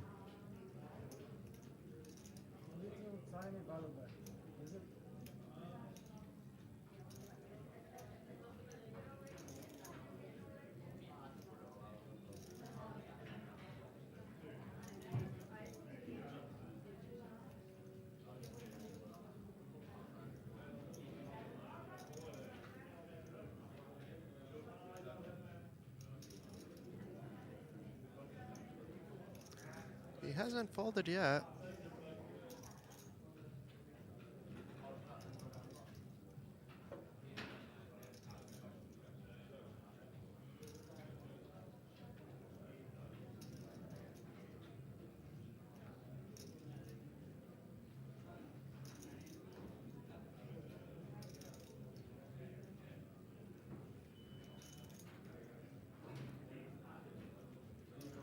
Let's see what Julius opts to do here.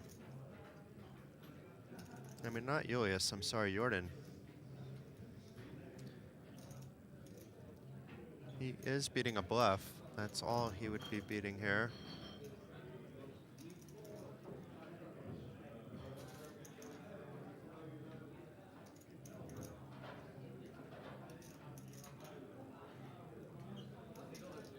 In a way, Dichev got lucky that the flop bet was so small, because there things could have gone ugly, and the fact that the turn was check backed. But now that that fourth spade came out on the board,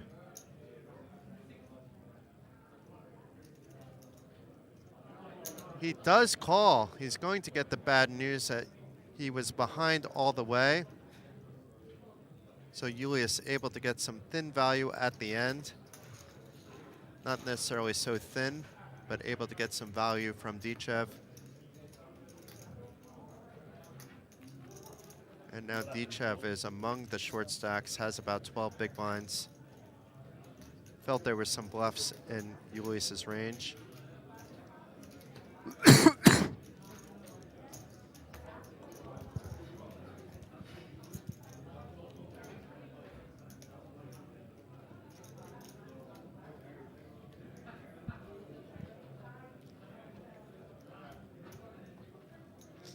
Stanislav Koleno with a pretty hand, but maybe not with 9 big blinds. But I wouldn't blame him if he did jam here. But I think the fold is the better option, and that's what he has done. And now it's Julius's turn for the same hand he just beat, the Jack-9 of diamonds.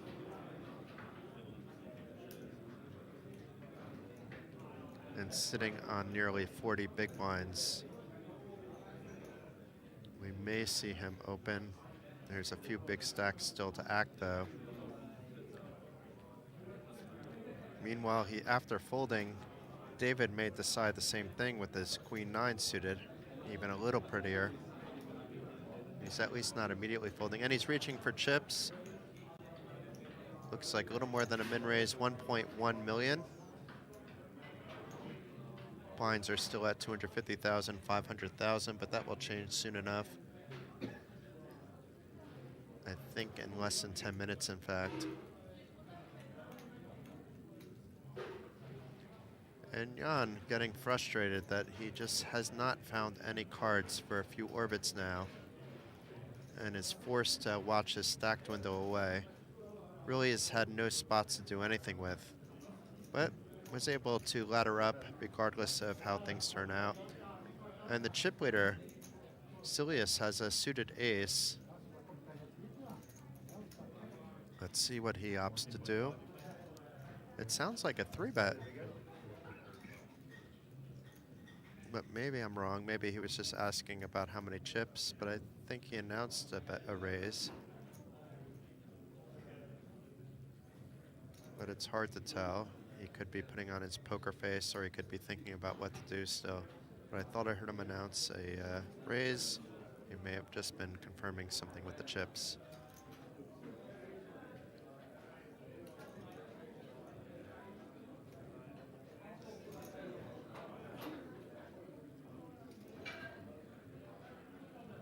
Anyway, I don't see more chips out, so now I'm more confident that the action is on Silius. No, Silius did jam, so I was correct. He did announce a raise, but it was bigger than I thought. It's for David's entire stack. That's a bold move. He either had a read or something, but he could have blew up his stack right there if David actually had something to call with, because if he did have something to call with, he would be crushing that ace-2 suited's range. But happy days for Silius picking up some more chips, extending his chip lead. Timing is everything.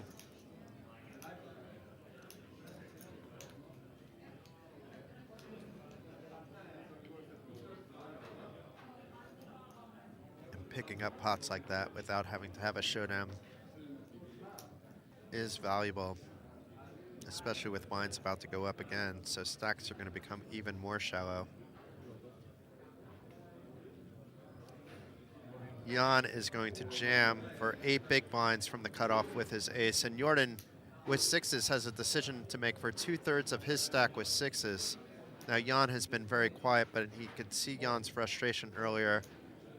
He should know that Jan can shove lighter than 6s, but still 6s is a hard hand, because even if he's lighter, he's very often flipping. In this case, he's a 2-to-1 favorite if he does call, depending on what the blinds have. That's the other problem.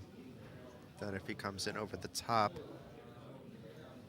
or even if he just calls, he's basically almost committed depending on what happens with the small blind and big blind. If they both get in and he just called, maybe he can get away and have like a tiny amount left in his stack. But I think you're either saying I'm going to commit what I have, or I'm going to get it out of the way with my 6s. If it was 8s or 9s, I think we would definitely see him in. 6s, I'm not sure. but he does commit his stack as well. Oh my. And Silius waking up with the snowman, but there may be too much action in front of him, but I think he will be calling with 2 players at risk, not just 1. So we could be seeing our second double elimination of the day. We had one to start the day to bring us from 13 to 11 players. Stanislav was the one that eliminated both players with King Queen against Ace King and 4-4 after winding up with Broadway with the run out. But it's decision time for Silius here. Because of the differential of stacks, even he's more worried about what Jordan has probably than Jan.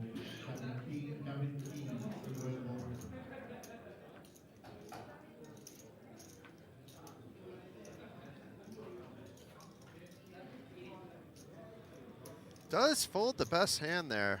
I mean, it is an awkward spot, and Stanislav, I'm not sure if he did show his queen jack suited, but that's it.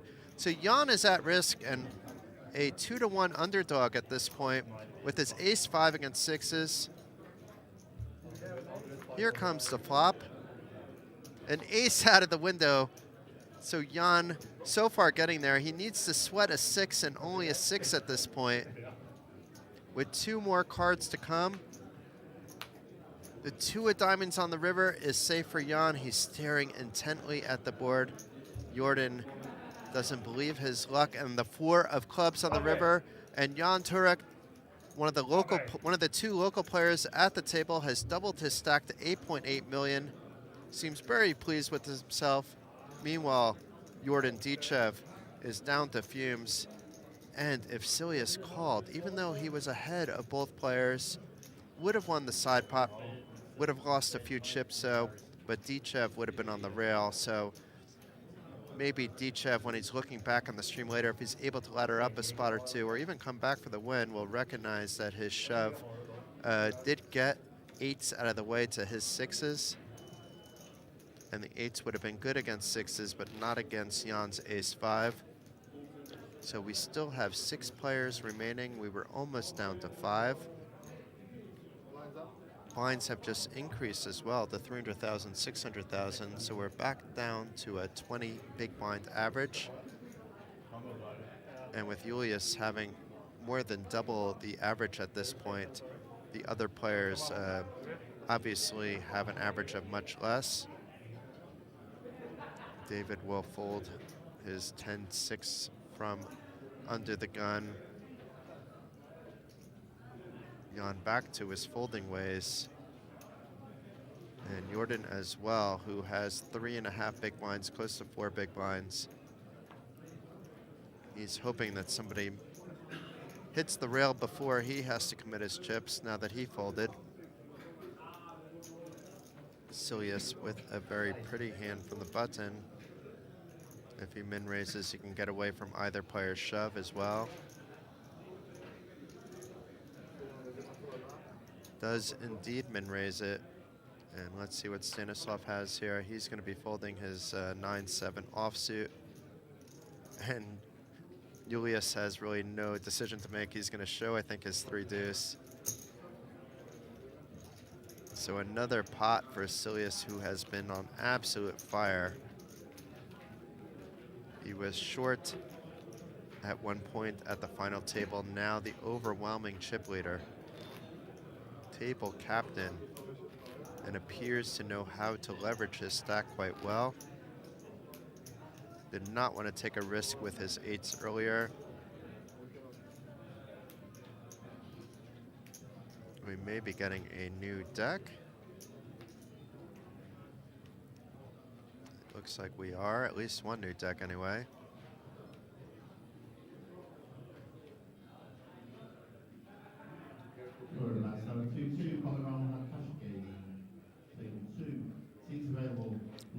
Nothing to see here for Jan from under the gun. Jordan doesn't have too many more hands before he's in the big blind, just 2 more, but Queen 7 wasn't good enough for him to get in with his short stack. Now Silius, it's a different story. It looks like he's going to play his Jack 10 from the cutoff, and looks like another min raise from the Norwegian. Quick fold by Stanislav, and another quick fold by Julius with slightly better cards, and expect David to give up and not defend with 7-4 off against the chip leader.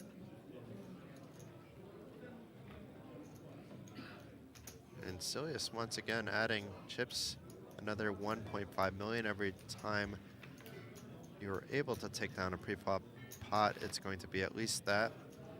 As you can see, the small blind is 300,000, big blind is 600,000, and then there's a 600,000 big blind ante that adds up to 1.5 million. And you could see the chip counts here. There's basically Silius has as much as the next two players combined, and everybody else at the table is short.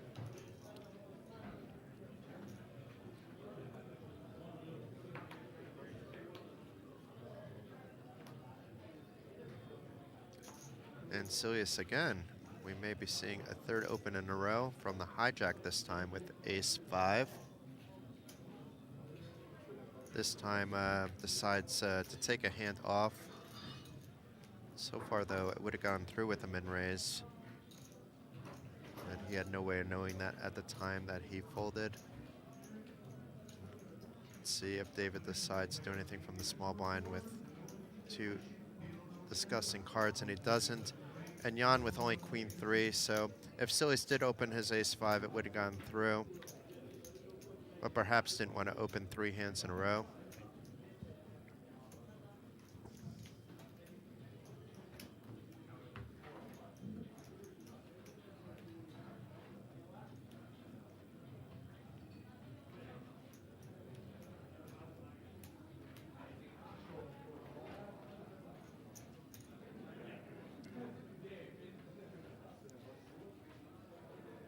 Silius folding, Stanislav is about to fold as well. As will Julius from the cutoff. By now we know the players, and nobody's really gone out of hand when it comes to these ridiculously bad holdings, including David here with the 4 deuce. But Jan waking up with the big slick from the small blind and just open jams it, and Dichev only had a couple big blinds behind. That's why the jam was easy, and is at risk with his king 5 and is dominated. He would have been better off with the queen 5 than a king 5, even though the king 5 is technically a stronger hand, only because his king is covered by an ace. And an ace 4-4 flop with 2 hearts, so it's only backdoors now that can help Jordan Dichev. And Dichev is drawing dead and out in 6th place. Well played by the Bulgarian. Meanwhile, Jan, who is short on chips, is now up near 20 big blinds. Dichev will go home with 17,554 euros. Not bad for an 800 euro buy-in. And the final 5 now have locked up 21,470 euros. We have 2 Slovakians at the table. We have 2 Norwegians at the table, and 1 player from Hungary remaining, and the hunt for the title and the 105,483 euro top prize.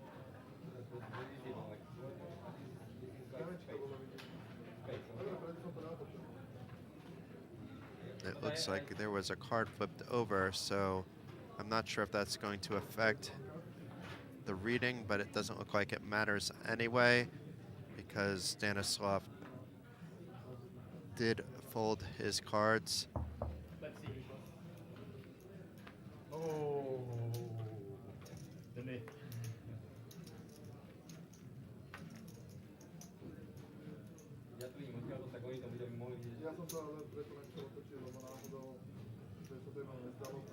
Just 5 players remaining in the hunt for the title out of an original field of 719 entries.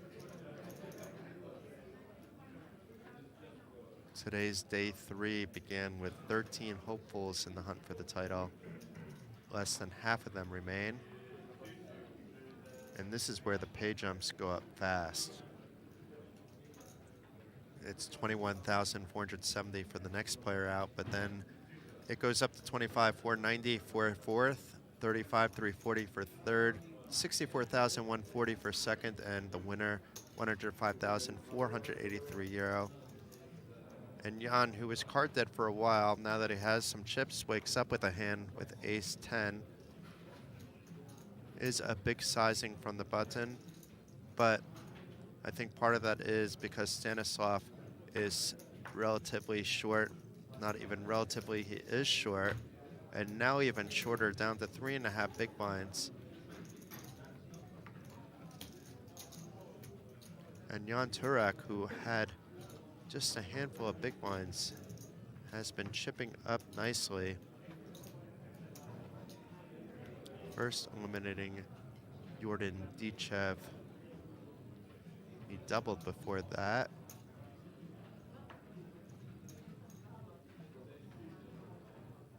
Through Jordan Dichev before sending him packing, and that got him up to 13 million in chips after a steal as well. With ace 10 is maybe not a steal. He is raising to 2 million once again. Seems to be the only player at the table not min raising.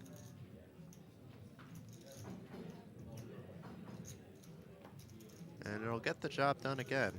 So would have a min raise there though.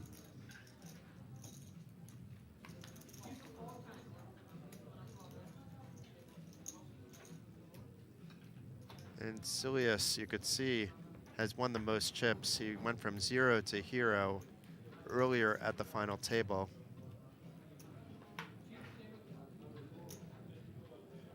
So no surprise to see him having the most accumulated winnings.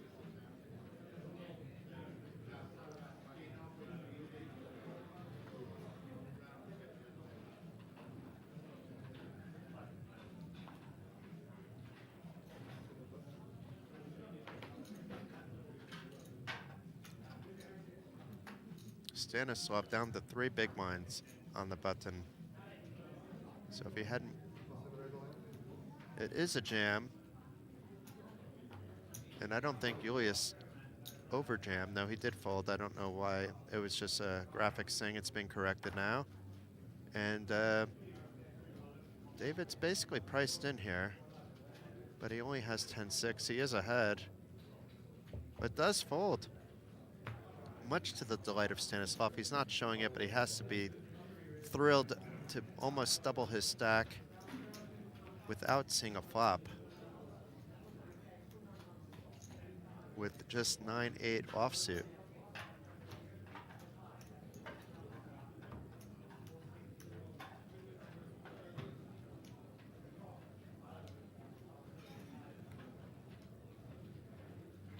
There will be a break after this blind level. There's still between 25 and 30 minutes to go, as we didn't start the 300, 600,000 blind level that long ago.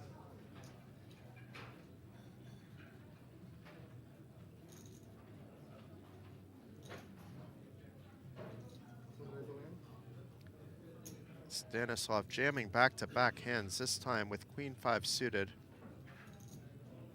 I don't think Julius will call with his 10-9 suited. He probably would have opened the button with that though.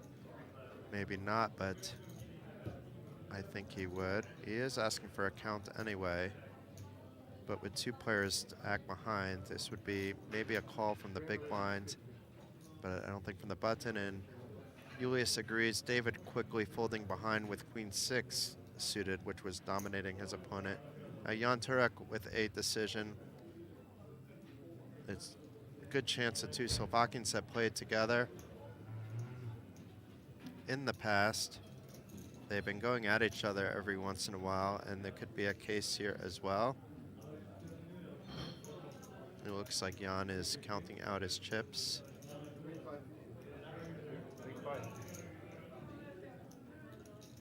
But I think he will be calling here.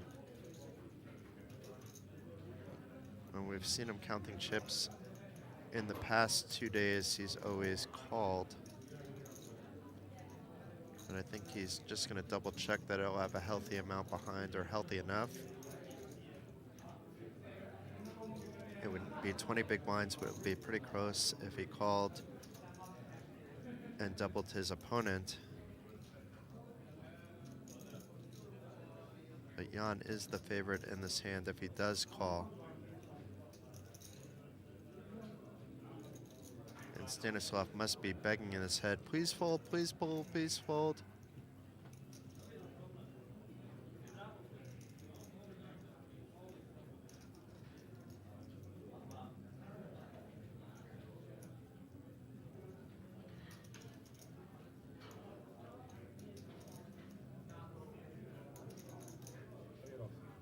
Oh, Jan does lay it down this time. So Stanislav goes from 3 big blinds all the way up to 8 big blinds just by shoving 2 hands in a row.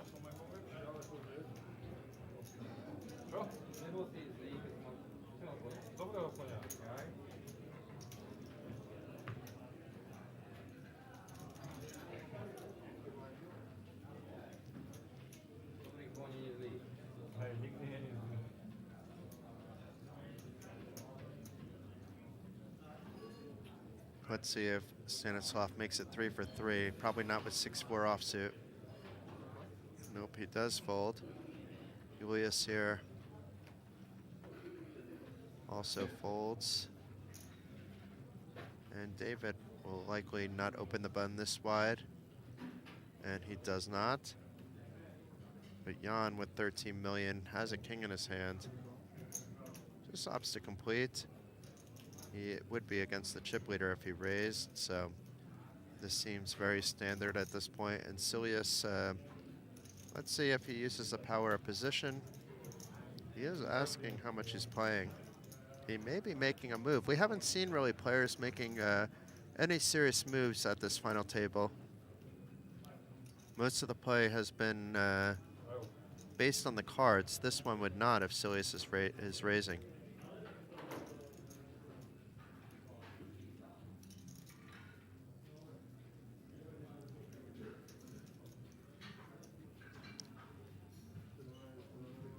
It does look like a raise. And Jan is likely going to need to fold here. Does quickly fold. And Silius gets away with one with 9-3 offsuit. Trying to punish the player limping from the small blind. Even though it was a standard play, Jan was unable to call a raise, playing his king 4 out of position.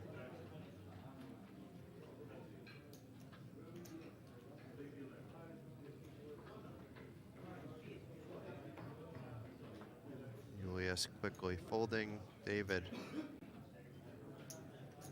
will likely also fold his king deuce off, and does.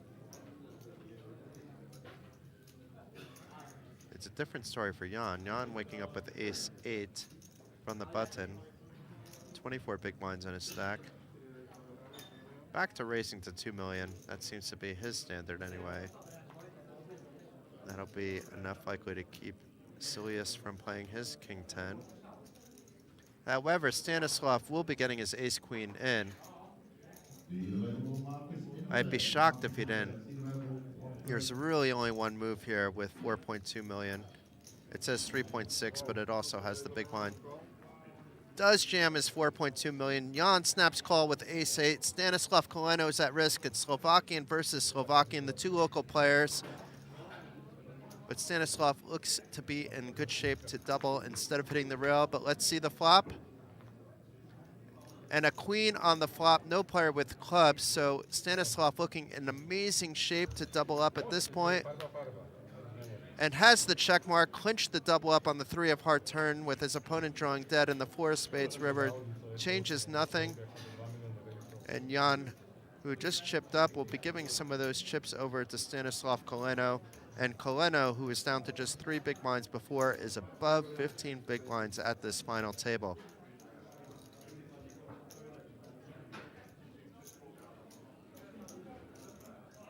We've had a lot of excitement with the short stacks consistently doubling.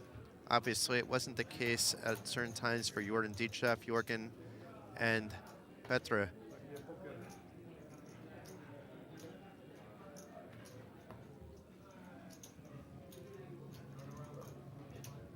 There's a look at the payouts, folks. We did have 9 at the final table, but that was the unofficial final table, so if you're curious Patrick Lundhag from Norway took ninth place for 8,580 euros. You saw the other players, and you could still see them on the screen now, with Jordan Dichev taking sixth for 17,665, Jorgen Schnetny taking seventh for 14,140, and Petra Bogdan Jansku taking eighth place for 11,110 euros.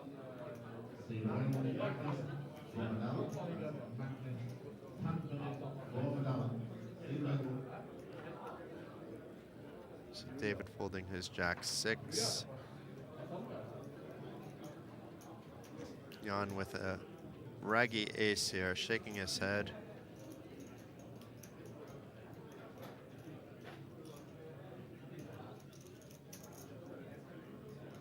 It looks like a big open actually, but maybe I'm wrong. No, it's not actually as big as his 2 million that he's done the last few times, I don't think, but we'll get this confirmed in a moment. Yeah, it's to 1.6. And Silius with ace 7 suited from the button.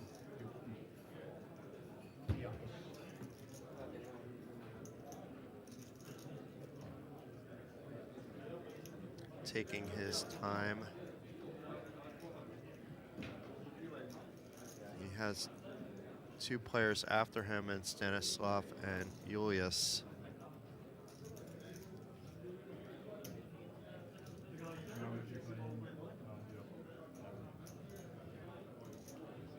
He's asking Jan how much he's playing. I believe Jan anyway. That would make the most sense. I don't think he's asking Julius. And Silius jamming his ace-7 suited. And I think we will see a fold here by Julius in the big blind. We saw a quick fold by Stanislav with whatever he had. And I don't think Jan is going to be able to call off his stack of 6.6 million. I think he's just going to have to give up that 1.6 million he put into the pot. All he has is ace deuce.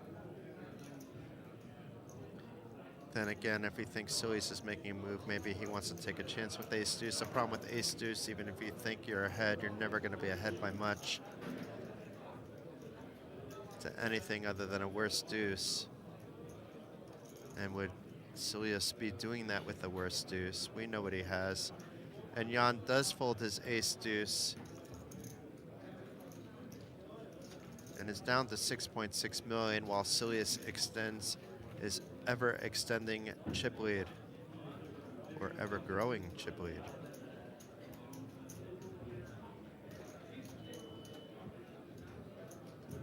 For those of you just tuning in, we're down to the final 5 players in the Poker North Masters.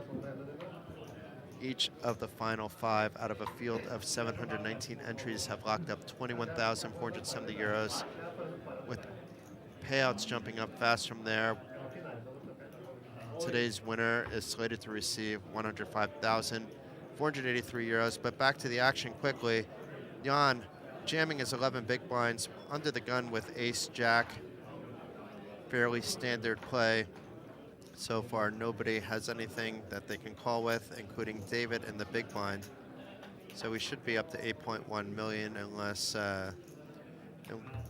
David misreads his cards, and that was not the case.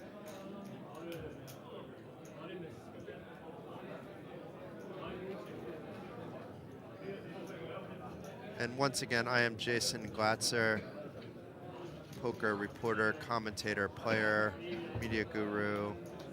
I do a few other things behind the scenes in poker as well. My life is poker. I used to be in the finance and accounting industry for the first portion of my life. Decided I wanted to do something that was a bit more fun than that. And here we are. Been involved in the industry since I think 2010, so quite a while now.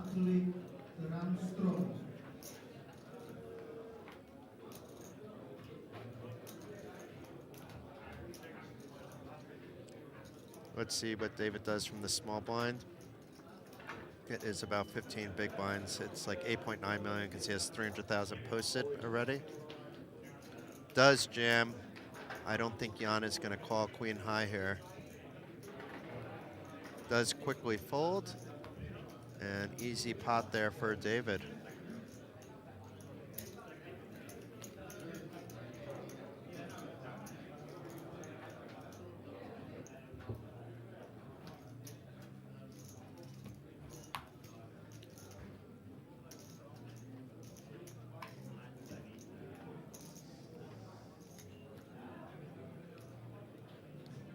So less than 15 minutes before the next break.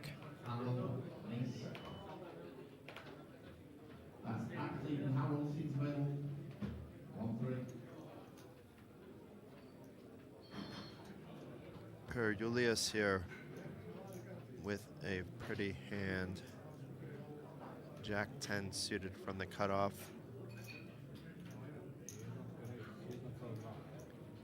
Opens to 1.2 million for a min raise.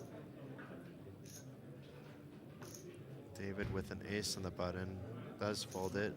He didn't like his kicker. Jan folding his queen 9 suited. But Silius now, I don't think he's folding. Is he going to call? Is he going to raise? Is he going to jam? Those are my three questions. Not if he's going to fold, because we know that's not happening from the chip leader in the big blind.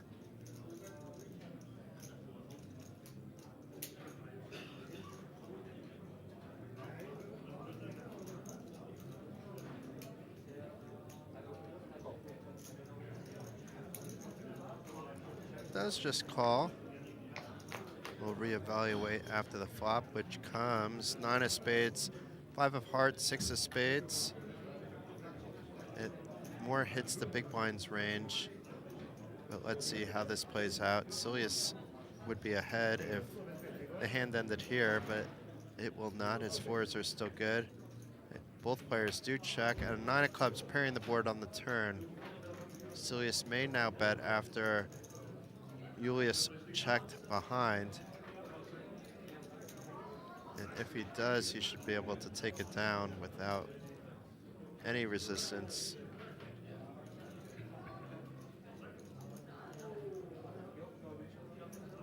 And that's exactly what he does. A bet of 1 million into a pot of 3.3 million to grow the pot to 4.3 million.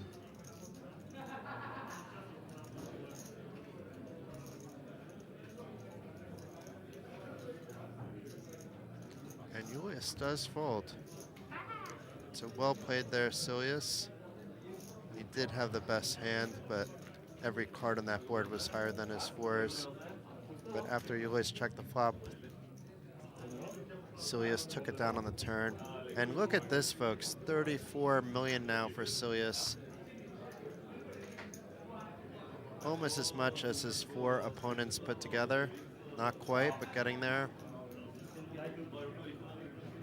There's close to 72 million chips in play, if I'm doing my calculations correctly.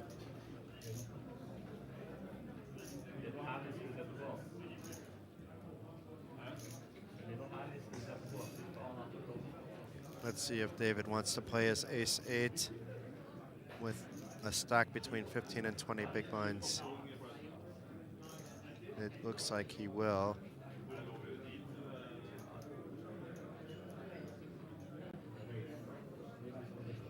Slightly more than a min raise. 1.25 million, rounded to 1.3 million. So far, so good. Silius is not going to play his king 3 out of position. He doesn't want to 3-bet this time. And Stanislav also with ace-8, but his is suited. We may see him shove. We may see him call. I do not think we will see him fold, but his stack is low, so that's also a possibility. It's not that David has been opening a lot.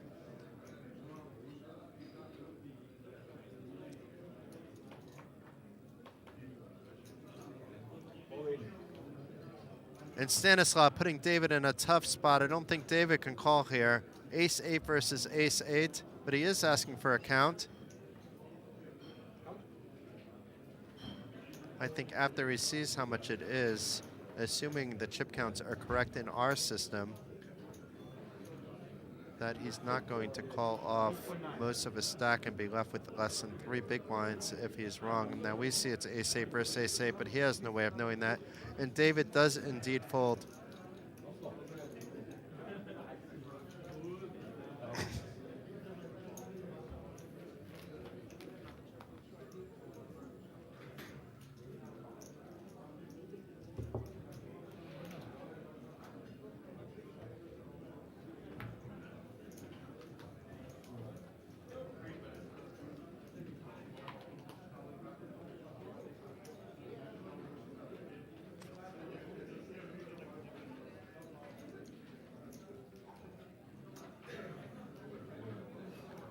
That was an easy fold there by David with 3 deuce. And Jan back to his jamming ways, but this time with 7s for 11 big blinds. Let's see if anybody else wakes up with anything playable for this kind of shove. And it won't be Stanislav with the 9-8. It won't be Julius with the Jack-4. And Jan once again showing his cards. He likes to show.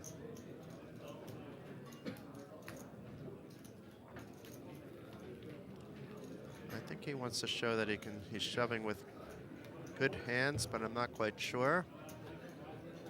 He's the only player that's consistently showing on the final day that we've had at the feature table anyway. Certainly at the final table, the only player.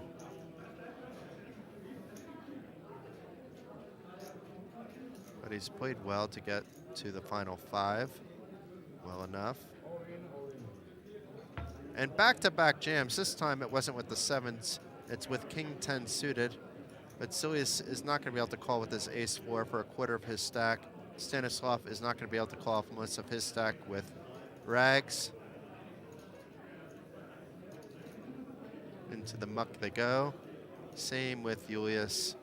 Get rid of that Brunson. And David also will not be calling off his stack. So Jan finding some good timing, back-to-back jams. And all of a sudden is up to 9.6 million. Added 3 million chips in the last 2 hands with those shoves. But now he's in the big blind, so he's giving back 1.2 million of it.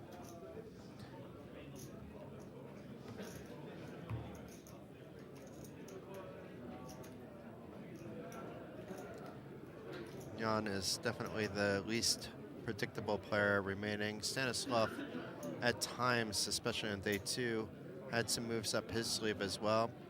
And Silius had one interesting raise that was lumped in the small blind and raised with something like 8-3 or 9-3. It doesn't really matter which, they both suck.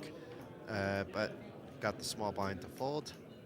But in that, we've seen basically what we would expect from everybody. And David now from the small blind with a very pretty king-queen and jams for 7.6 million. And Jan with the queen 10 suited. Now if it was limped, maybe we would have seen Jan jam. But maybe David didn't want to look at it that way. He's happy to have some fold equity. But Jan is asking for a count. He's not folding right away. I think when he sees that it would be for almost his entire stack if he's wrong. And we see that he's dominated. But he can still get there. He'll put down to 2 to 3 big blinds. And with a break coming in about 5 minutes, that would be even less.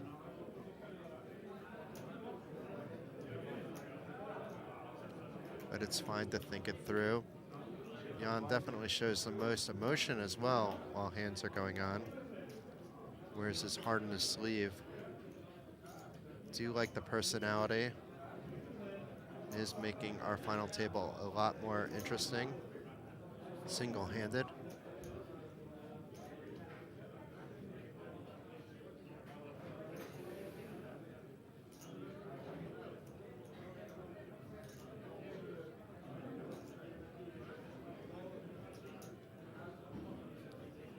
You don't have to call here, Jan.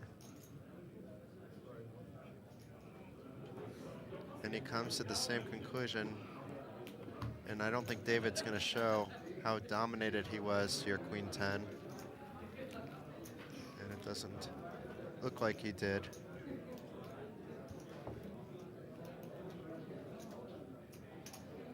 Ah, nice. We get to see some VPIP. It's all fairly close with Silius as the chip leader for a while now after coming back from crumbs. Has the highest VPIP, but nobody's being an absolute maniac. Let's see if Stanislav opts to do anything with this threes with 4 more players to act. He doesn't have to shove.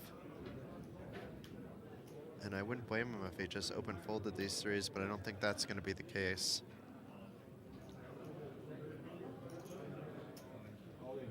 He does shove though, which will get some of these hands out of the way.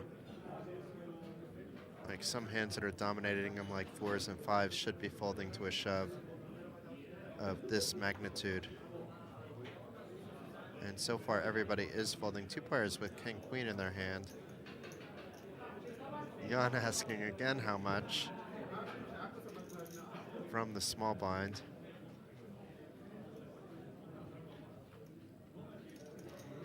Will the 2 Slovakians face off once again that have been at the final table since the beginning?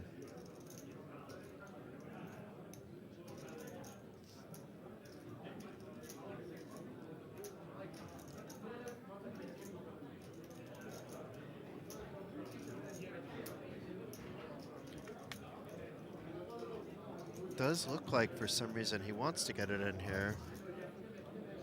I mean, he would be flipping other than the fact that a king and a queen were held by one of the other players that folded, I believe Julius.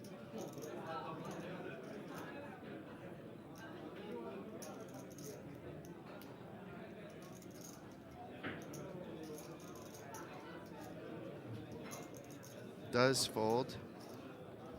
And Silius can't do anything with this 3 deuce. Maybe he'll show that for fun. No, not this time.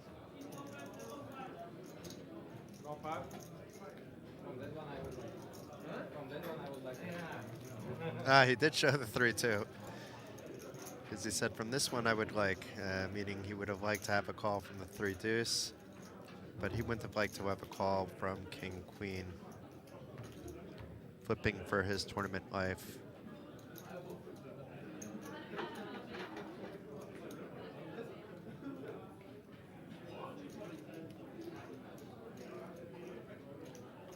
Julius with a suited ace-3. With a little less than 20 big blinds in his stack. Goodbye. And David should already have folded his 10-4, but it's okay to wait a few seconds. Jan now with king-queen again, but this time it's an unopened pot. I'm not surprised by the jam for about 13.5 big blinds. Silius, though, can't do anything with his 6-5 suited, and Stanislav will be quickly folding his jack-3. And Jan back near 10 million in chips.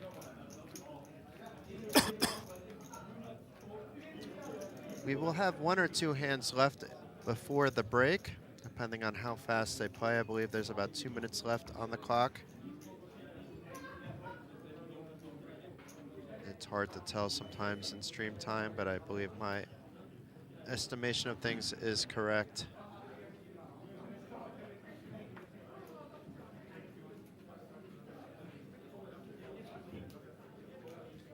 David and Jan with the rags.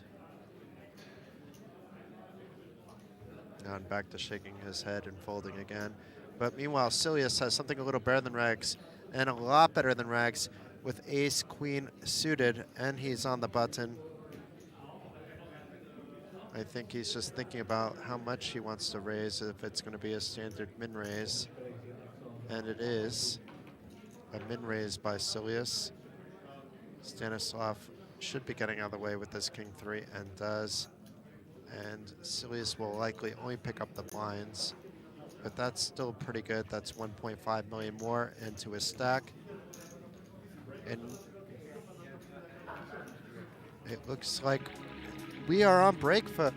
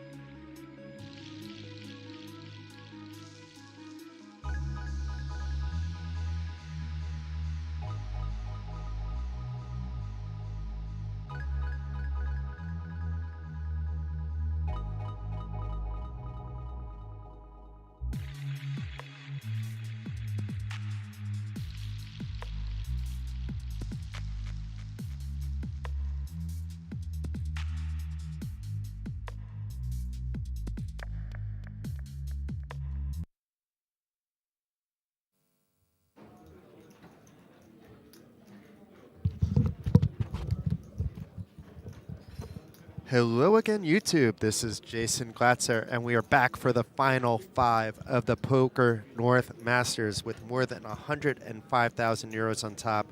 You can see the 3 players that have already gone out with the graphics right there. Jordan Dichev, Jorgen Schnetny, and Petr Bogdan Jansku. There's still 5 players left, with Silius holding a massive chip lead in the driver's seat for that title, and that massive 105,483 euro top prize. The top 5 have each locked in 21,470 euros, and the blinds have now gone up to 350,000, 700,000 with a 700,000 big blind ante. And right away, the chip leader, Silius Mule, opening up to 1.4 million with ace rag, and Stanislav with a worse ace rag from the button, contemplating what to do, and makes a quick fold after thinking for a few seconds.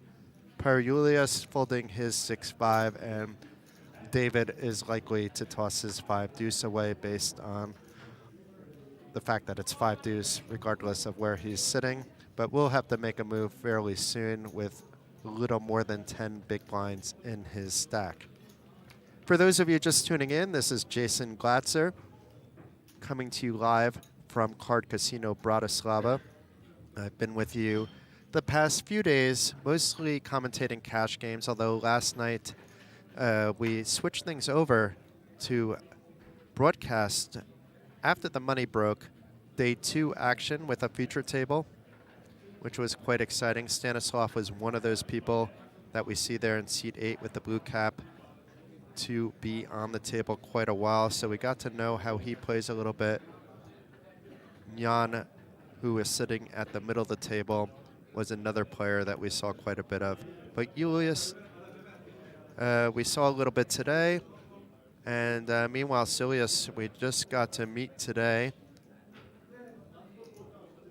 Had just a few big blinds at one point before soaring into the chip lead and never looking back. But things can still change. Blinds will continue to increase until we have a winner crowned.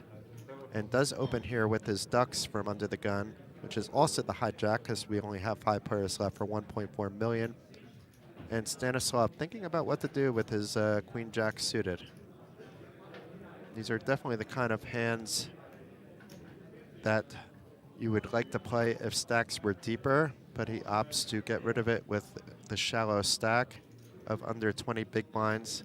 Not as shallow as what David has with just 7.4 million, including the 350,000 he has as the small blind,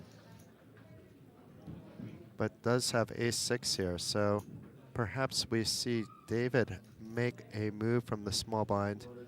And indeed we are. He's jamming in for 7.4 million. But Jan waking up with ace-jack and is dominating that ace-6 if he can find a way to get his stack in as well. We could be looking at fireworks right away coming off the break, because I think Silius will be folding his ducks no matter what Jan does.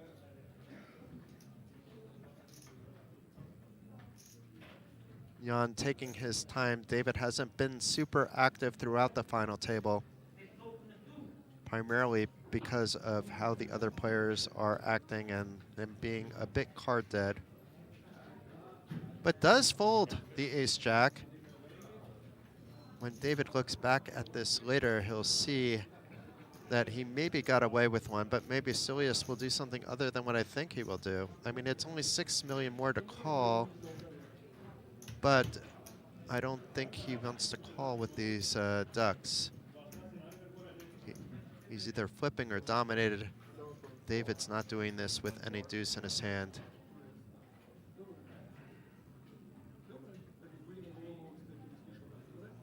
Does indeed fold, and David picks up some much needed chips. In fact, picks up 2.8 million in fresh chips and is up to 10 million. Still needs to keep going, but has a little breathing room compared to where he was at before.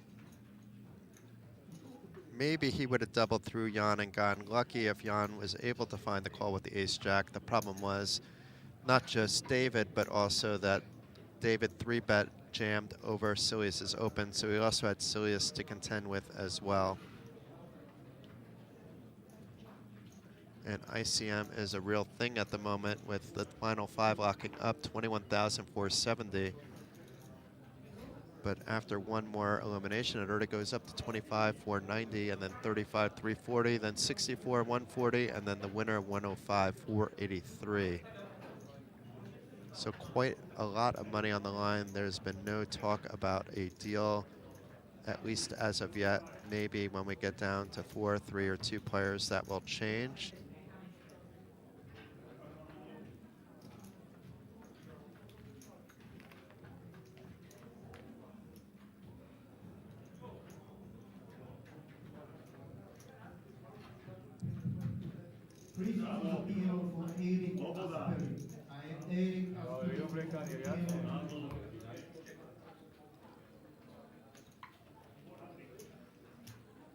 Two Slovakians, 2 Norwegians, and 1 Hungarian left at the table. David, the sole Hungarian over there in C2 with the blue jacket, is next to act after poor Julius folds.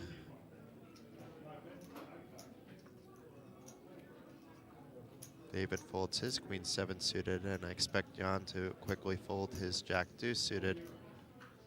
Silius can do anything here, despite just having 10-4 off. Could fold, can complete. He can put some pressure on Stanislav with a raise. We don't know what Stanislav has yet.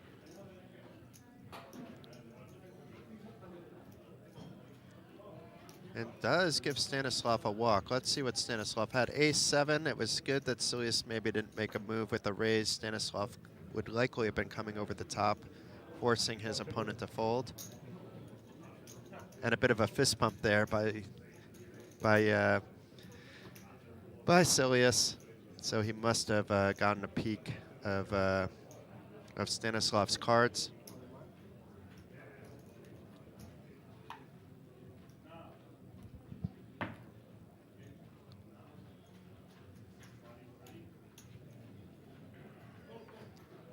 David again not getting cards, 7-5 suited.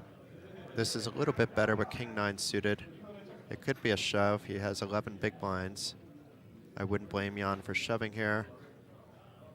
The only thing I wouldn't like to see is just a min raise, but that it seems like he's just reaching for certain chips. I would prefer a fold over a min raise and a shove over all that, but he's at the final table and I'm not. I'm in the commentating booth.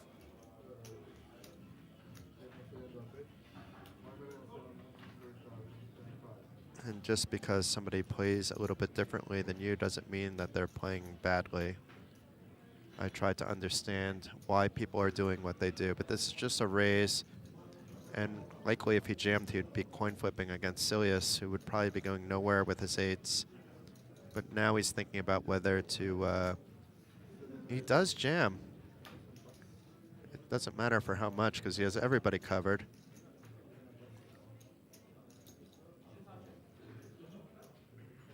And this is a case where now Jan has to fold and perhaps should have just min-raised open because it cost him another 300,000. But that's why I wouldn't have minded a fold over just a raise. You can't really be affording to be giving away chips when you have 11 big blinds, but maybe that's just my opinion. Jan has made it deep. Does wear his heart on his sleeve. I do enjoy watching him because I don't know what he will do next, and seems to be a very friendly guy on top of that.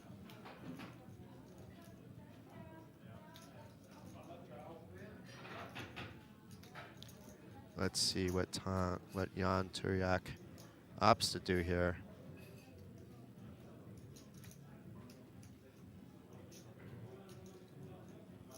He looks like he's in for a world of hurt, but he put himself in this position by raising for 1.7 million, but maybe not. It turned out all the same, because if he jammed, which I would have liked, well, maybe he's not calling. It looked like he was about to send those chips over the line. Silius would have called a jam with his eights, I'm pretty sure, from the button.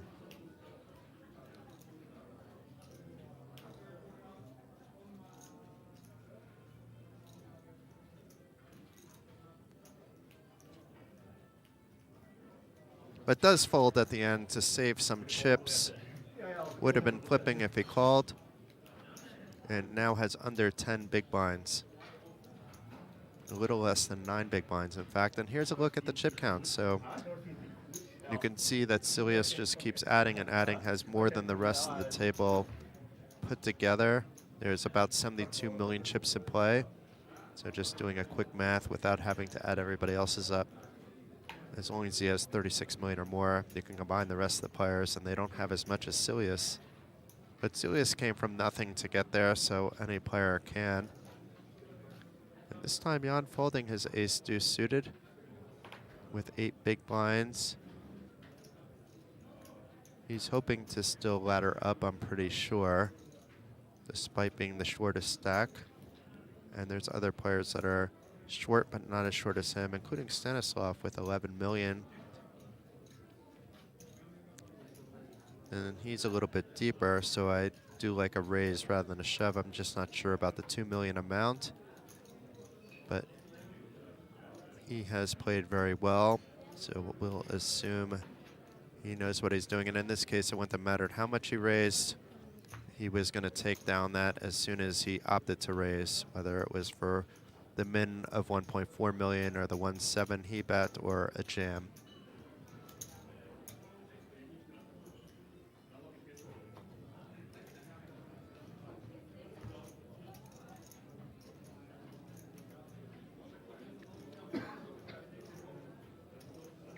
I hope you all have been enjoying this final table as much as I have.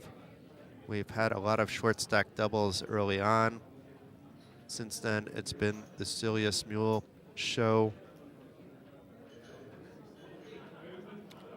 putting on a display of dominance. But it's not over yet, not even close, with 5 players remaining. Per Julius opting to fold the button with Jack high. Let's see what David opts to do. It's a battle between the 2 short stacks between David and Jan. David has a little bit more than Jan.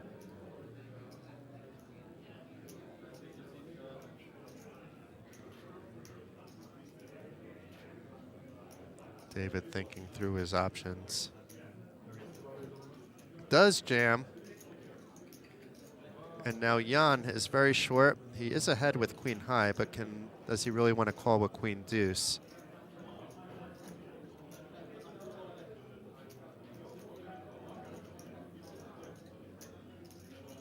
He would be down to a little bit more than 6 big blinds, so if he folds. And keep in mind that 4.5 million that's showing there, he was the big blind, so it is really a call for about 5.2 million. But Jan does fold. He had no way of knowing his queen 2 is ahead. And in this case, even though it is ahead, he wasn't far ahead. He was only going to be far ahead of hands that included a deuce in it, assuming it wasn't pocket deuces.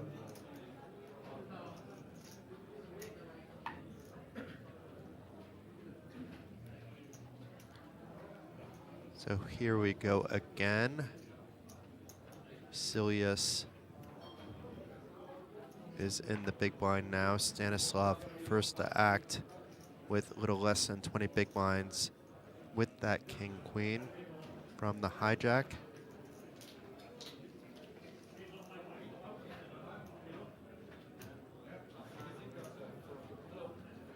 I don't know how much that raise is yet.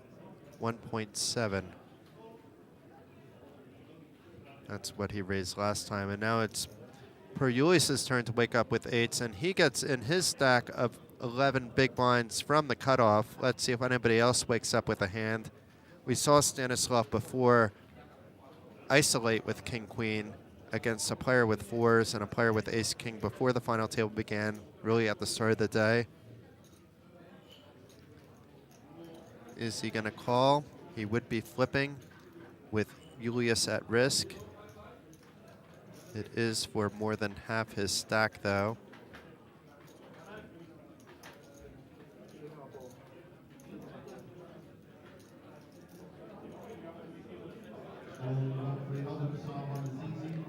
He's not being impulsive with his decision. Possibly going through past hands. Possibly just thinking, can I call with king-queen without thinking about that? But does give up on the hand to the delight of Per Julius. Even if he thought he was ahead, he would only be happy to see a lower pocket pair, because you want those other short stacks to go out.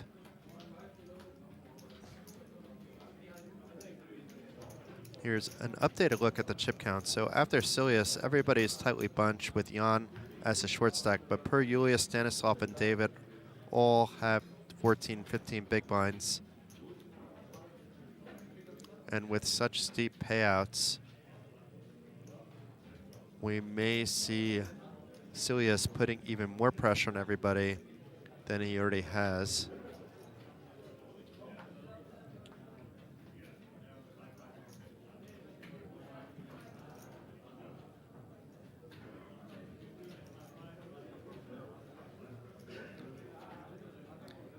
Let's see what Silius does here from the small blind. This will tell if his strategy has changed at all. Before, he gave a walk with his rags, and then Stanislav showed an ace in the big blind when he got a walk. This time he's playing it a little bit differently, but not a pressure move. It looks like if he's going to put pressure, it's going to be post flop. And this time a raise would have gone through. And both players have similar dog crap, except Silius at least has like a 8-5, which can connect a little bit better for straights. I wouldn't say 8-5 is dominating 8-deuce, because it's rare that the 5 comes in as a kicker. Very often this is a chop pot. And you could see now after the 10-9-3 flop that the equities are almost even. He who bets first will take down the pot. And Stanislav isn't really in a position to be betting really at all. And Silius, recognizing he can probably take it down here, indeed does. So rather than take it down pre-flop, he waited to a flop to take down the pot.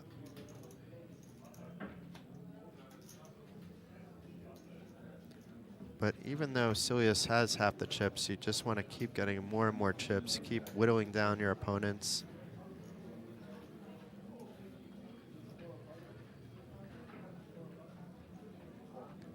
Doing your best to keep yourself in low variance situations as well if you can. That's not always possible, but at least for now it should be. And Jan waking up with an ace. It isn't a very good ace, but good enough to be shoving 6 big blinds from the cutoff. Stanislav may opt to call, may opt to shove over the top.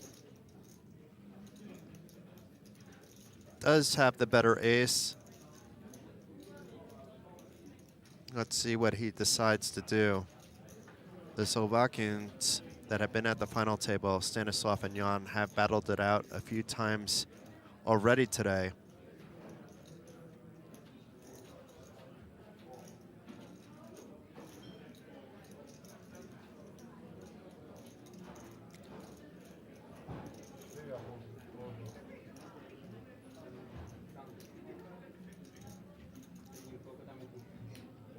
I think Stanislav is asking for how much, because otherwise he shouldn't be talking to his opponent in any language, but he may have been talking to the dealer.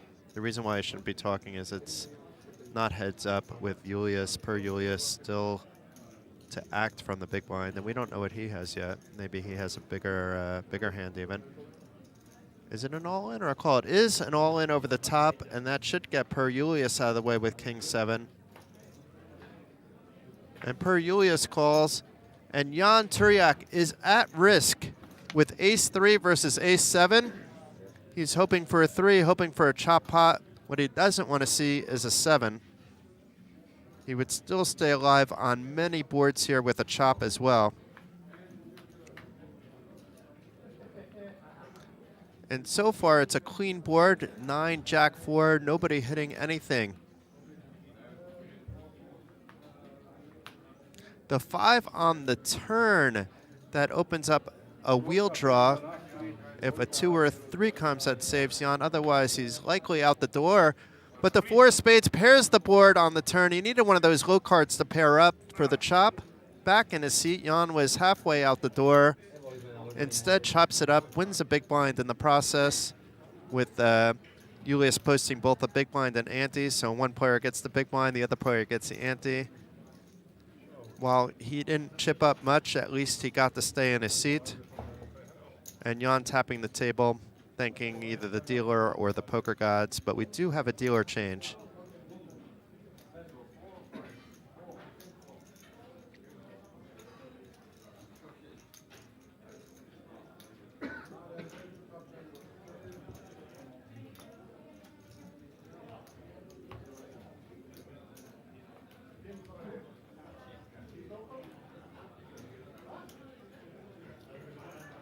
Oh, that might be Kevin now. I'm not sure. I would need him to turn around. No, it's not Kevin, I don't believe, dealing. It's hard to recognize the dealers from the back of their heads, but I do know quite many of the dealers here. And the floor here. It is such a big event that the international crew that travels around, one big family, a lot of them are here helping out. A lot of them are heading straight from here to the Irish Open.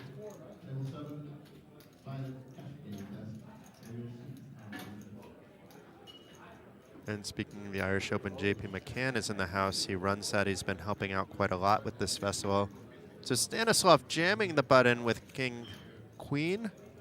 So far, so good, and should be able to get some chips this way, even though last time it was looking like he was about to eliminate Jan, but instead they chopped the pot.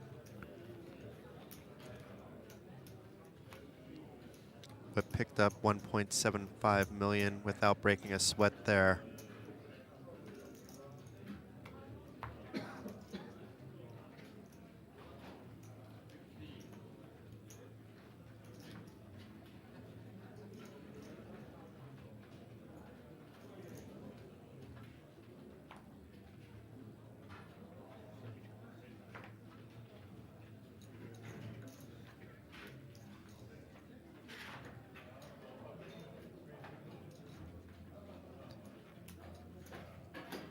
The 20 big blind average that the players have can be deceiving because there's only one player over that, and he's far over that, and that's Silius, who's had the chip lead for quite some time. But let's get back to the action because we have Per Julius jamming for 9.2 million, about 13 big blinds. Nothing to see here. Both players should fold. Even Jan with just 6 big blinds will have 5 after losing the one in front of him. But maybe he's reaching for chips. Let's see. Maybe just counting what he has. I don't think he can call here, but maybe I spoke too soon. Due to cards being burned, the equities are actually pretty close to being a flip if he calls. But do you want to be calling off Queen 4 suited? In the other hand, do you want to be playing a 5 big blind stack, or you want to try to get lucky here? And he wants to try to get lucky here. I don't think he ever thinks he's ahead with this Queen 4 suited. It's not that Per Julius has been jam heavy. So for the second time in just moments, Jan is at risk, this time with Queen 4 suited against King 8 suited. A 6 of clubs out of the window, followed by a Jack and a 6. So Per Julius still ahead. Some backdoors, the Queen and 4 are still alive for Jan. The 7 of diamonds makes it that it's only a Queen, only a 4 for Jan to stay alive.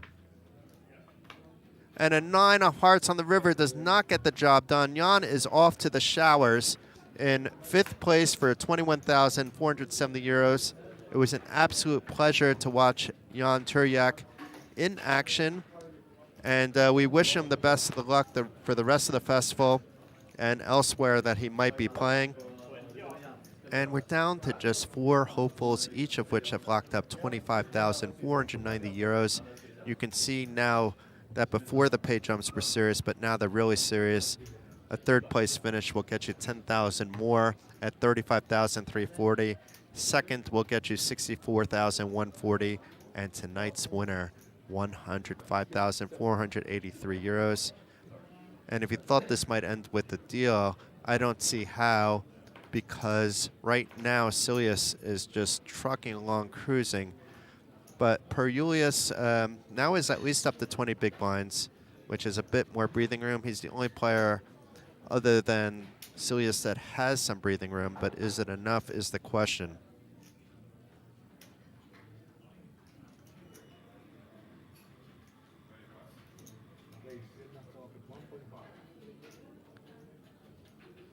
And a little more than a min raise for Per Julius from the cutoff, this time with King Queen.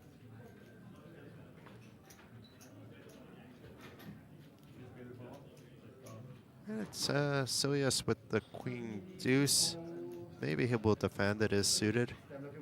Maybe he'll try to put some pressure on Per Julius, knowing that there's two smaller stacks on him with the 3-bet.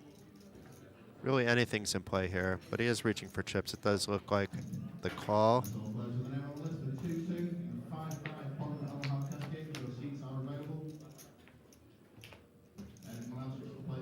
So even though Per Julius had Silius dominated, it's Silius that pulls ahead equity-wise. But you never really think your two matters for much, but it's a fact that this is an all-low flop. But now, Per Julius, after going check-check, does have the third nut flush draw. Let's see if Silius is going to try to rep. He has something, but so far just checking. He does have showdown value as of now. And Per Julius may opt to just see a free river.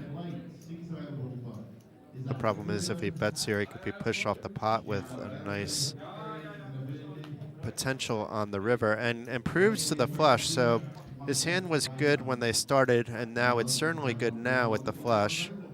But I don't think he's going to be able to get any value from it unless Silius tries to rep that he has a diamond with a bet. But now that he checked, whether Per Julius checks or bets, it doesn't matter. The pot's going to be the same. No more money is going to come in from Silius.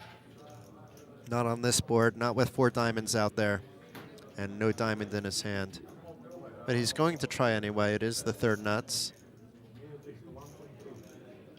If Silius had a lower diamond, he'd probably be making the call. Just turns out that he doesn't. And does fold, even though the bet was relatively small, just as predicted. And Per Julius, all of a sudden, up to 17 million in chips. He did have a lot of chips earlier. I think he was at around 16, 17 million, and back to that amount. That's still nothing compared to what Silius has. But the two Norwegians faced off, and this time it was Per Julius coming out on top.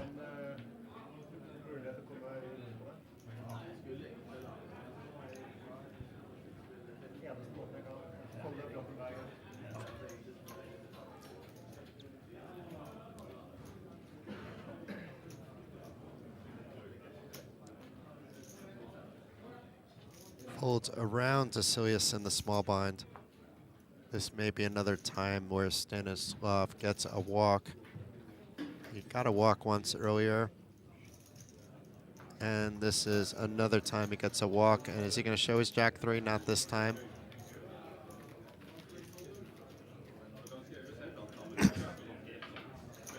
And the hand should play out a little bit faster now that we're down to 4 people.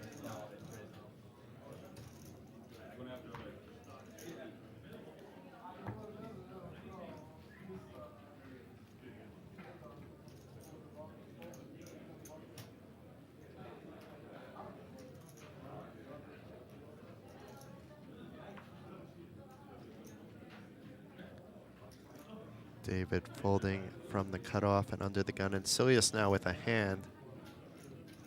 I think it'll just be like a standard open to 1-4, 1-5. Let's see what he does with the ace-queen on the button.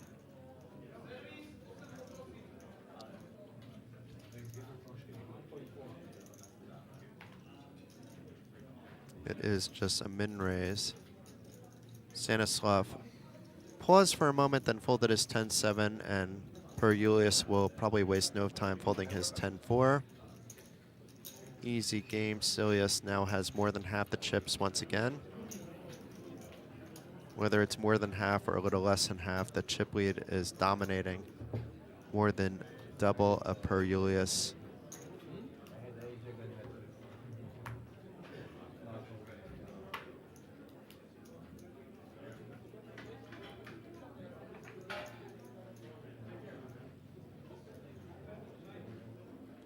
And again, ace, queen, and now jacks for Silius in back-to-back hands, this time from the cutoff.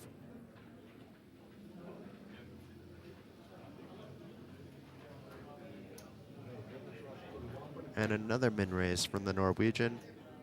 Stanislav has nothing going with the 7 deuce, even though it's suited. Per Julius will have to fold his 10 deuce. But David may opt to defend here. I mean, he may even opt to jam because he's down to 11 big blinds, including the 700,000 in front of him. This really depends on your style of play.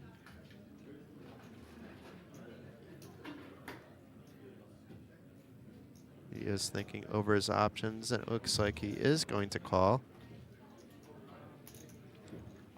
So this will be the first flop we see in a while that isn't an all-in and a call.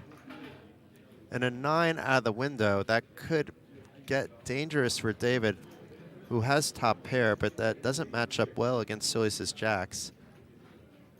And Silius should be continuing this kind of board. He'd probably be continuing on any board anyway, but he should feel pretty good about it.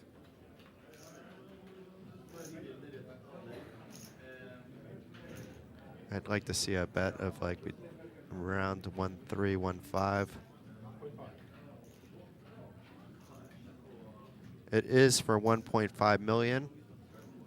And David in for a world of hurt. How can you get away from top pair here against the chip leader, who should be opening a lot of hands at this point in time?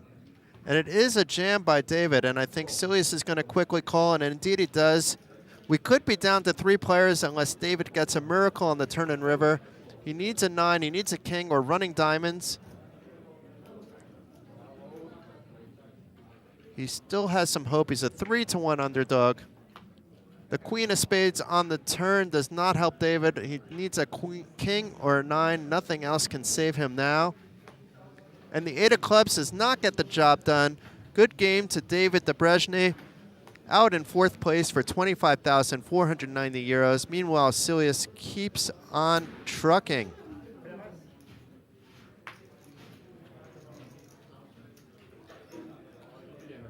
And it's only appropriate, actually, in a way, that we are down to just 2 nationalities, with 2 Norwegians and 1 Slovakian left. We are here in Bratislava. They're on home turf, and the Norwegians came storming into town for the Poker North Masters on this floor, and the Norwegian Championships upstairs. So there's many Norwegians happening into these open events. So it is Norway against Slovakia. I mean, but don't get me wrong, Silius and Per Julius, the 2 Norwegians, will tangle it out just like the Slovakians are. We've seen it happen. So it's not country versus country. But the 3 players on the podium have now each locked up 35,340. They're not pausing anything for a deal. But I don't think that at this point, unless it's going to be like a heavily weighted ICM deal, that it makes any sense for Silius to make a deal.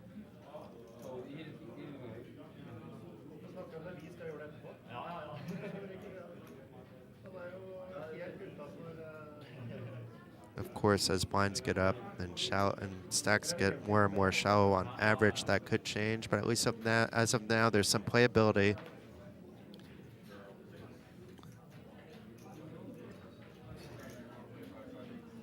And Per Julius with a nice hand on the button. A little more than a min raise to 1.5 with his ace-jack. Silius will likely quickly fold his suited. Well, he is in the big blind, actually.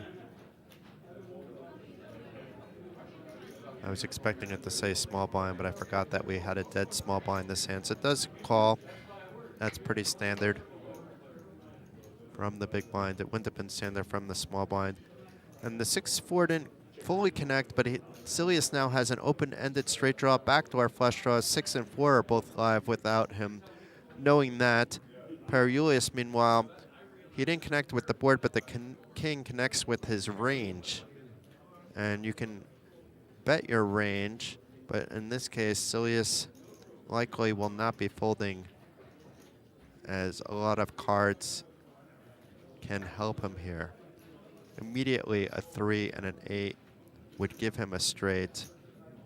A club on the turn also would keep him interested. The question is, I think, whether he's going to raise or call, but the call is a safer option to check call this. Makes a lot of sense. You don't want to blow up your stack either. And the jack of diamond on the turn will likely slow down the action, because after check calling a king, we may see Silius getting a free river card.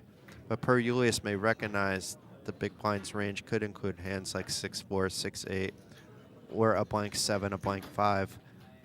That would call a flop bet and want to bet for value.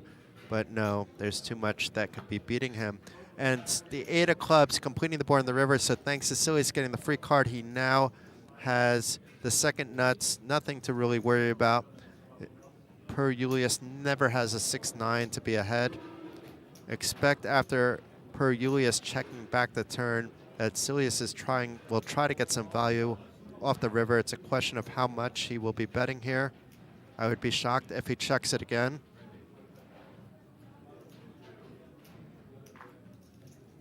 And depending on how much it is, Periulius may feel compelled to call.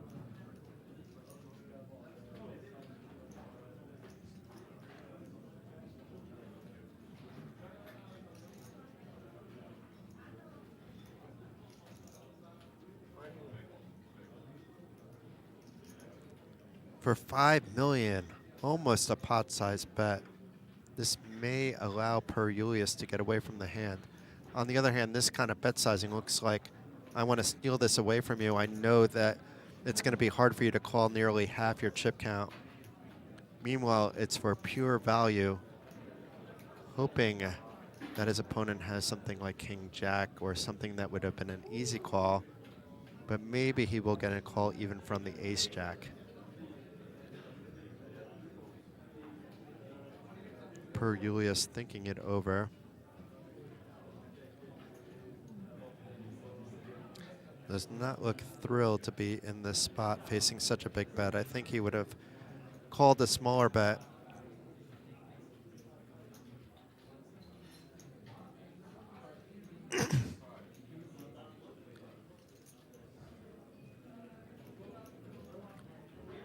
Either way, Silius is going to see his chip lead grow larger and larger. It's really only been going in one direction for Silius since he was short, and then catapulting into the lead and never looking back.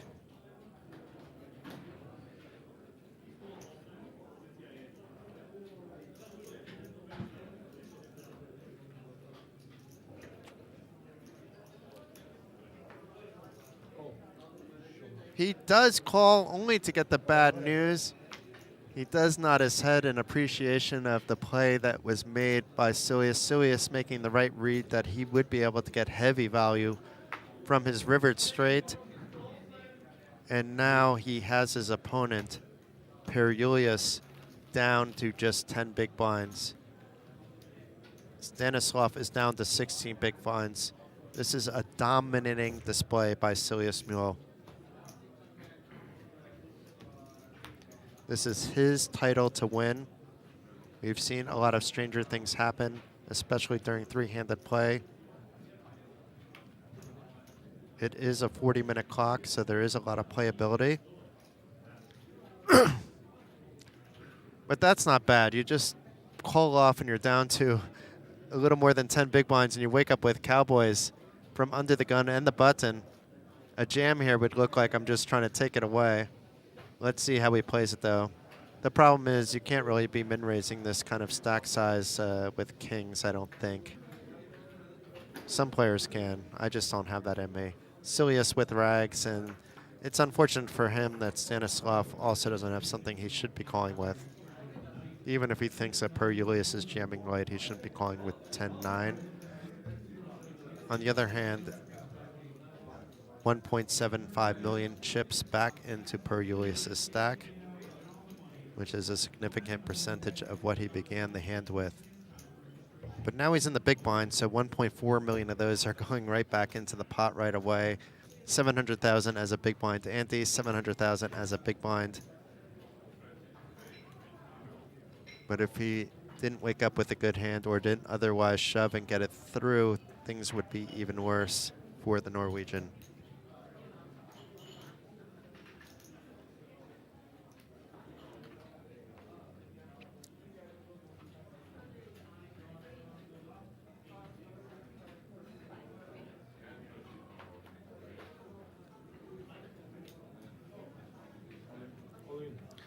Silius jamming his suited king 3, and at least Stanislav woke up with nothing. I don't think Per Julius is going to call off with king 2, in which case it would be likely a chop pot. With players stacked so small right now in terms of how many big blinds they have, we may be seeing more of that from Silius.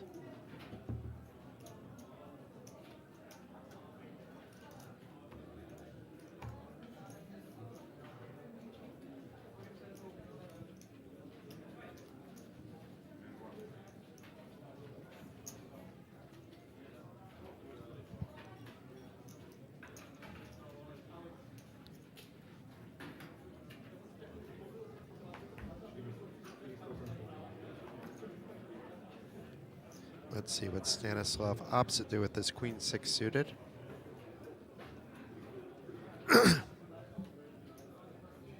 Wants to wait for something better, and who can blame him? And Per Julius with the 7 deuce, nothing going there. And Silius gets a walk with the 9, so the other two players were smart not to shove. They would have been in a world of hurt, especially if it was Per Julius with the 7 deuce, but he was never shoving there. Stanislav could have shoved his queen 6. His queen was live. His spades could have potentially had something. You know, obviously there's a lot of things that he could have done to improve, but he would have been a 2-1 underdog.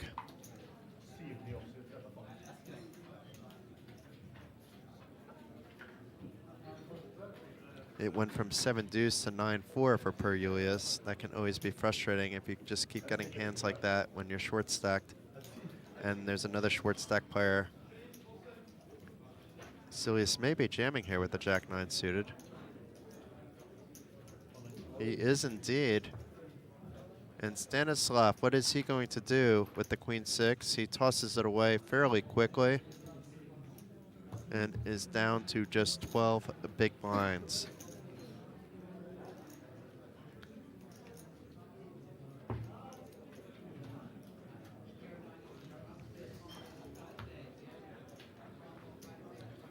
Blinds, I believe, have gone up to 400,000, 800,000 now as well. So if that is indeed the case, it looks like that is the case. Stacks are actually even shorter. Yes, it is 400, 800.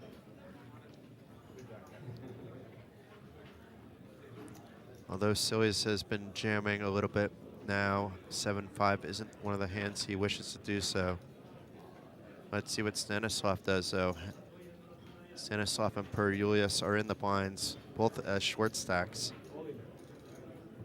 And does jam the 8-6, and we may see a call. We should see a call by Per Julius, who is slightly shorter with the ace-9, is a 60-40 favorite. Stanislav's 8 and 6 are live. One of his hearts is blocked, but that doesn't matter all that much. It matters a little bit.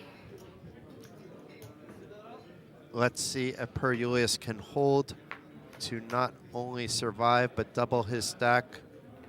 So far, so good for Per Julius. It could be Stanislav left very short, depending on the turn in river here. The 9 of clubs on the turn seals the deal, except for a 10 for a straight. And the ace of diamonds on the river. Julius doubles up with 2 pair. Meanwhile, Stanislav Koleno, he's left with just 2.5 big blinds. He's going to need a miracle to spin things up, and we could be looking at a Norwegian heads-up match before you know it. Regardless of what happens here, all 3 players should be proud of their performance. All 3 players have already locked up 35,340 euros.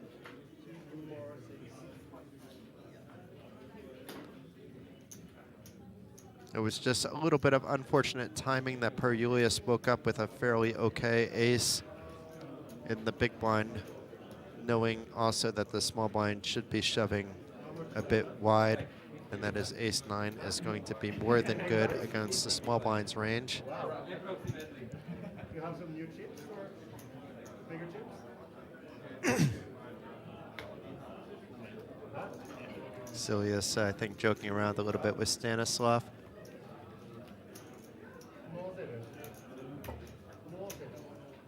But Silius still has almost all the chips. Looking very chill, very comfortable.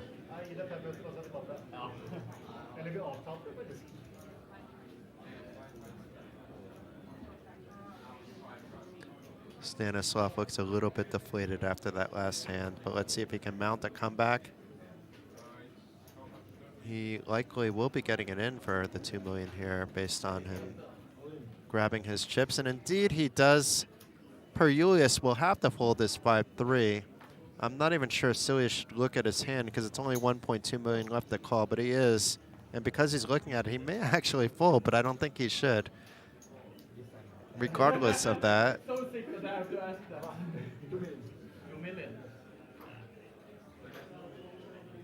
And does indeed call, so this is a good spot for Stanislav to double. Despite only having 10-9, he's dominating the 4-3.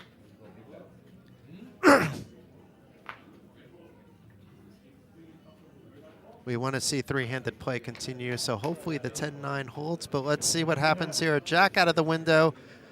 That should do it for, no, but the 4 as well. So both players connecting with the Jack-9-4 flop. Oh my, the 4 of hearts on the turn improves Silius to trip, so now Stanislav needs a 9 to stay alive. And the 2 of clubs river does not help, and Stanislav Koleno out in 3rd place for 35,340 euros, and we are down to heads-up play. We have Silius with a massive chip lead, and you can see that now each player is locked up 64,140 euro, but there's a 41,000 euro pay jump with the winner getting 105,483 euro.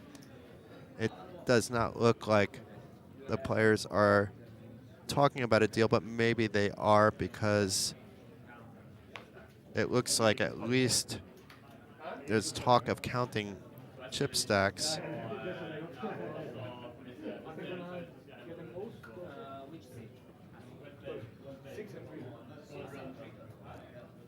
And it looks like we might be going on a small break. And indeed we are.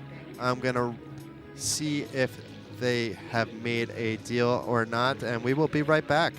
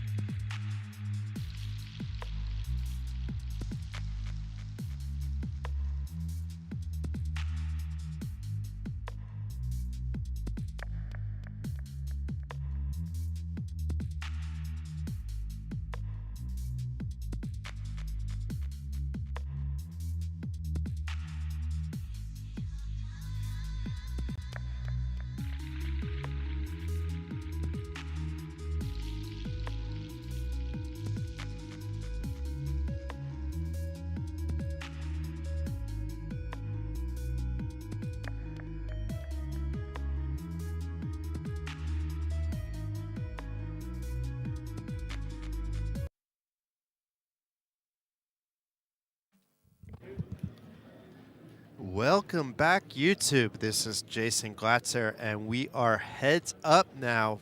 We're down from 719 entries in the Poker North Masters to just 2. Silius Newell has a significant chip lead against Per Julius Johansson. It is an all Norwegian heads-up affair.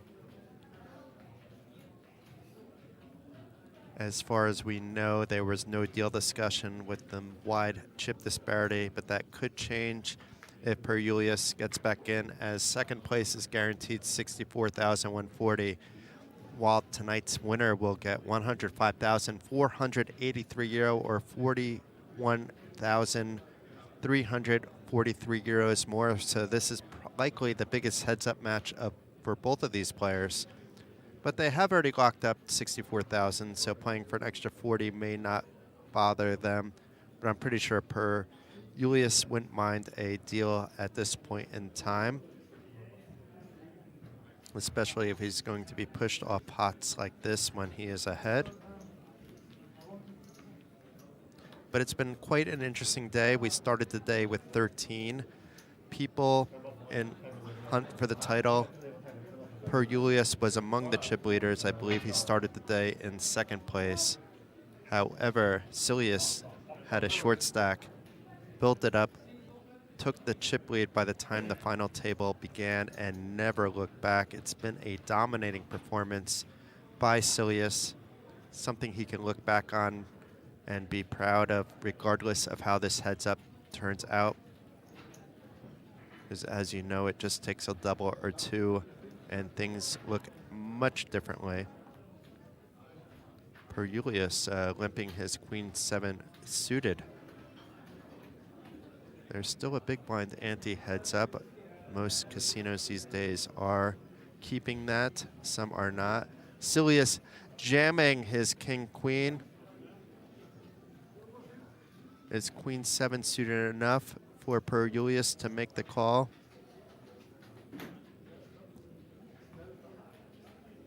Silius could be doing this much lighter than he is. It turns out that if he calls, he's going to be in a little bit of trouble, as both players have a queen, so he would need that 7 without a king or some diamonds or some other form of a run out that would give him a straight. But let's see. He does make the call, folks. It could be over right here, right now. King Queen versus Queen 7 suited. Silius ahead for the title. Per Julius at risk for his final 12 million. If he does get there, though, he'll be at 24 million. He will still be a 2-to-1 underdog.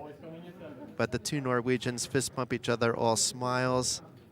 Let's see the flop. There's a queen out right away. So both players flopping top pair, but Per Julius has some kicker issues. He needs that 7 to come. The 10 of clubs does not change a thing. He needs a 7 and only a 7, or otherwise it is game over, folks.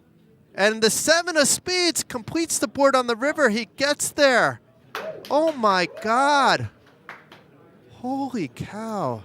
It looked like it was going to all be over. Now players have to sit down and battle. Per Julius with the miracle river was down to 3 outs. Was dominated when he called off with Queen 7 suited. But that's poker, folks. You play the odds, but sometimes even when you're ahead, things don't turn out your way. That's why poker is a lot more fun to me than games like chess, because the skilled player will win more often than not. However, anybody can win any particular hand, even when they look like they're down and out. And a miracle river there. Wow.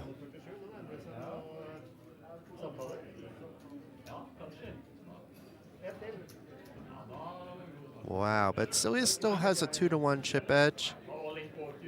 We might not see jamming at this point now, though, being that now Per Julius does have about 30 big blinds in his stack. It was much different than before, when he had less than 15 big blinds. But Silius taking it well.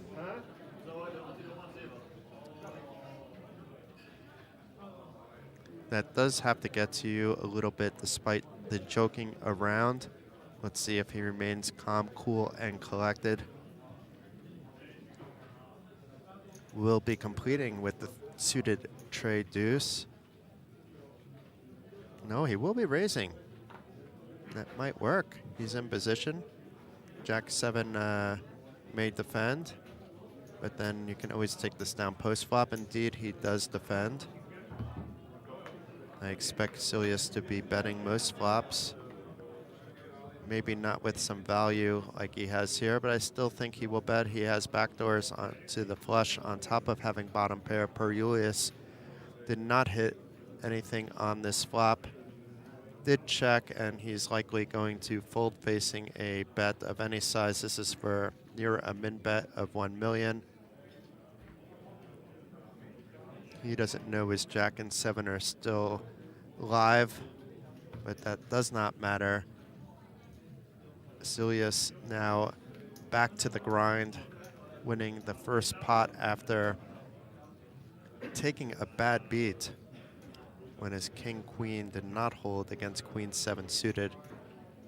Both players flop top pair. They were all in pre-flop, and then a 7 on the river.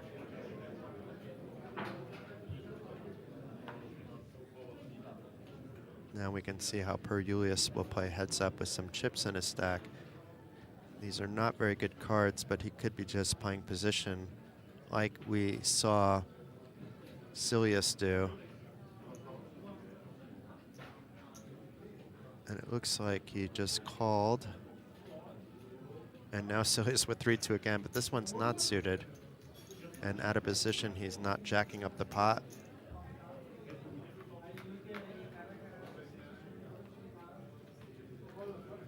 And Silius again pulling out ahead, but can he realize any value? Does he know he's ahead? He did indeed check. He has bottom pair. A check back and a king of spades on the turn. I would expect Silius now to bet something small. Maybe even a min bet, maybe the 1 million type of bet as well. I don't expect a bet of like pot size or near that. He may check again though, as well. Everything is on the table. But it's as I expected. It looks like a small bet. Not that small, actually, a little more than half the pot, but it really didn't matter how much that was going to be, being that Julius can't keep going with 8-4.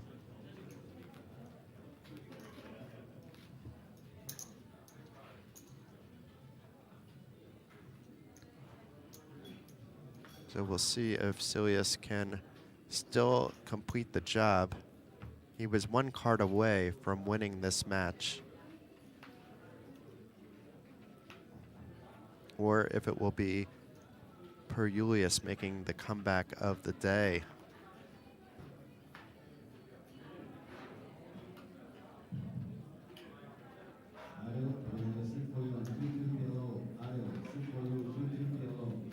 Silius completing with this 10-5. Let's see what Julius, if he checked back his option with the 6-5. I mean, he was dominated before with the king-queen versus queen-7 when they were all in. This is also a dominating situation with 10-5 versus 6-5. The 10 kicker often does come into play. But this is the kind of flop he likes to see. I mean, if it's a 2, in fact, it's going to be a bit of a trouble because both players will have a straight, but Julius' straight will be better. But right now, Julius has an open-ended straight draw, so he's probably not going to go anywhere, depending on the bet sizing here. By Silius, he may, in fact, raise here, not putting his opponent on any aces. And if he's wrong, he still has plenty of outs to the straight, but it looks like he's just going to call, taking the safe route.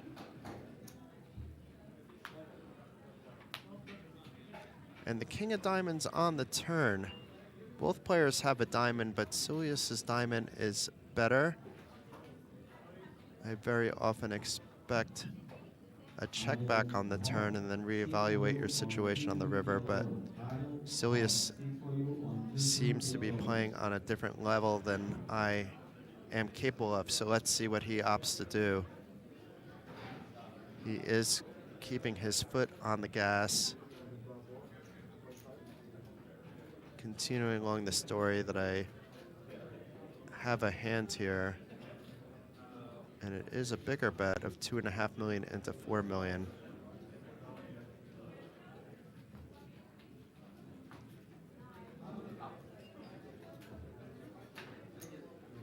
And Per Julius making the call.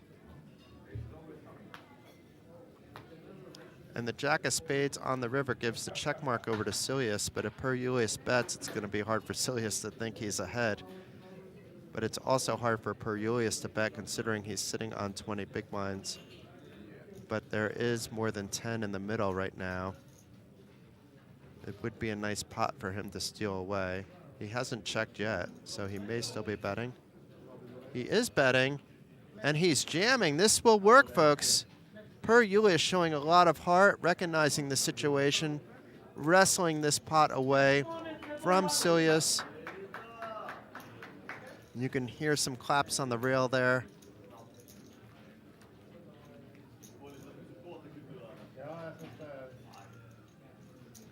And Silius's chip lead is getting smaller and smaller. It, in theory, could have been over if not for a very fortuitous river for Per Julius. And now, if Per Julius doubles again, and he has big slick this time, he will be in the chip lead.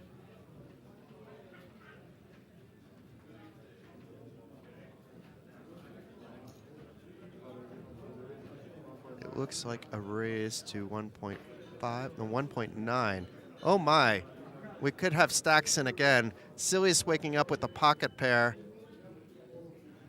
I don't think he will just call, but maybe I'm wrong.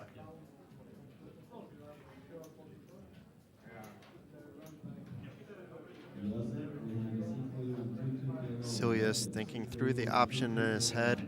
No point in rushing.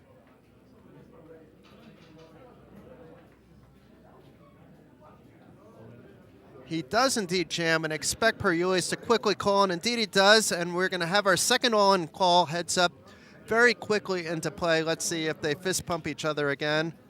Beforehand, they do shake hands. They do seem to be very friendly with each other.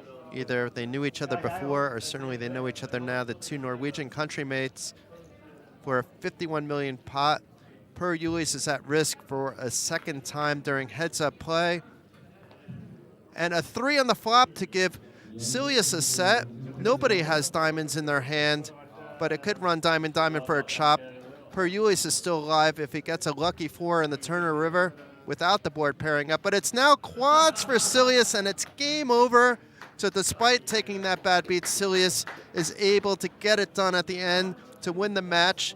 Very good game for Silius. Well played as well by Per Julius.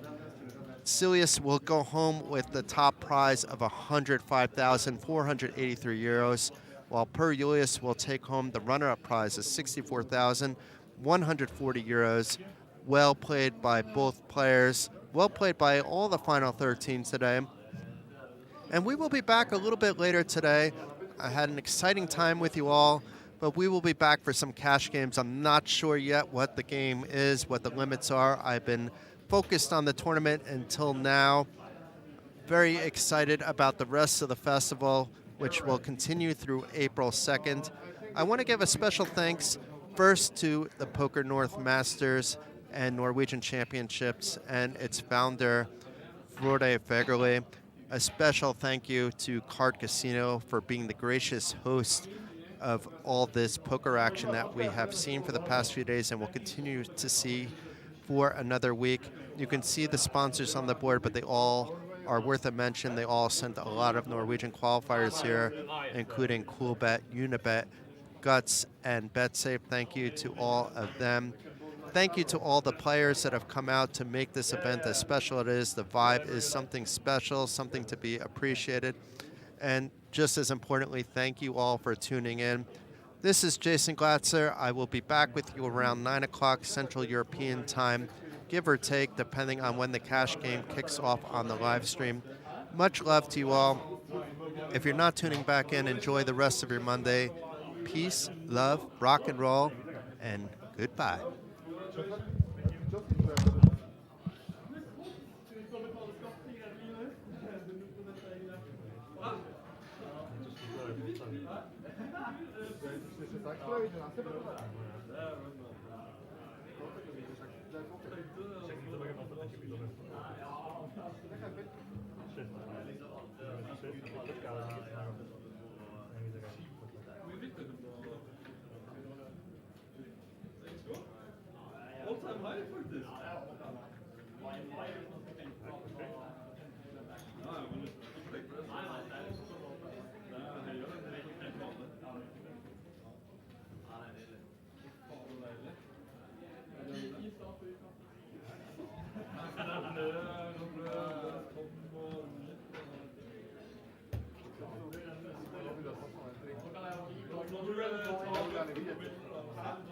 Nei, den må på. Den må på. Det ser ut som den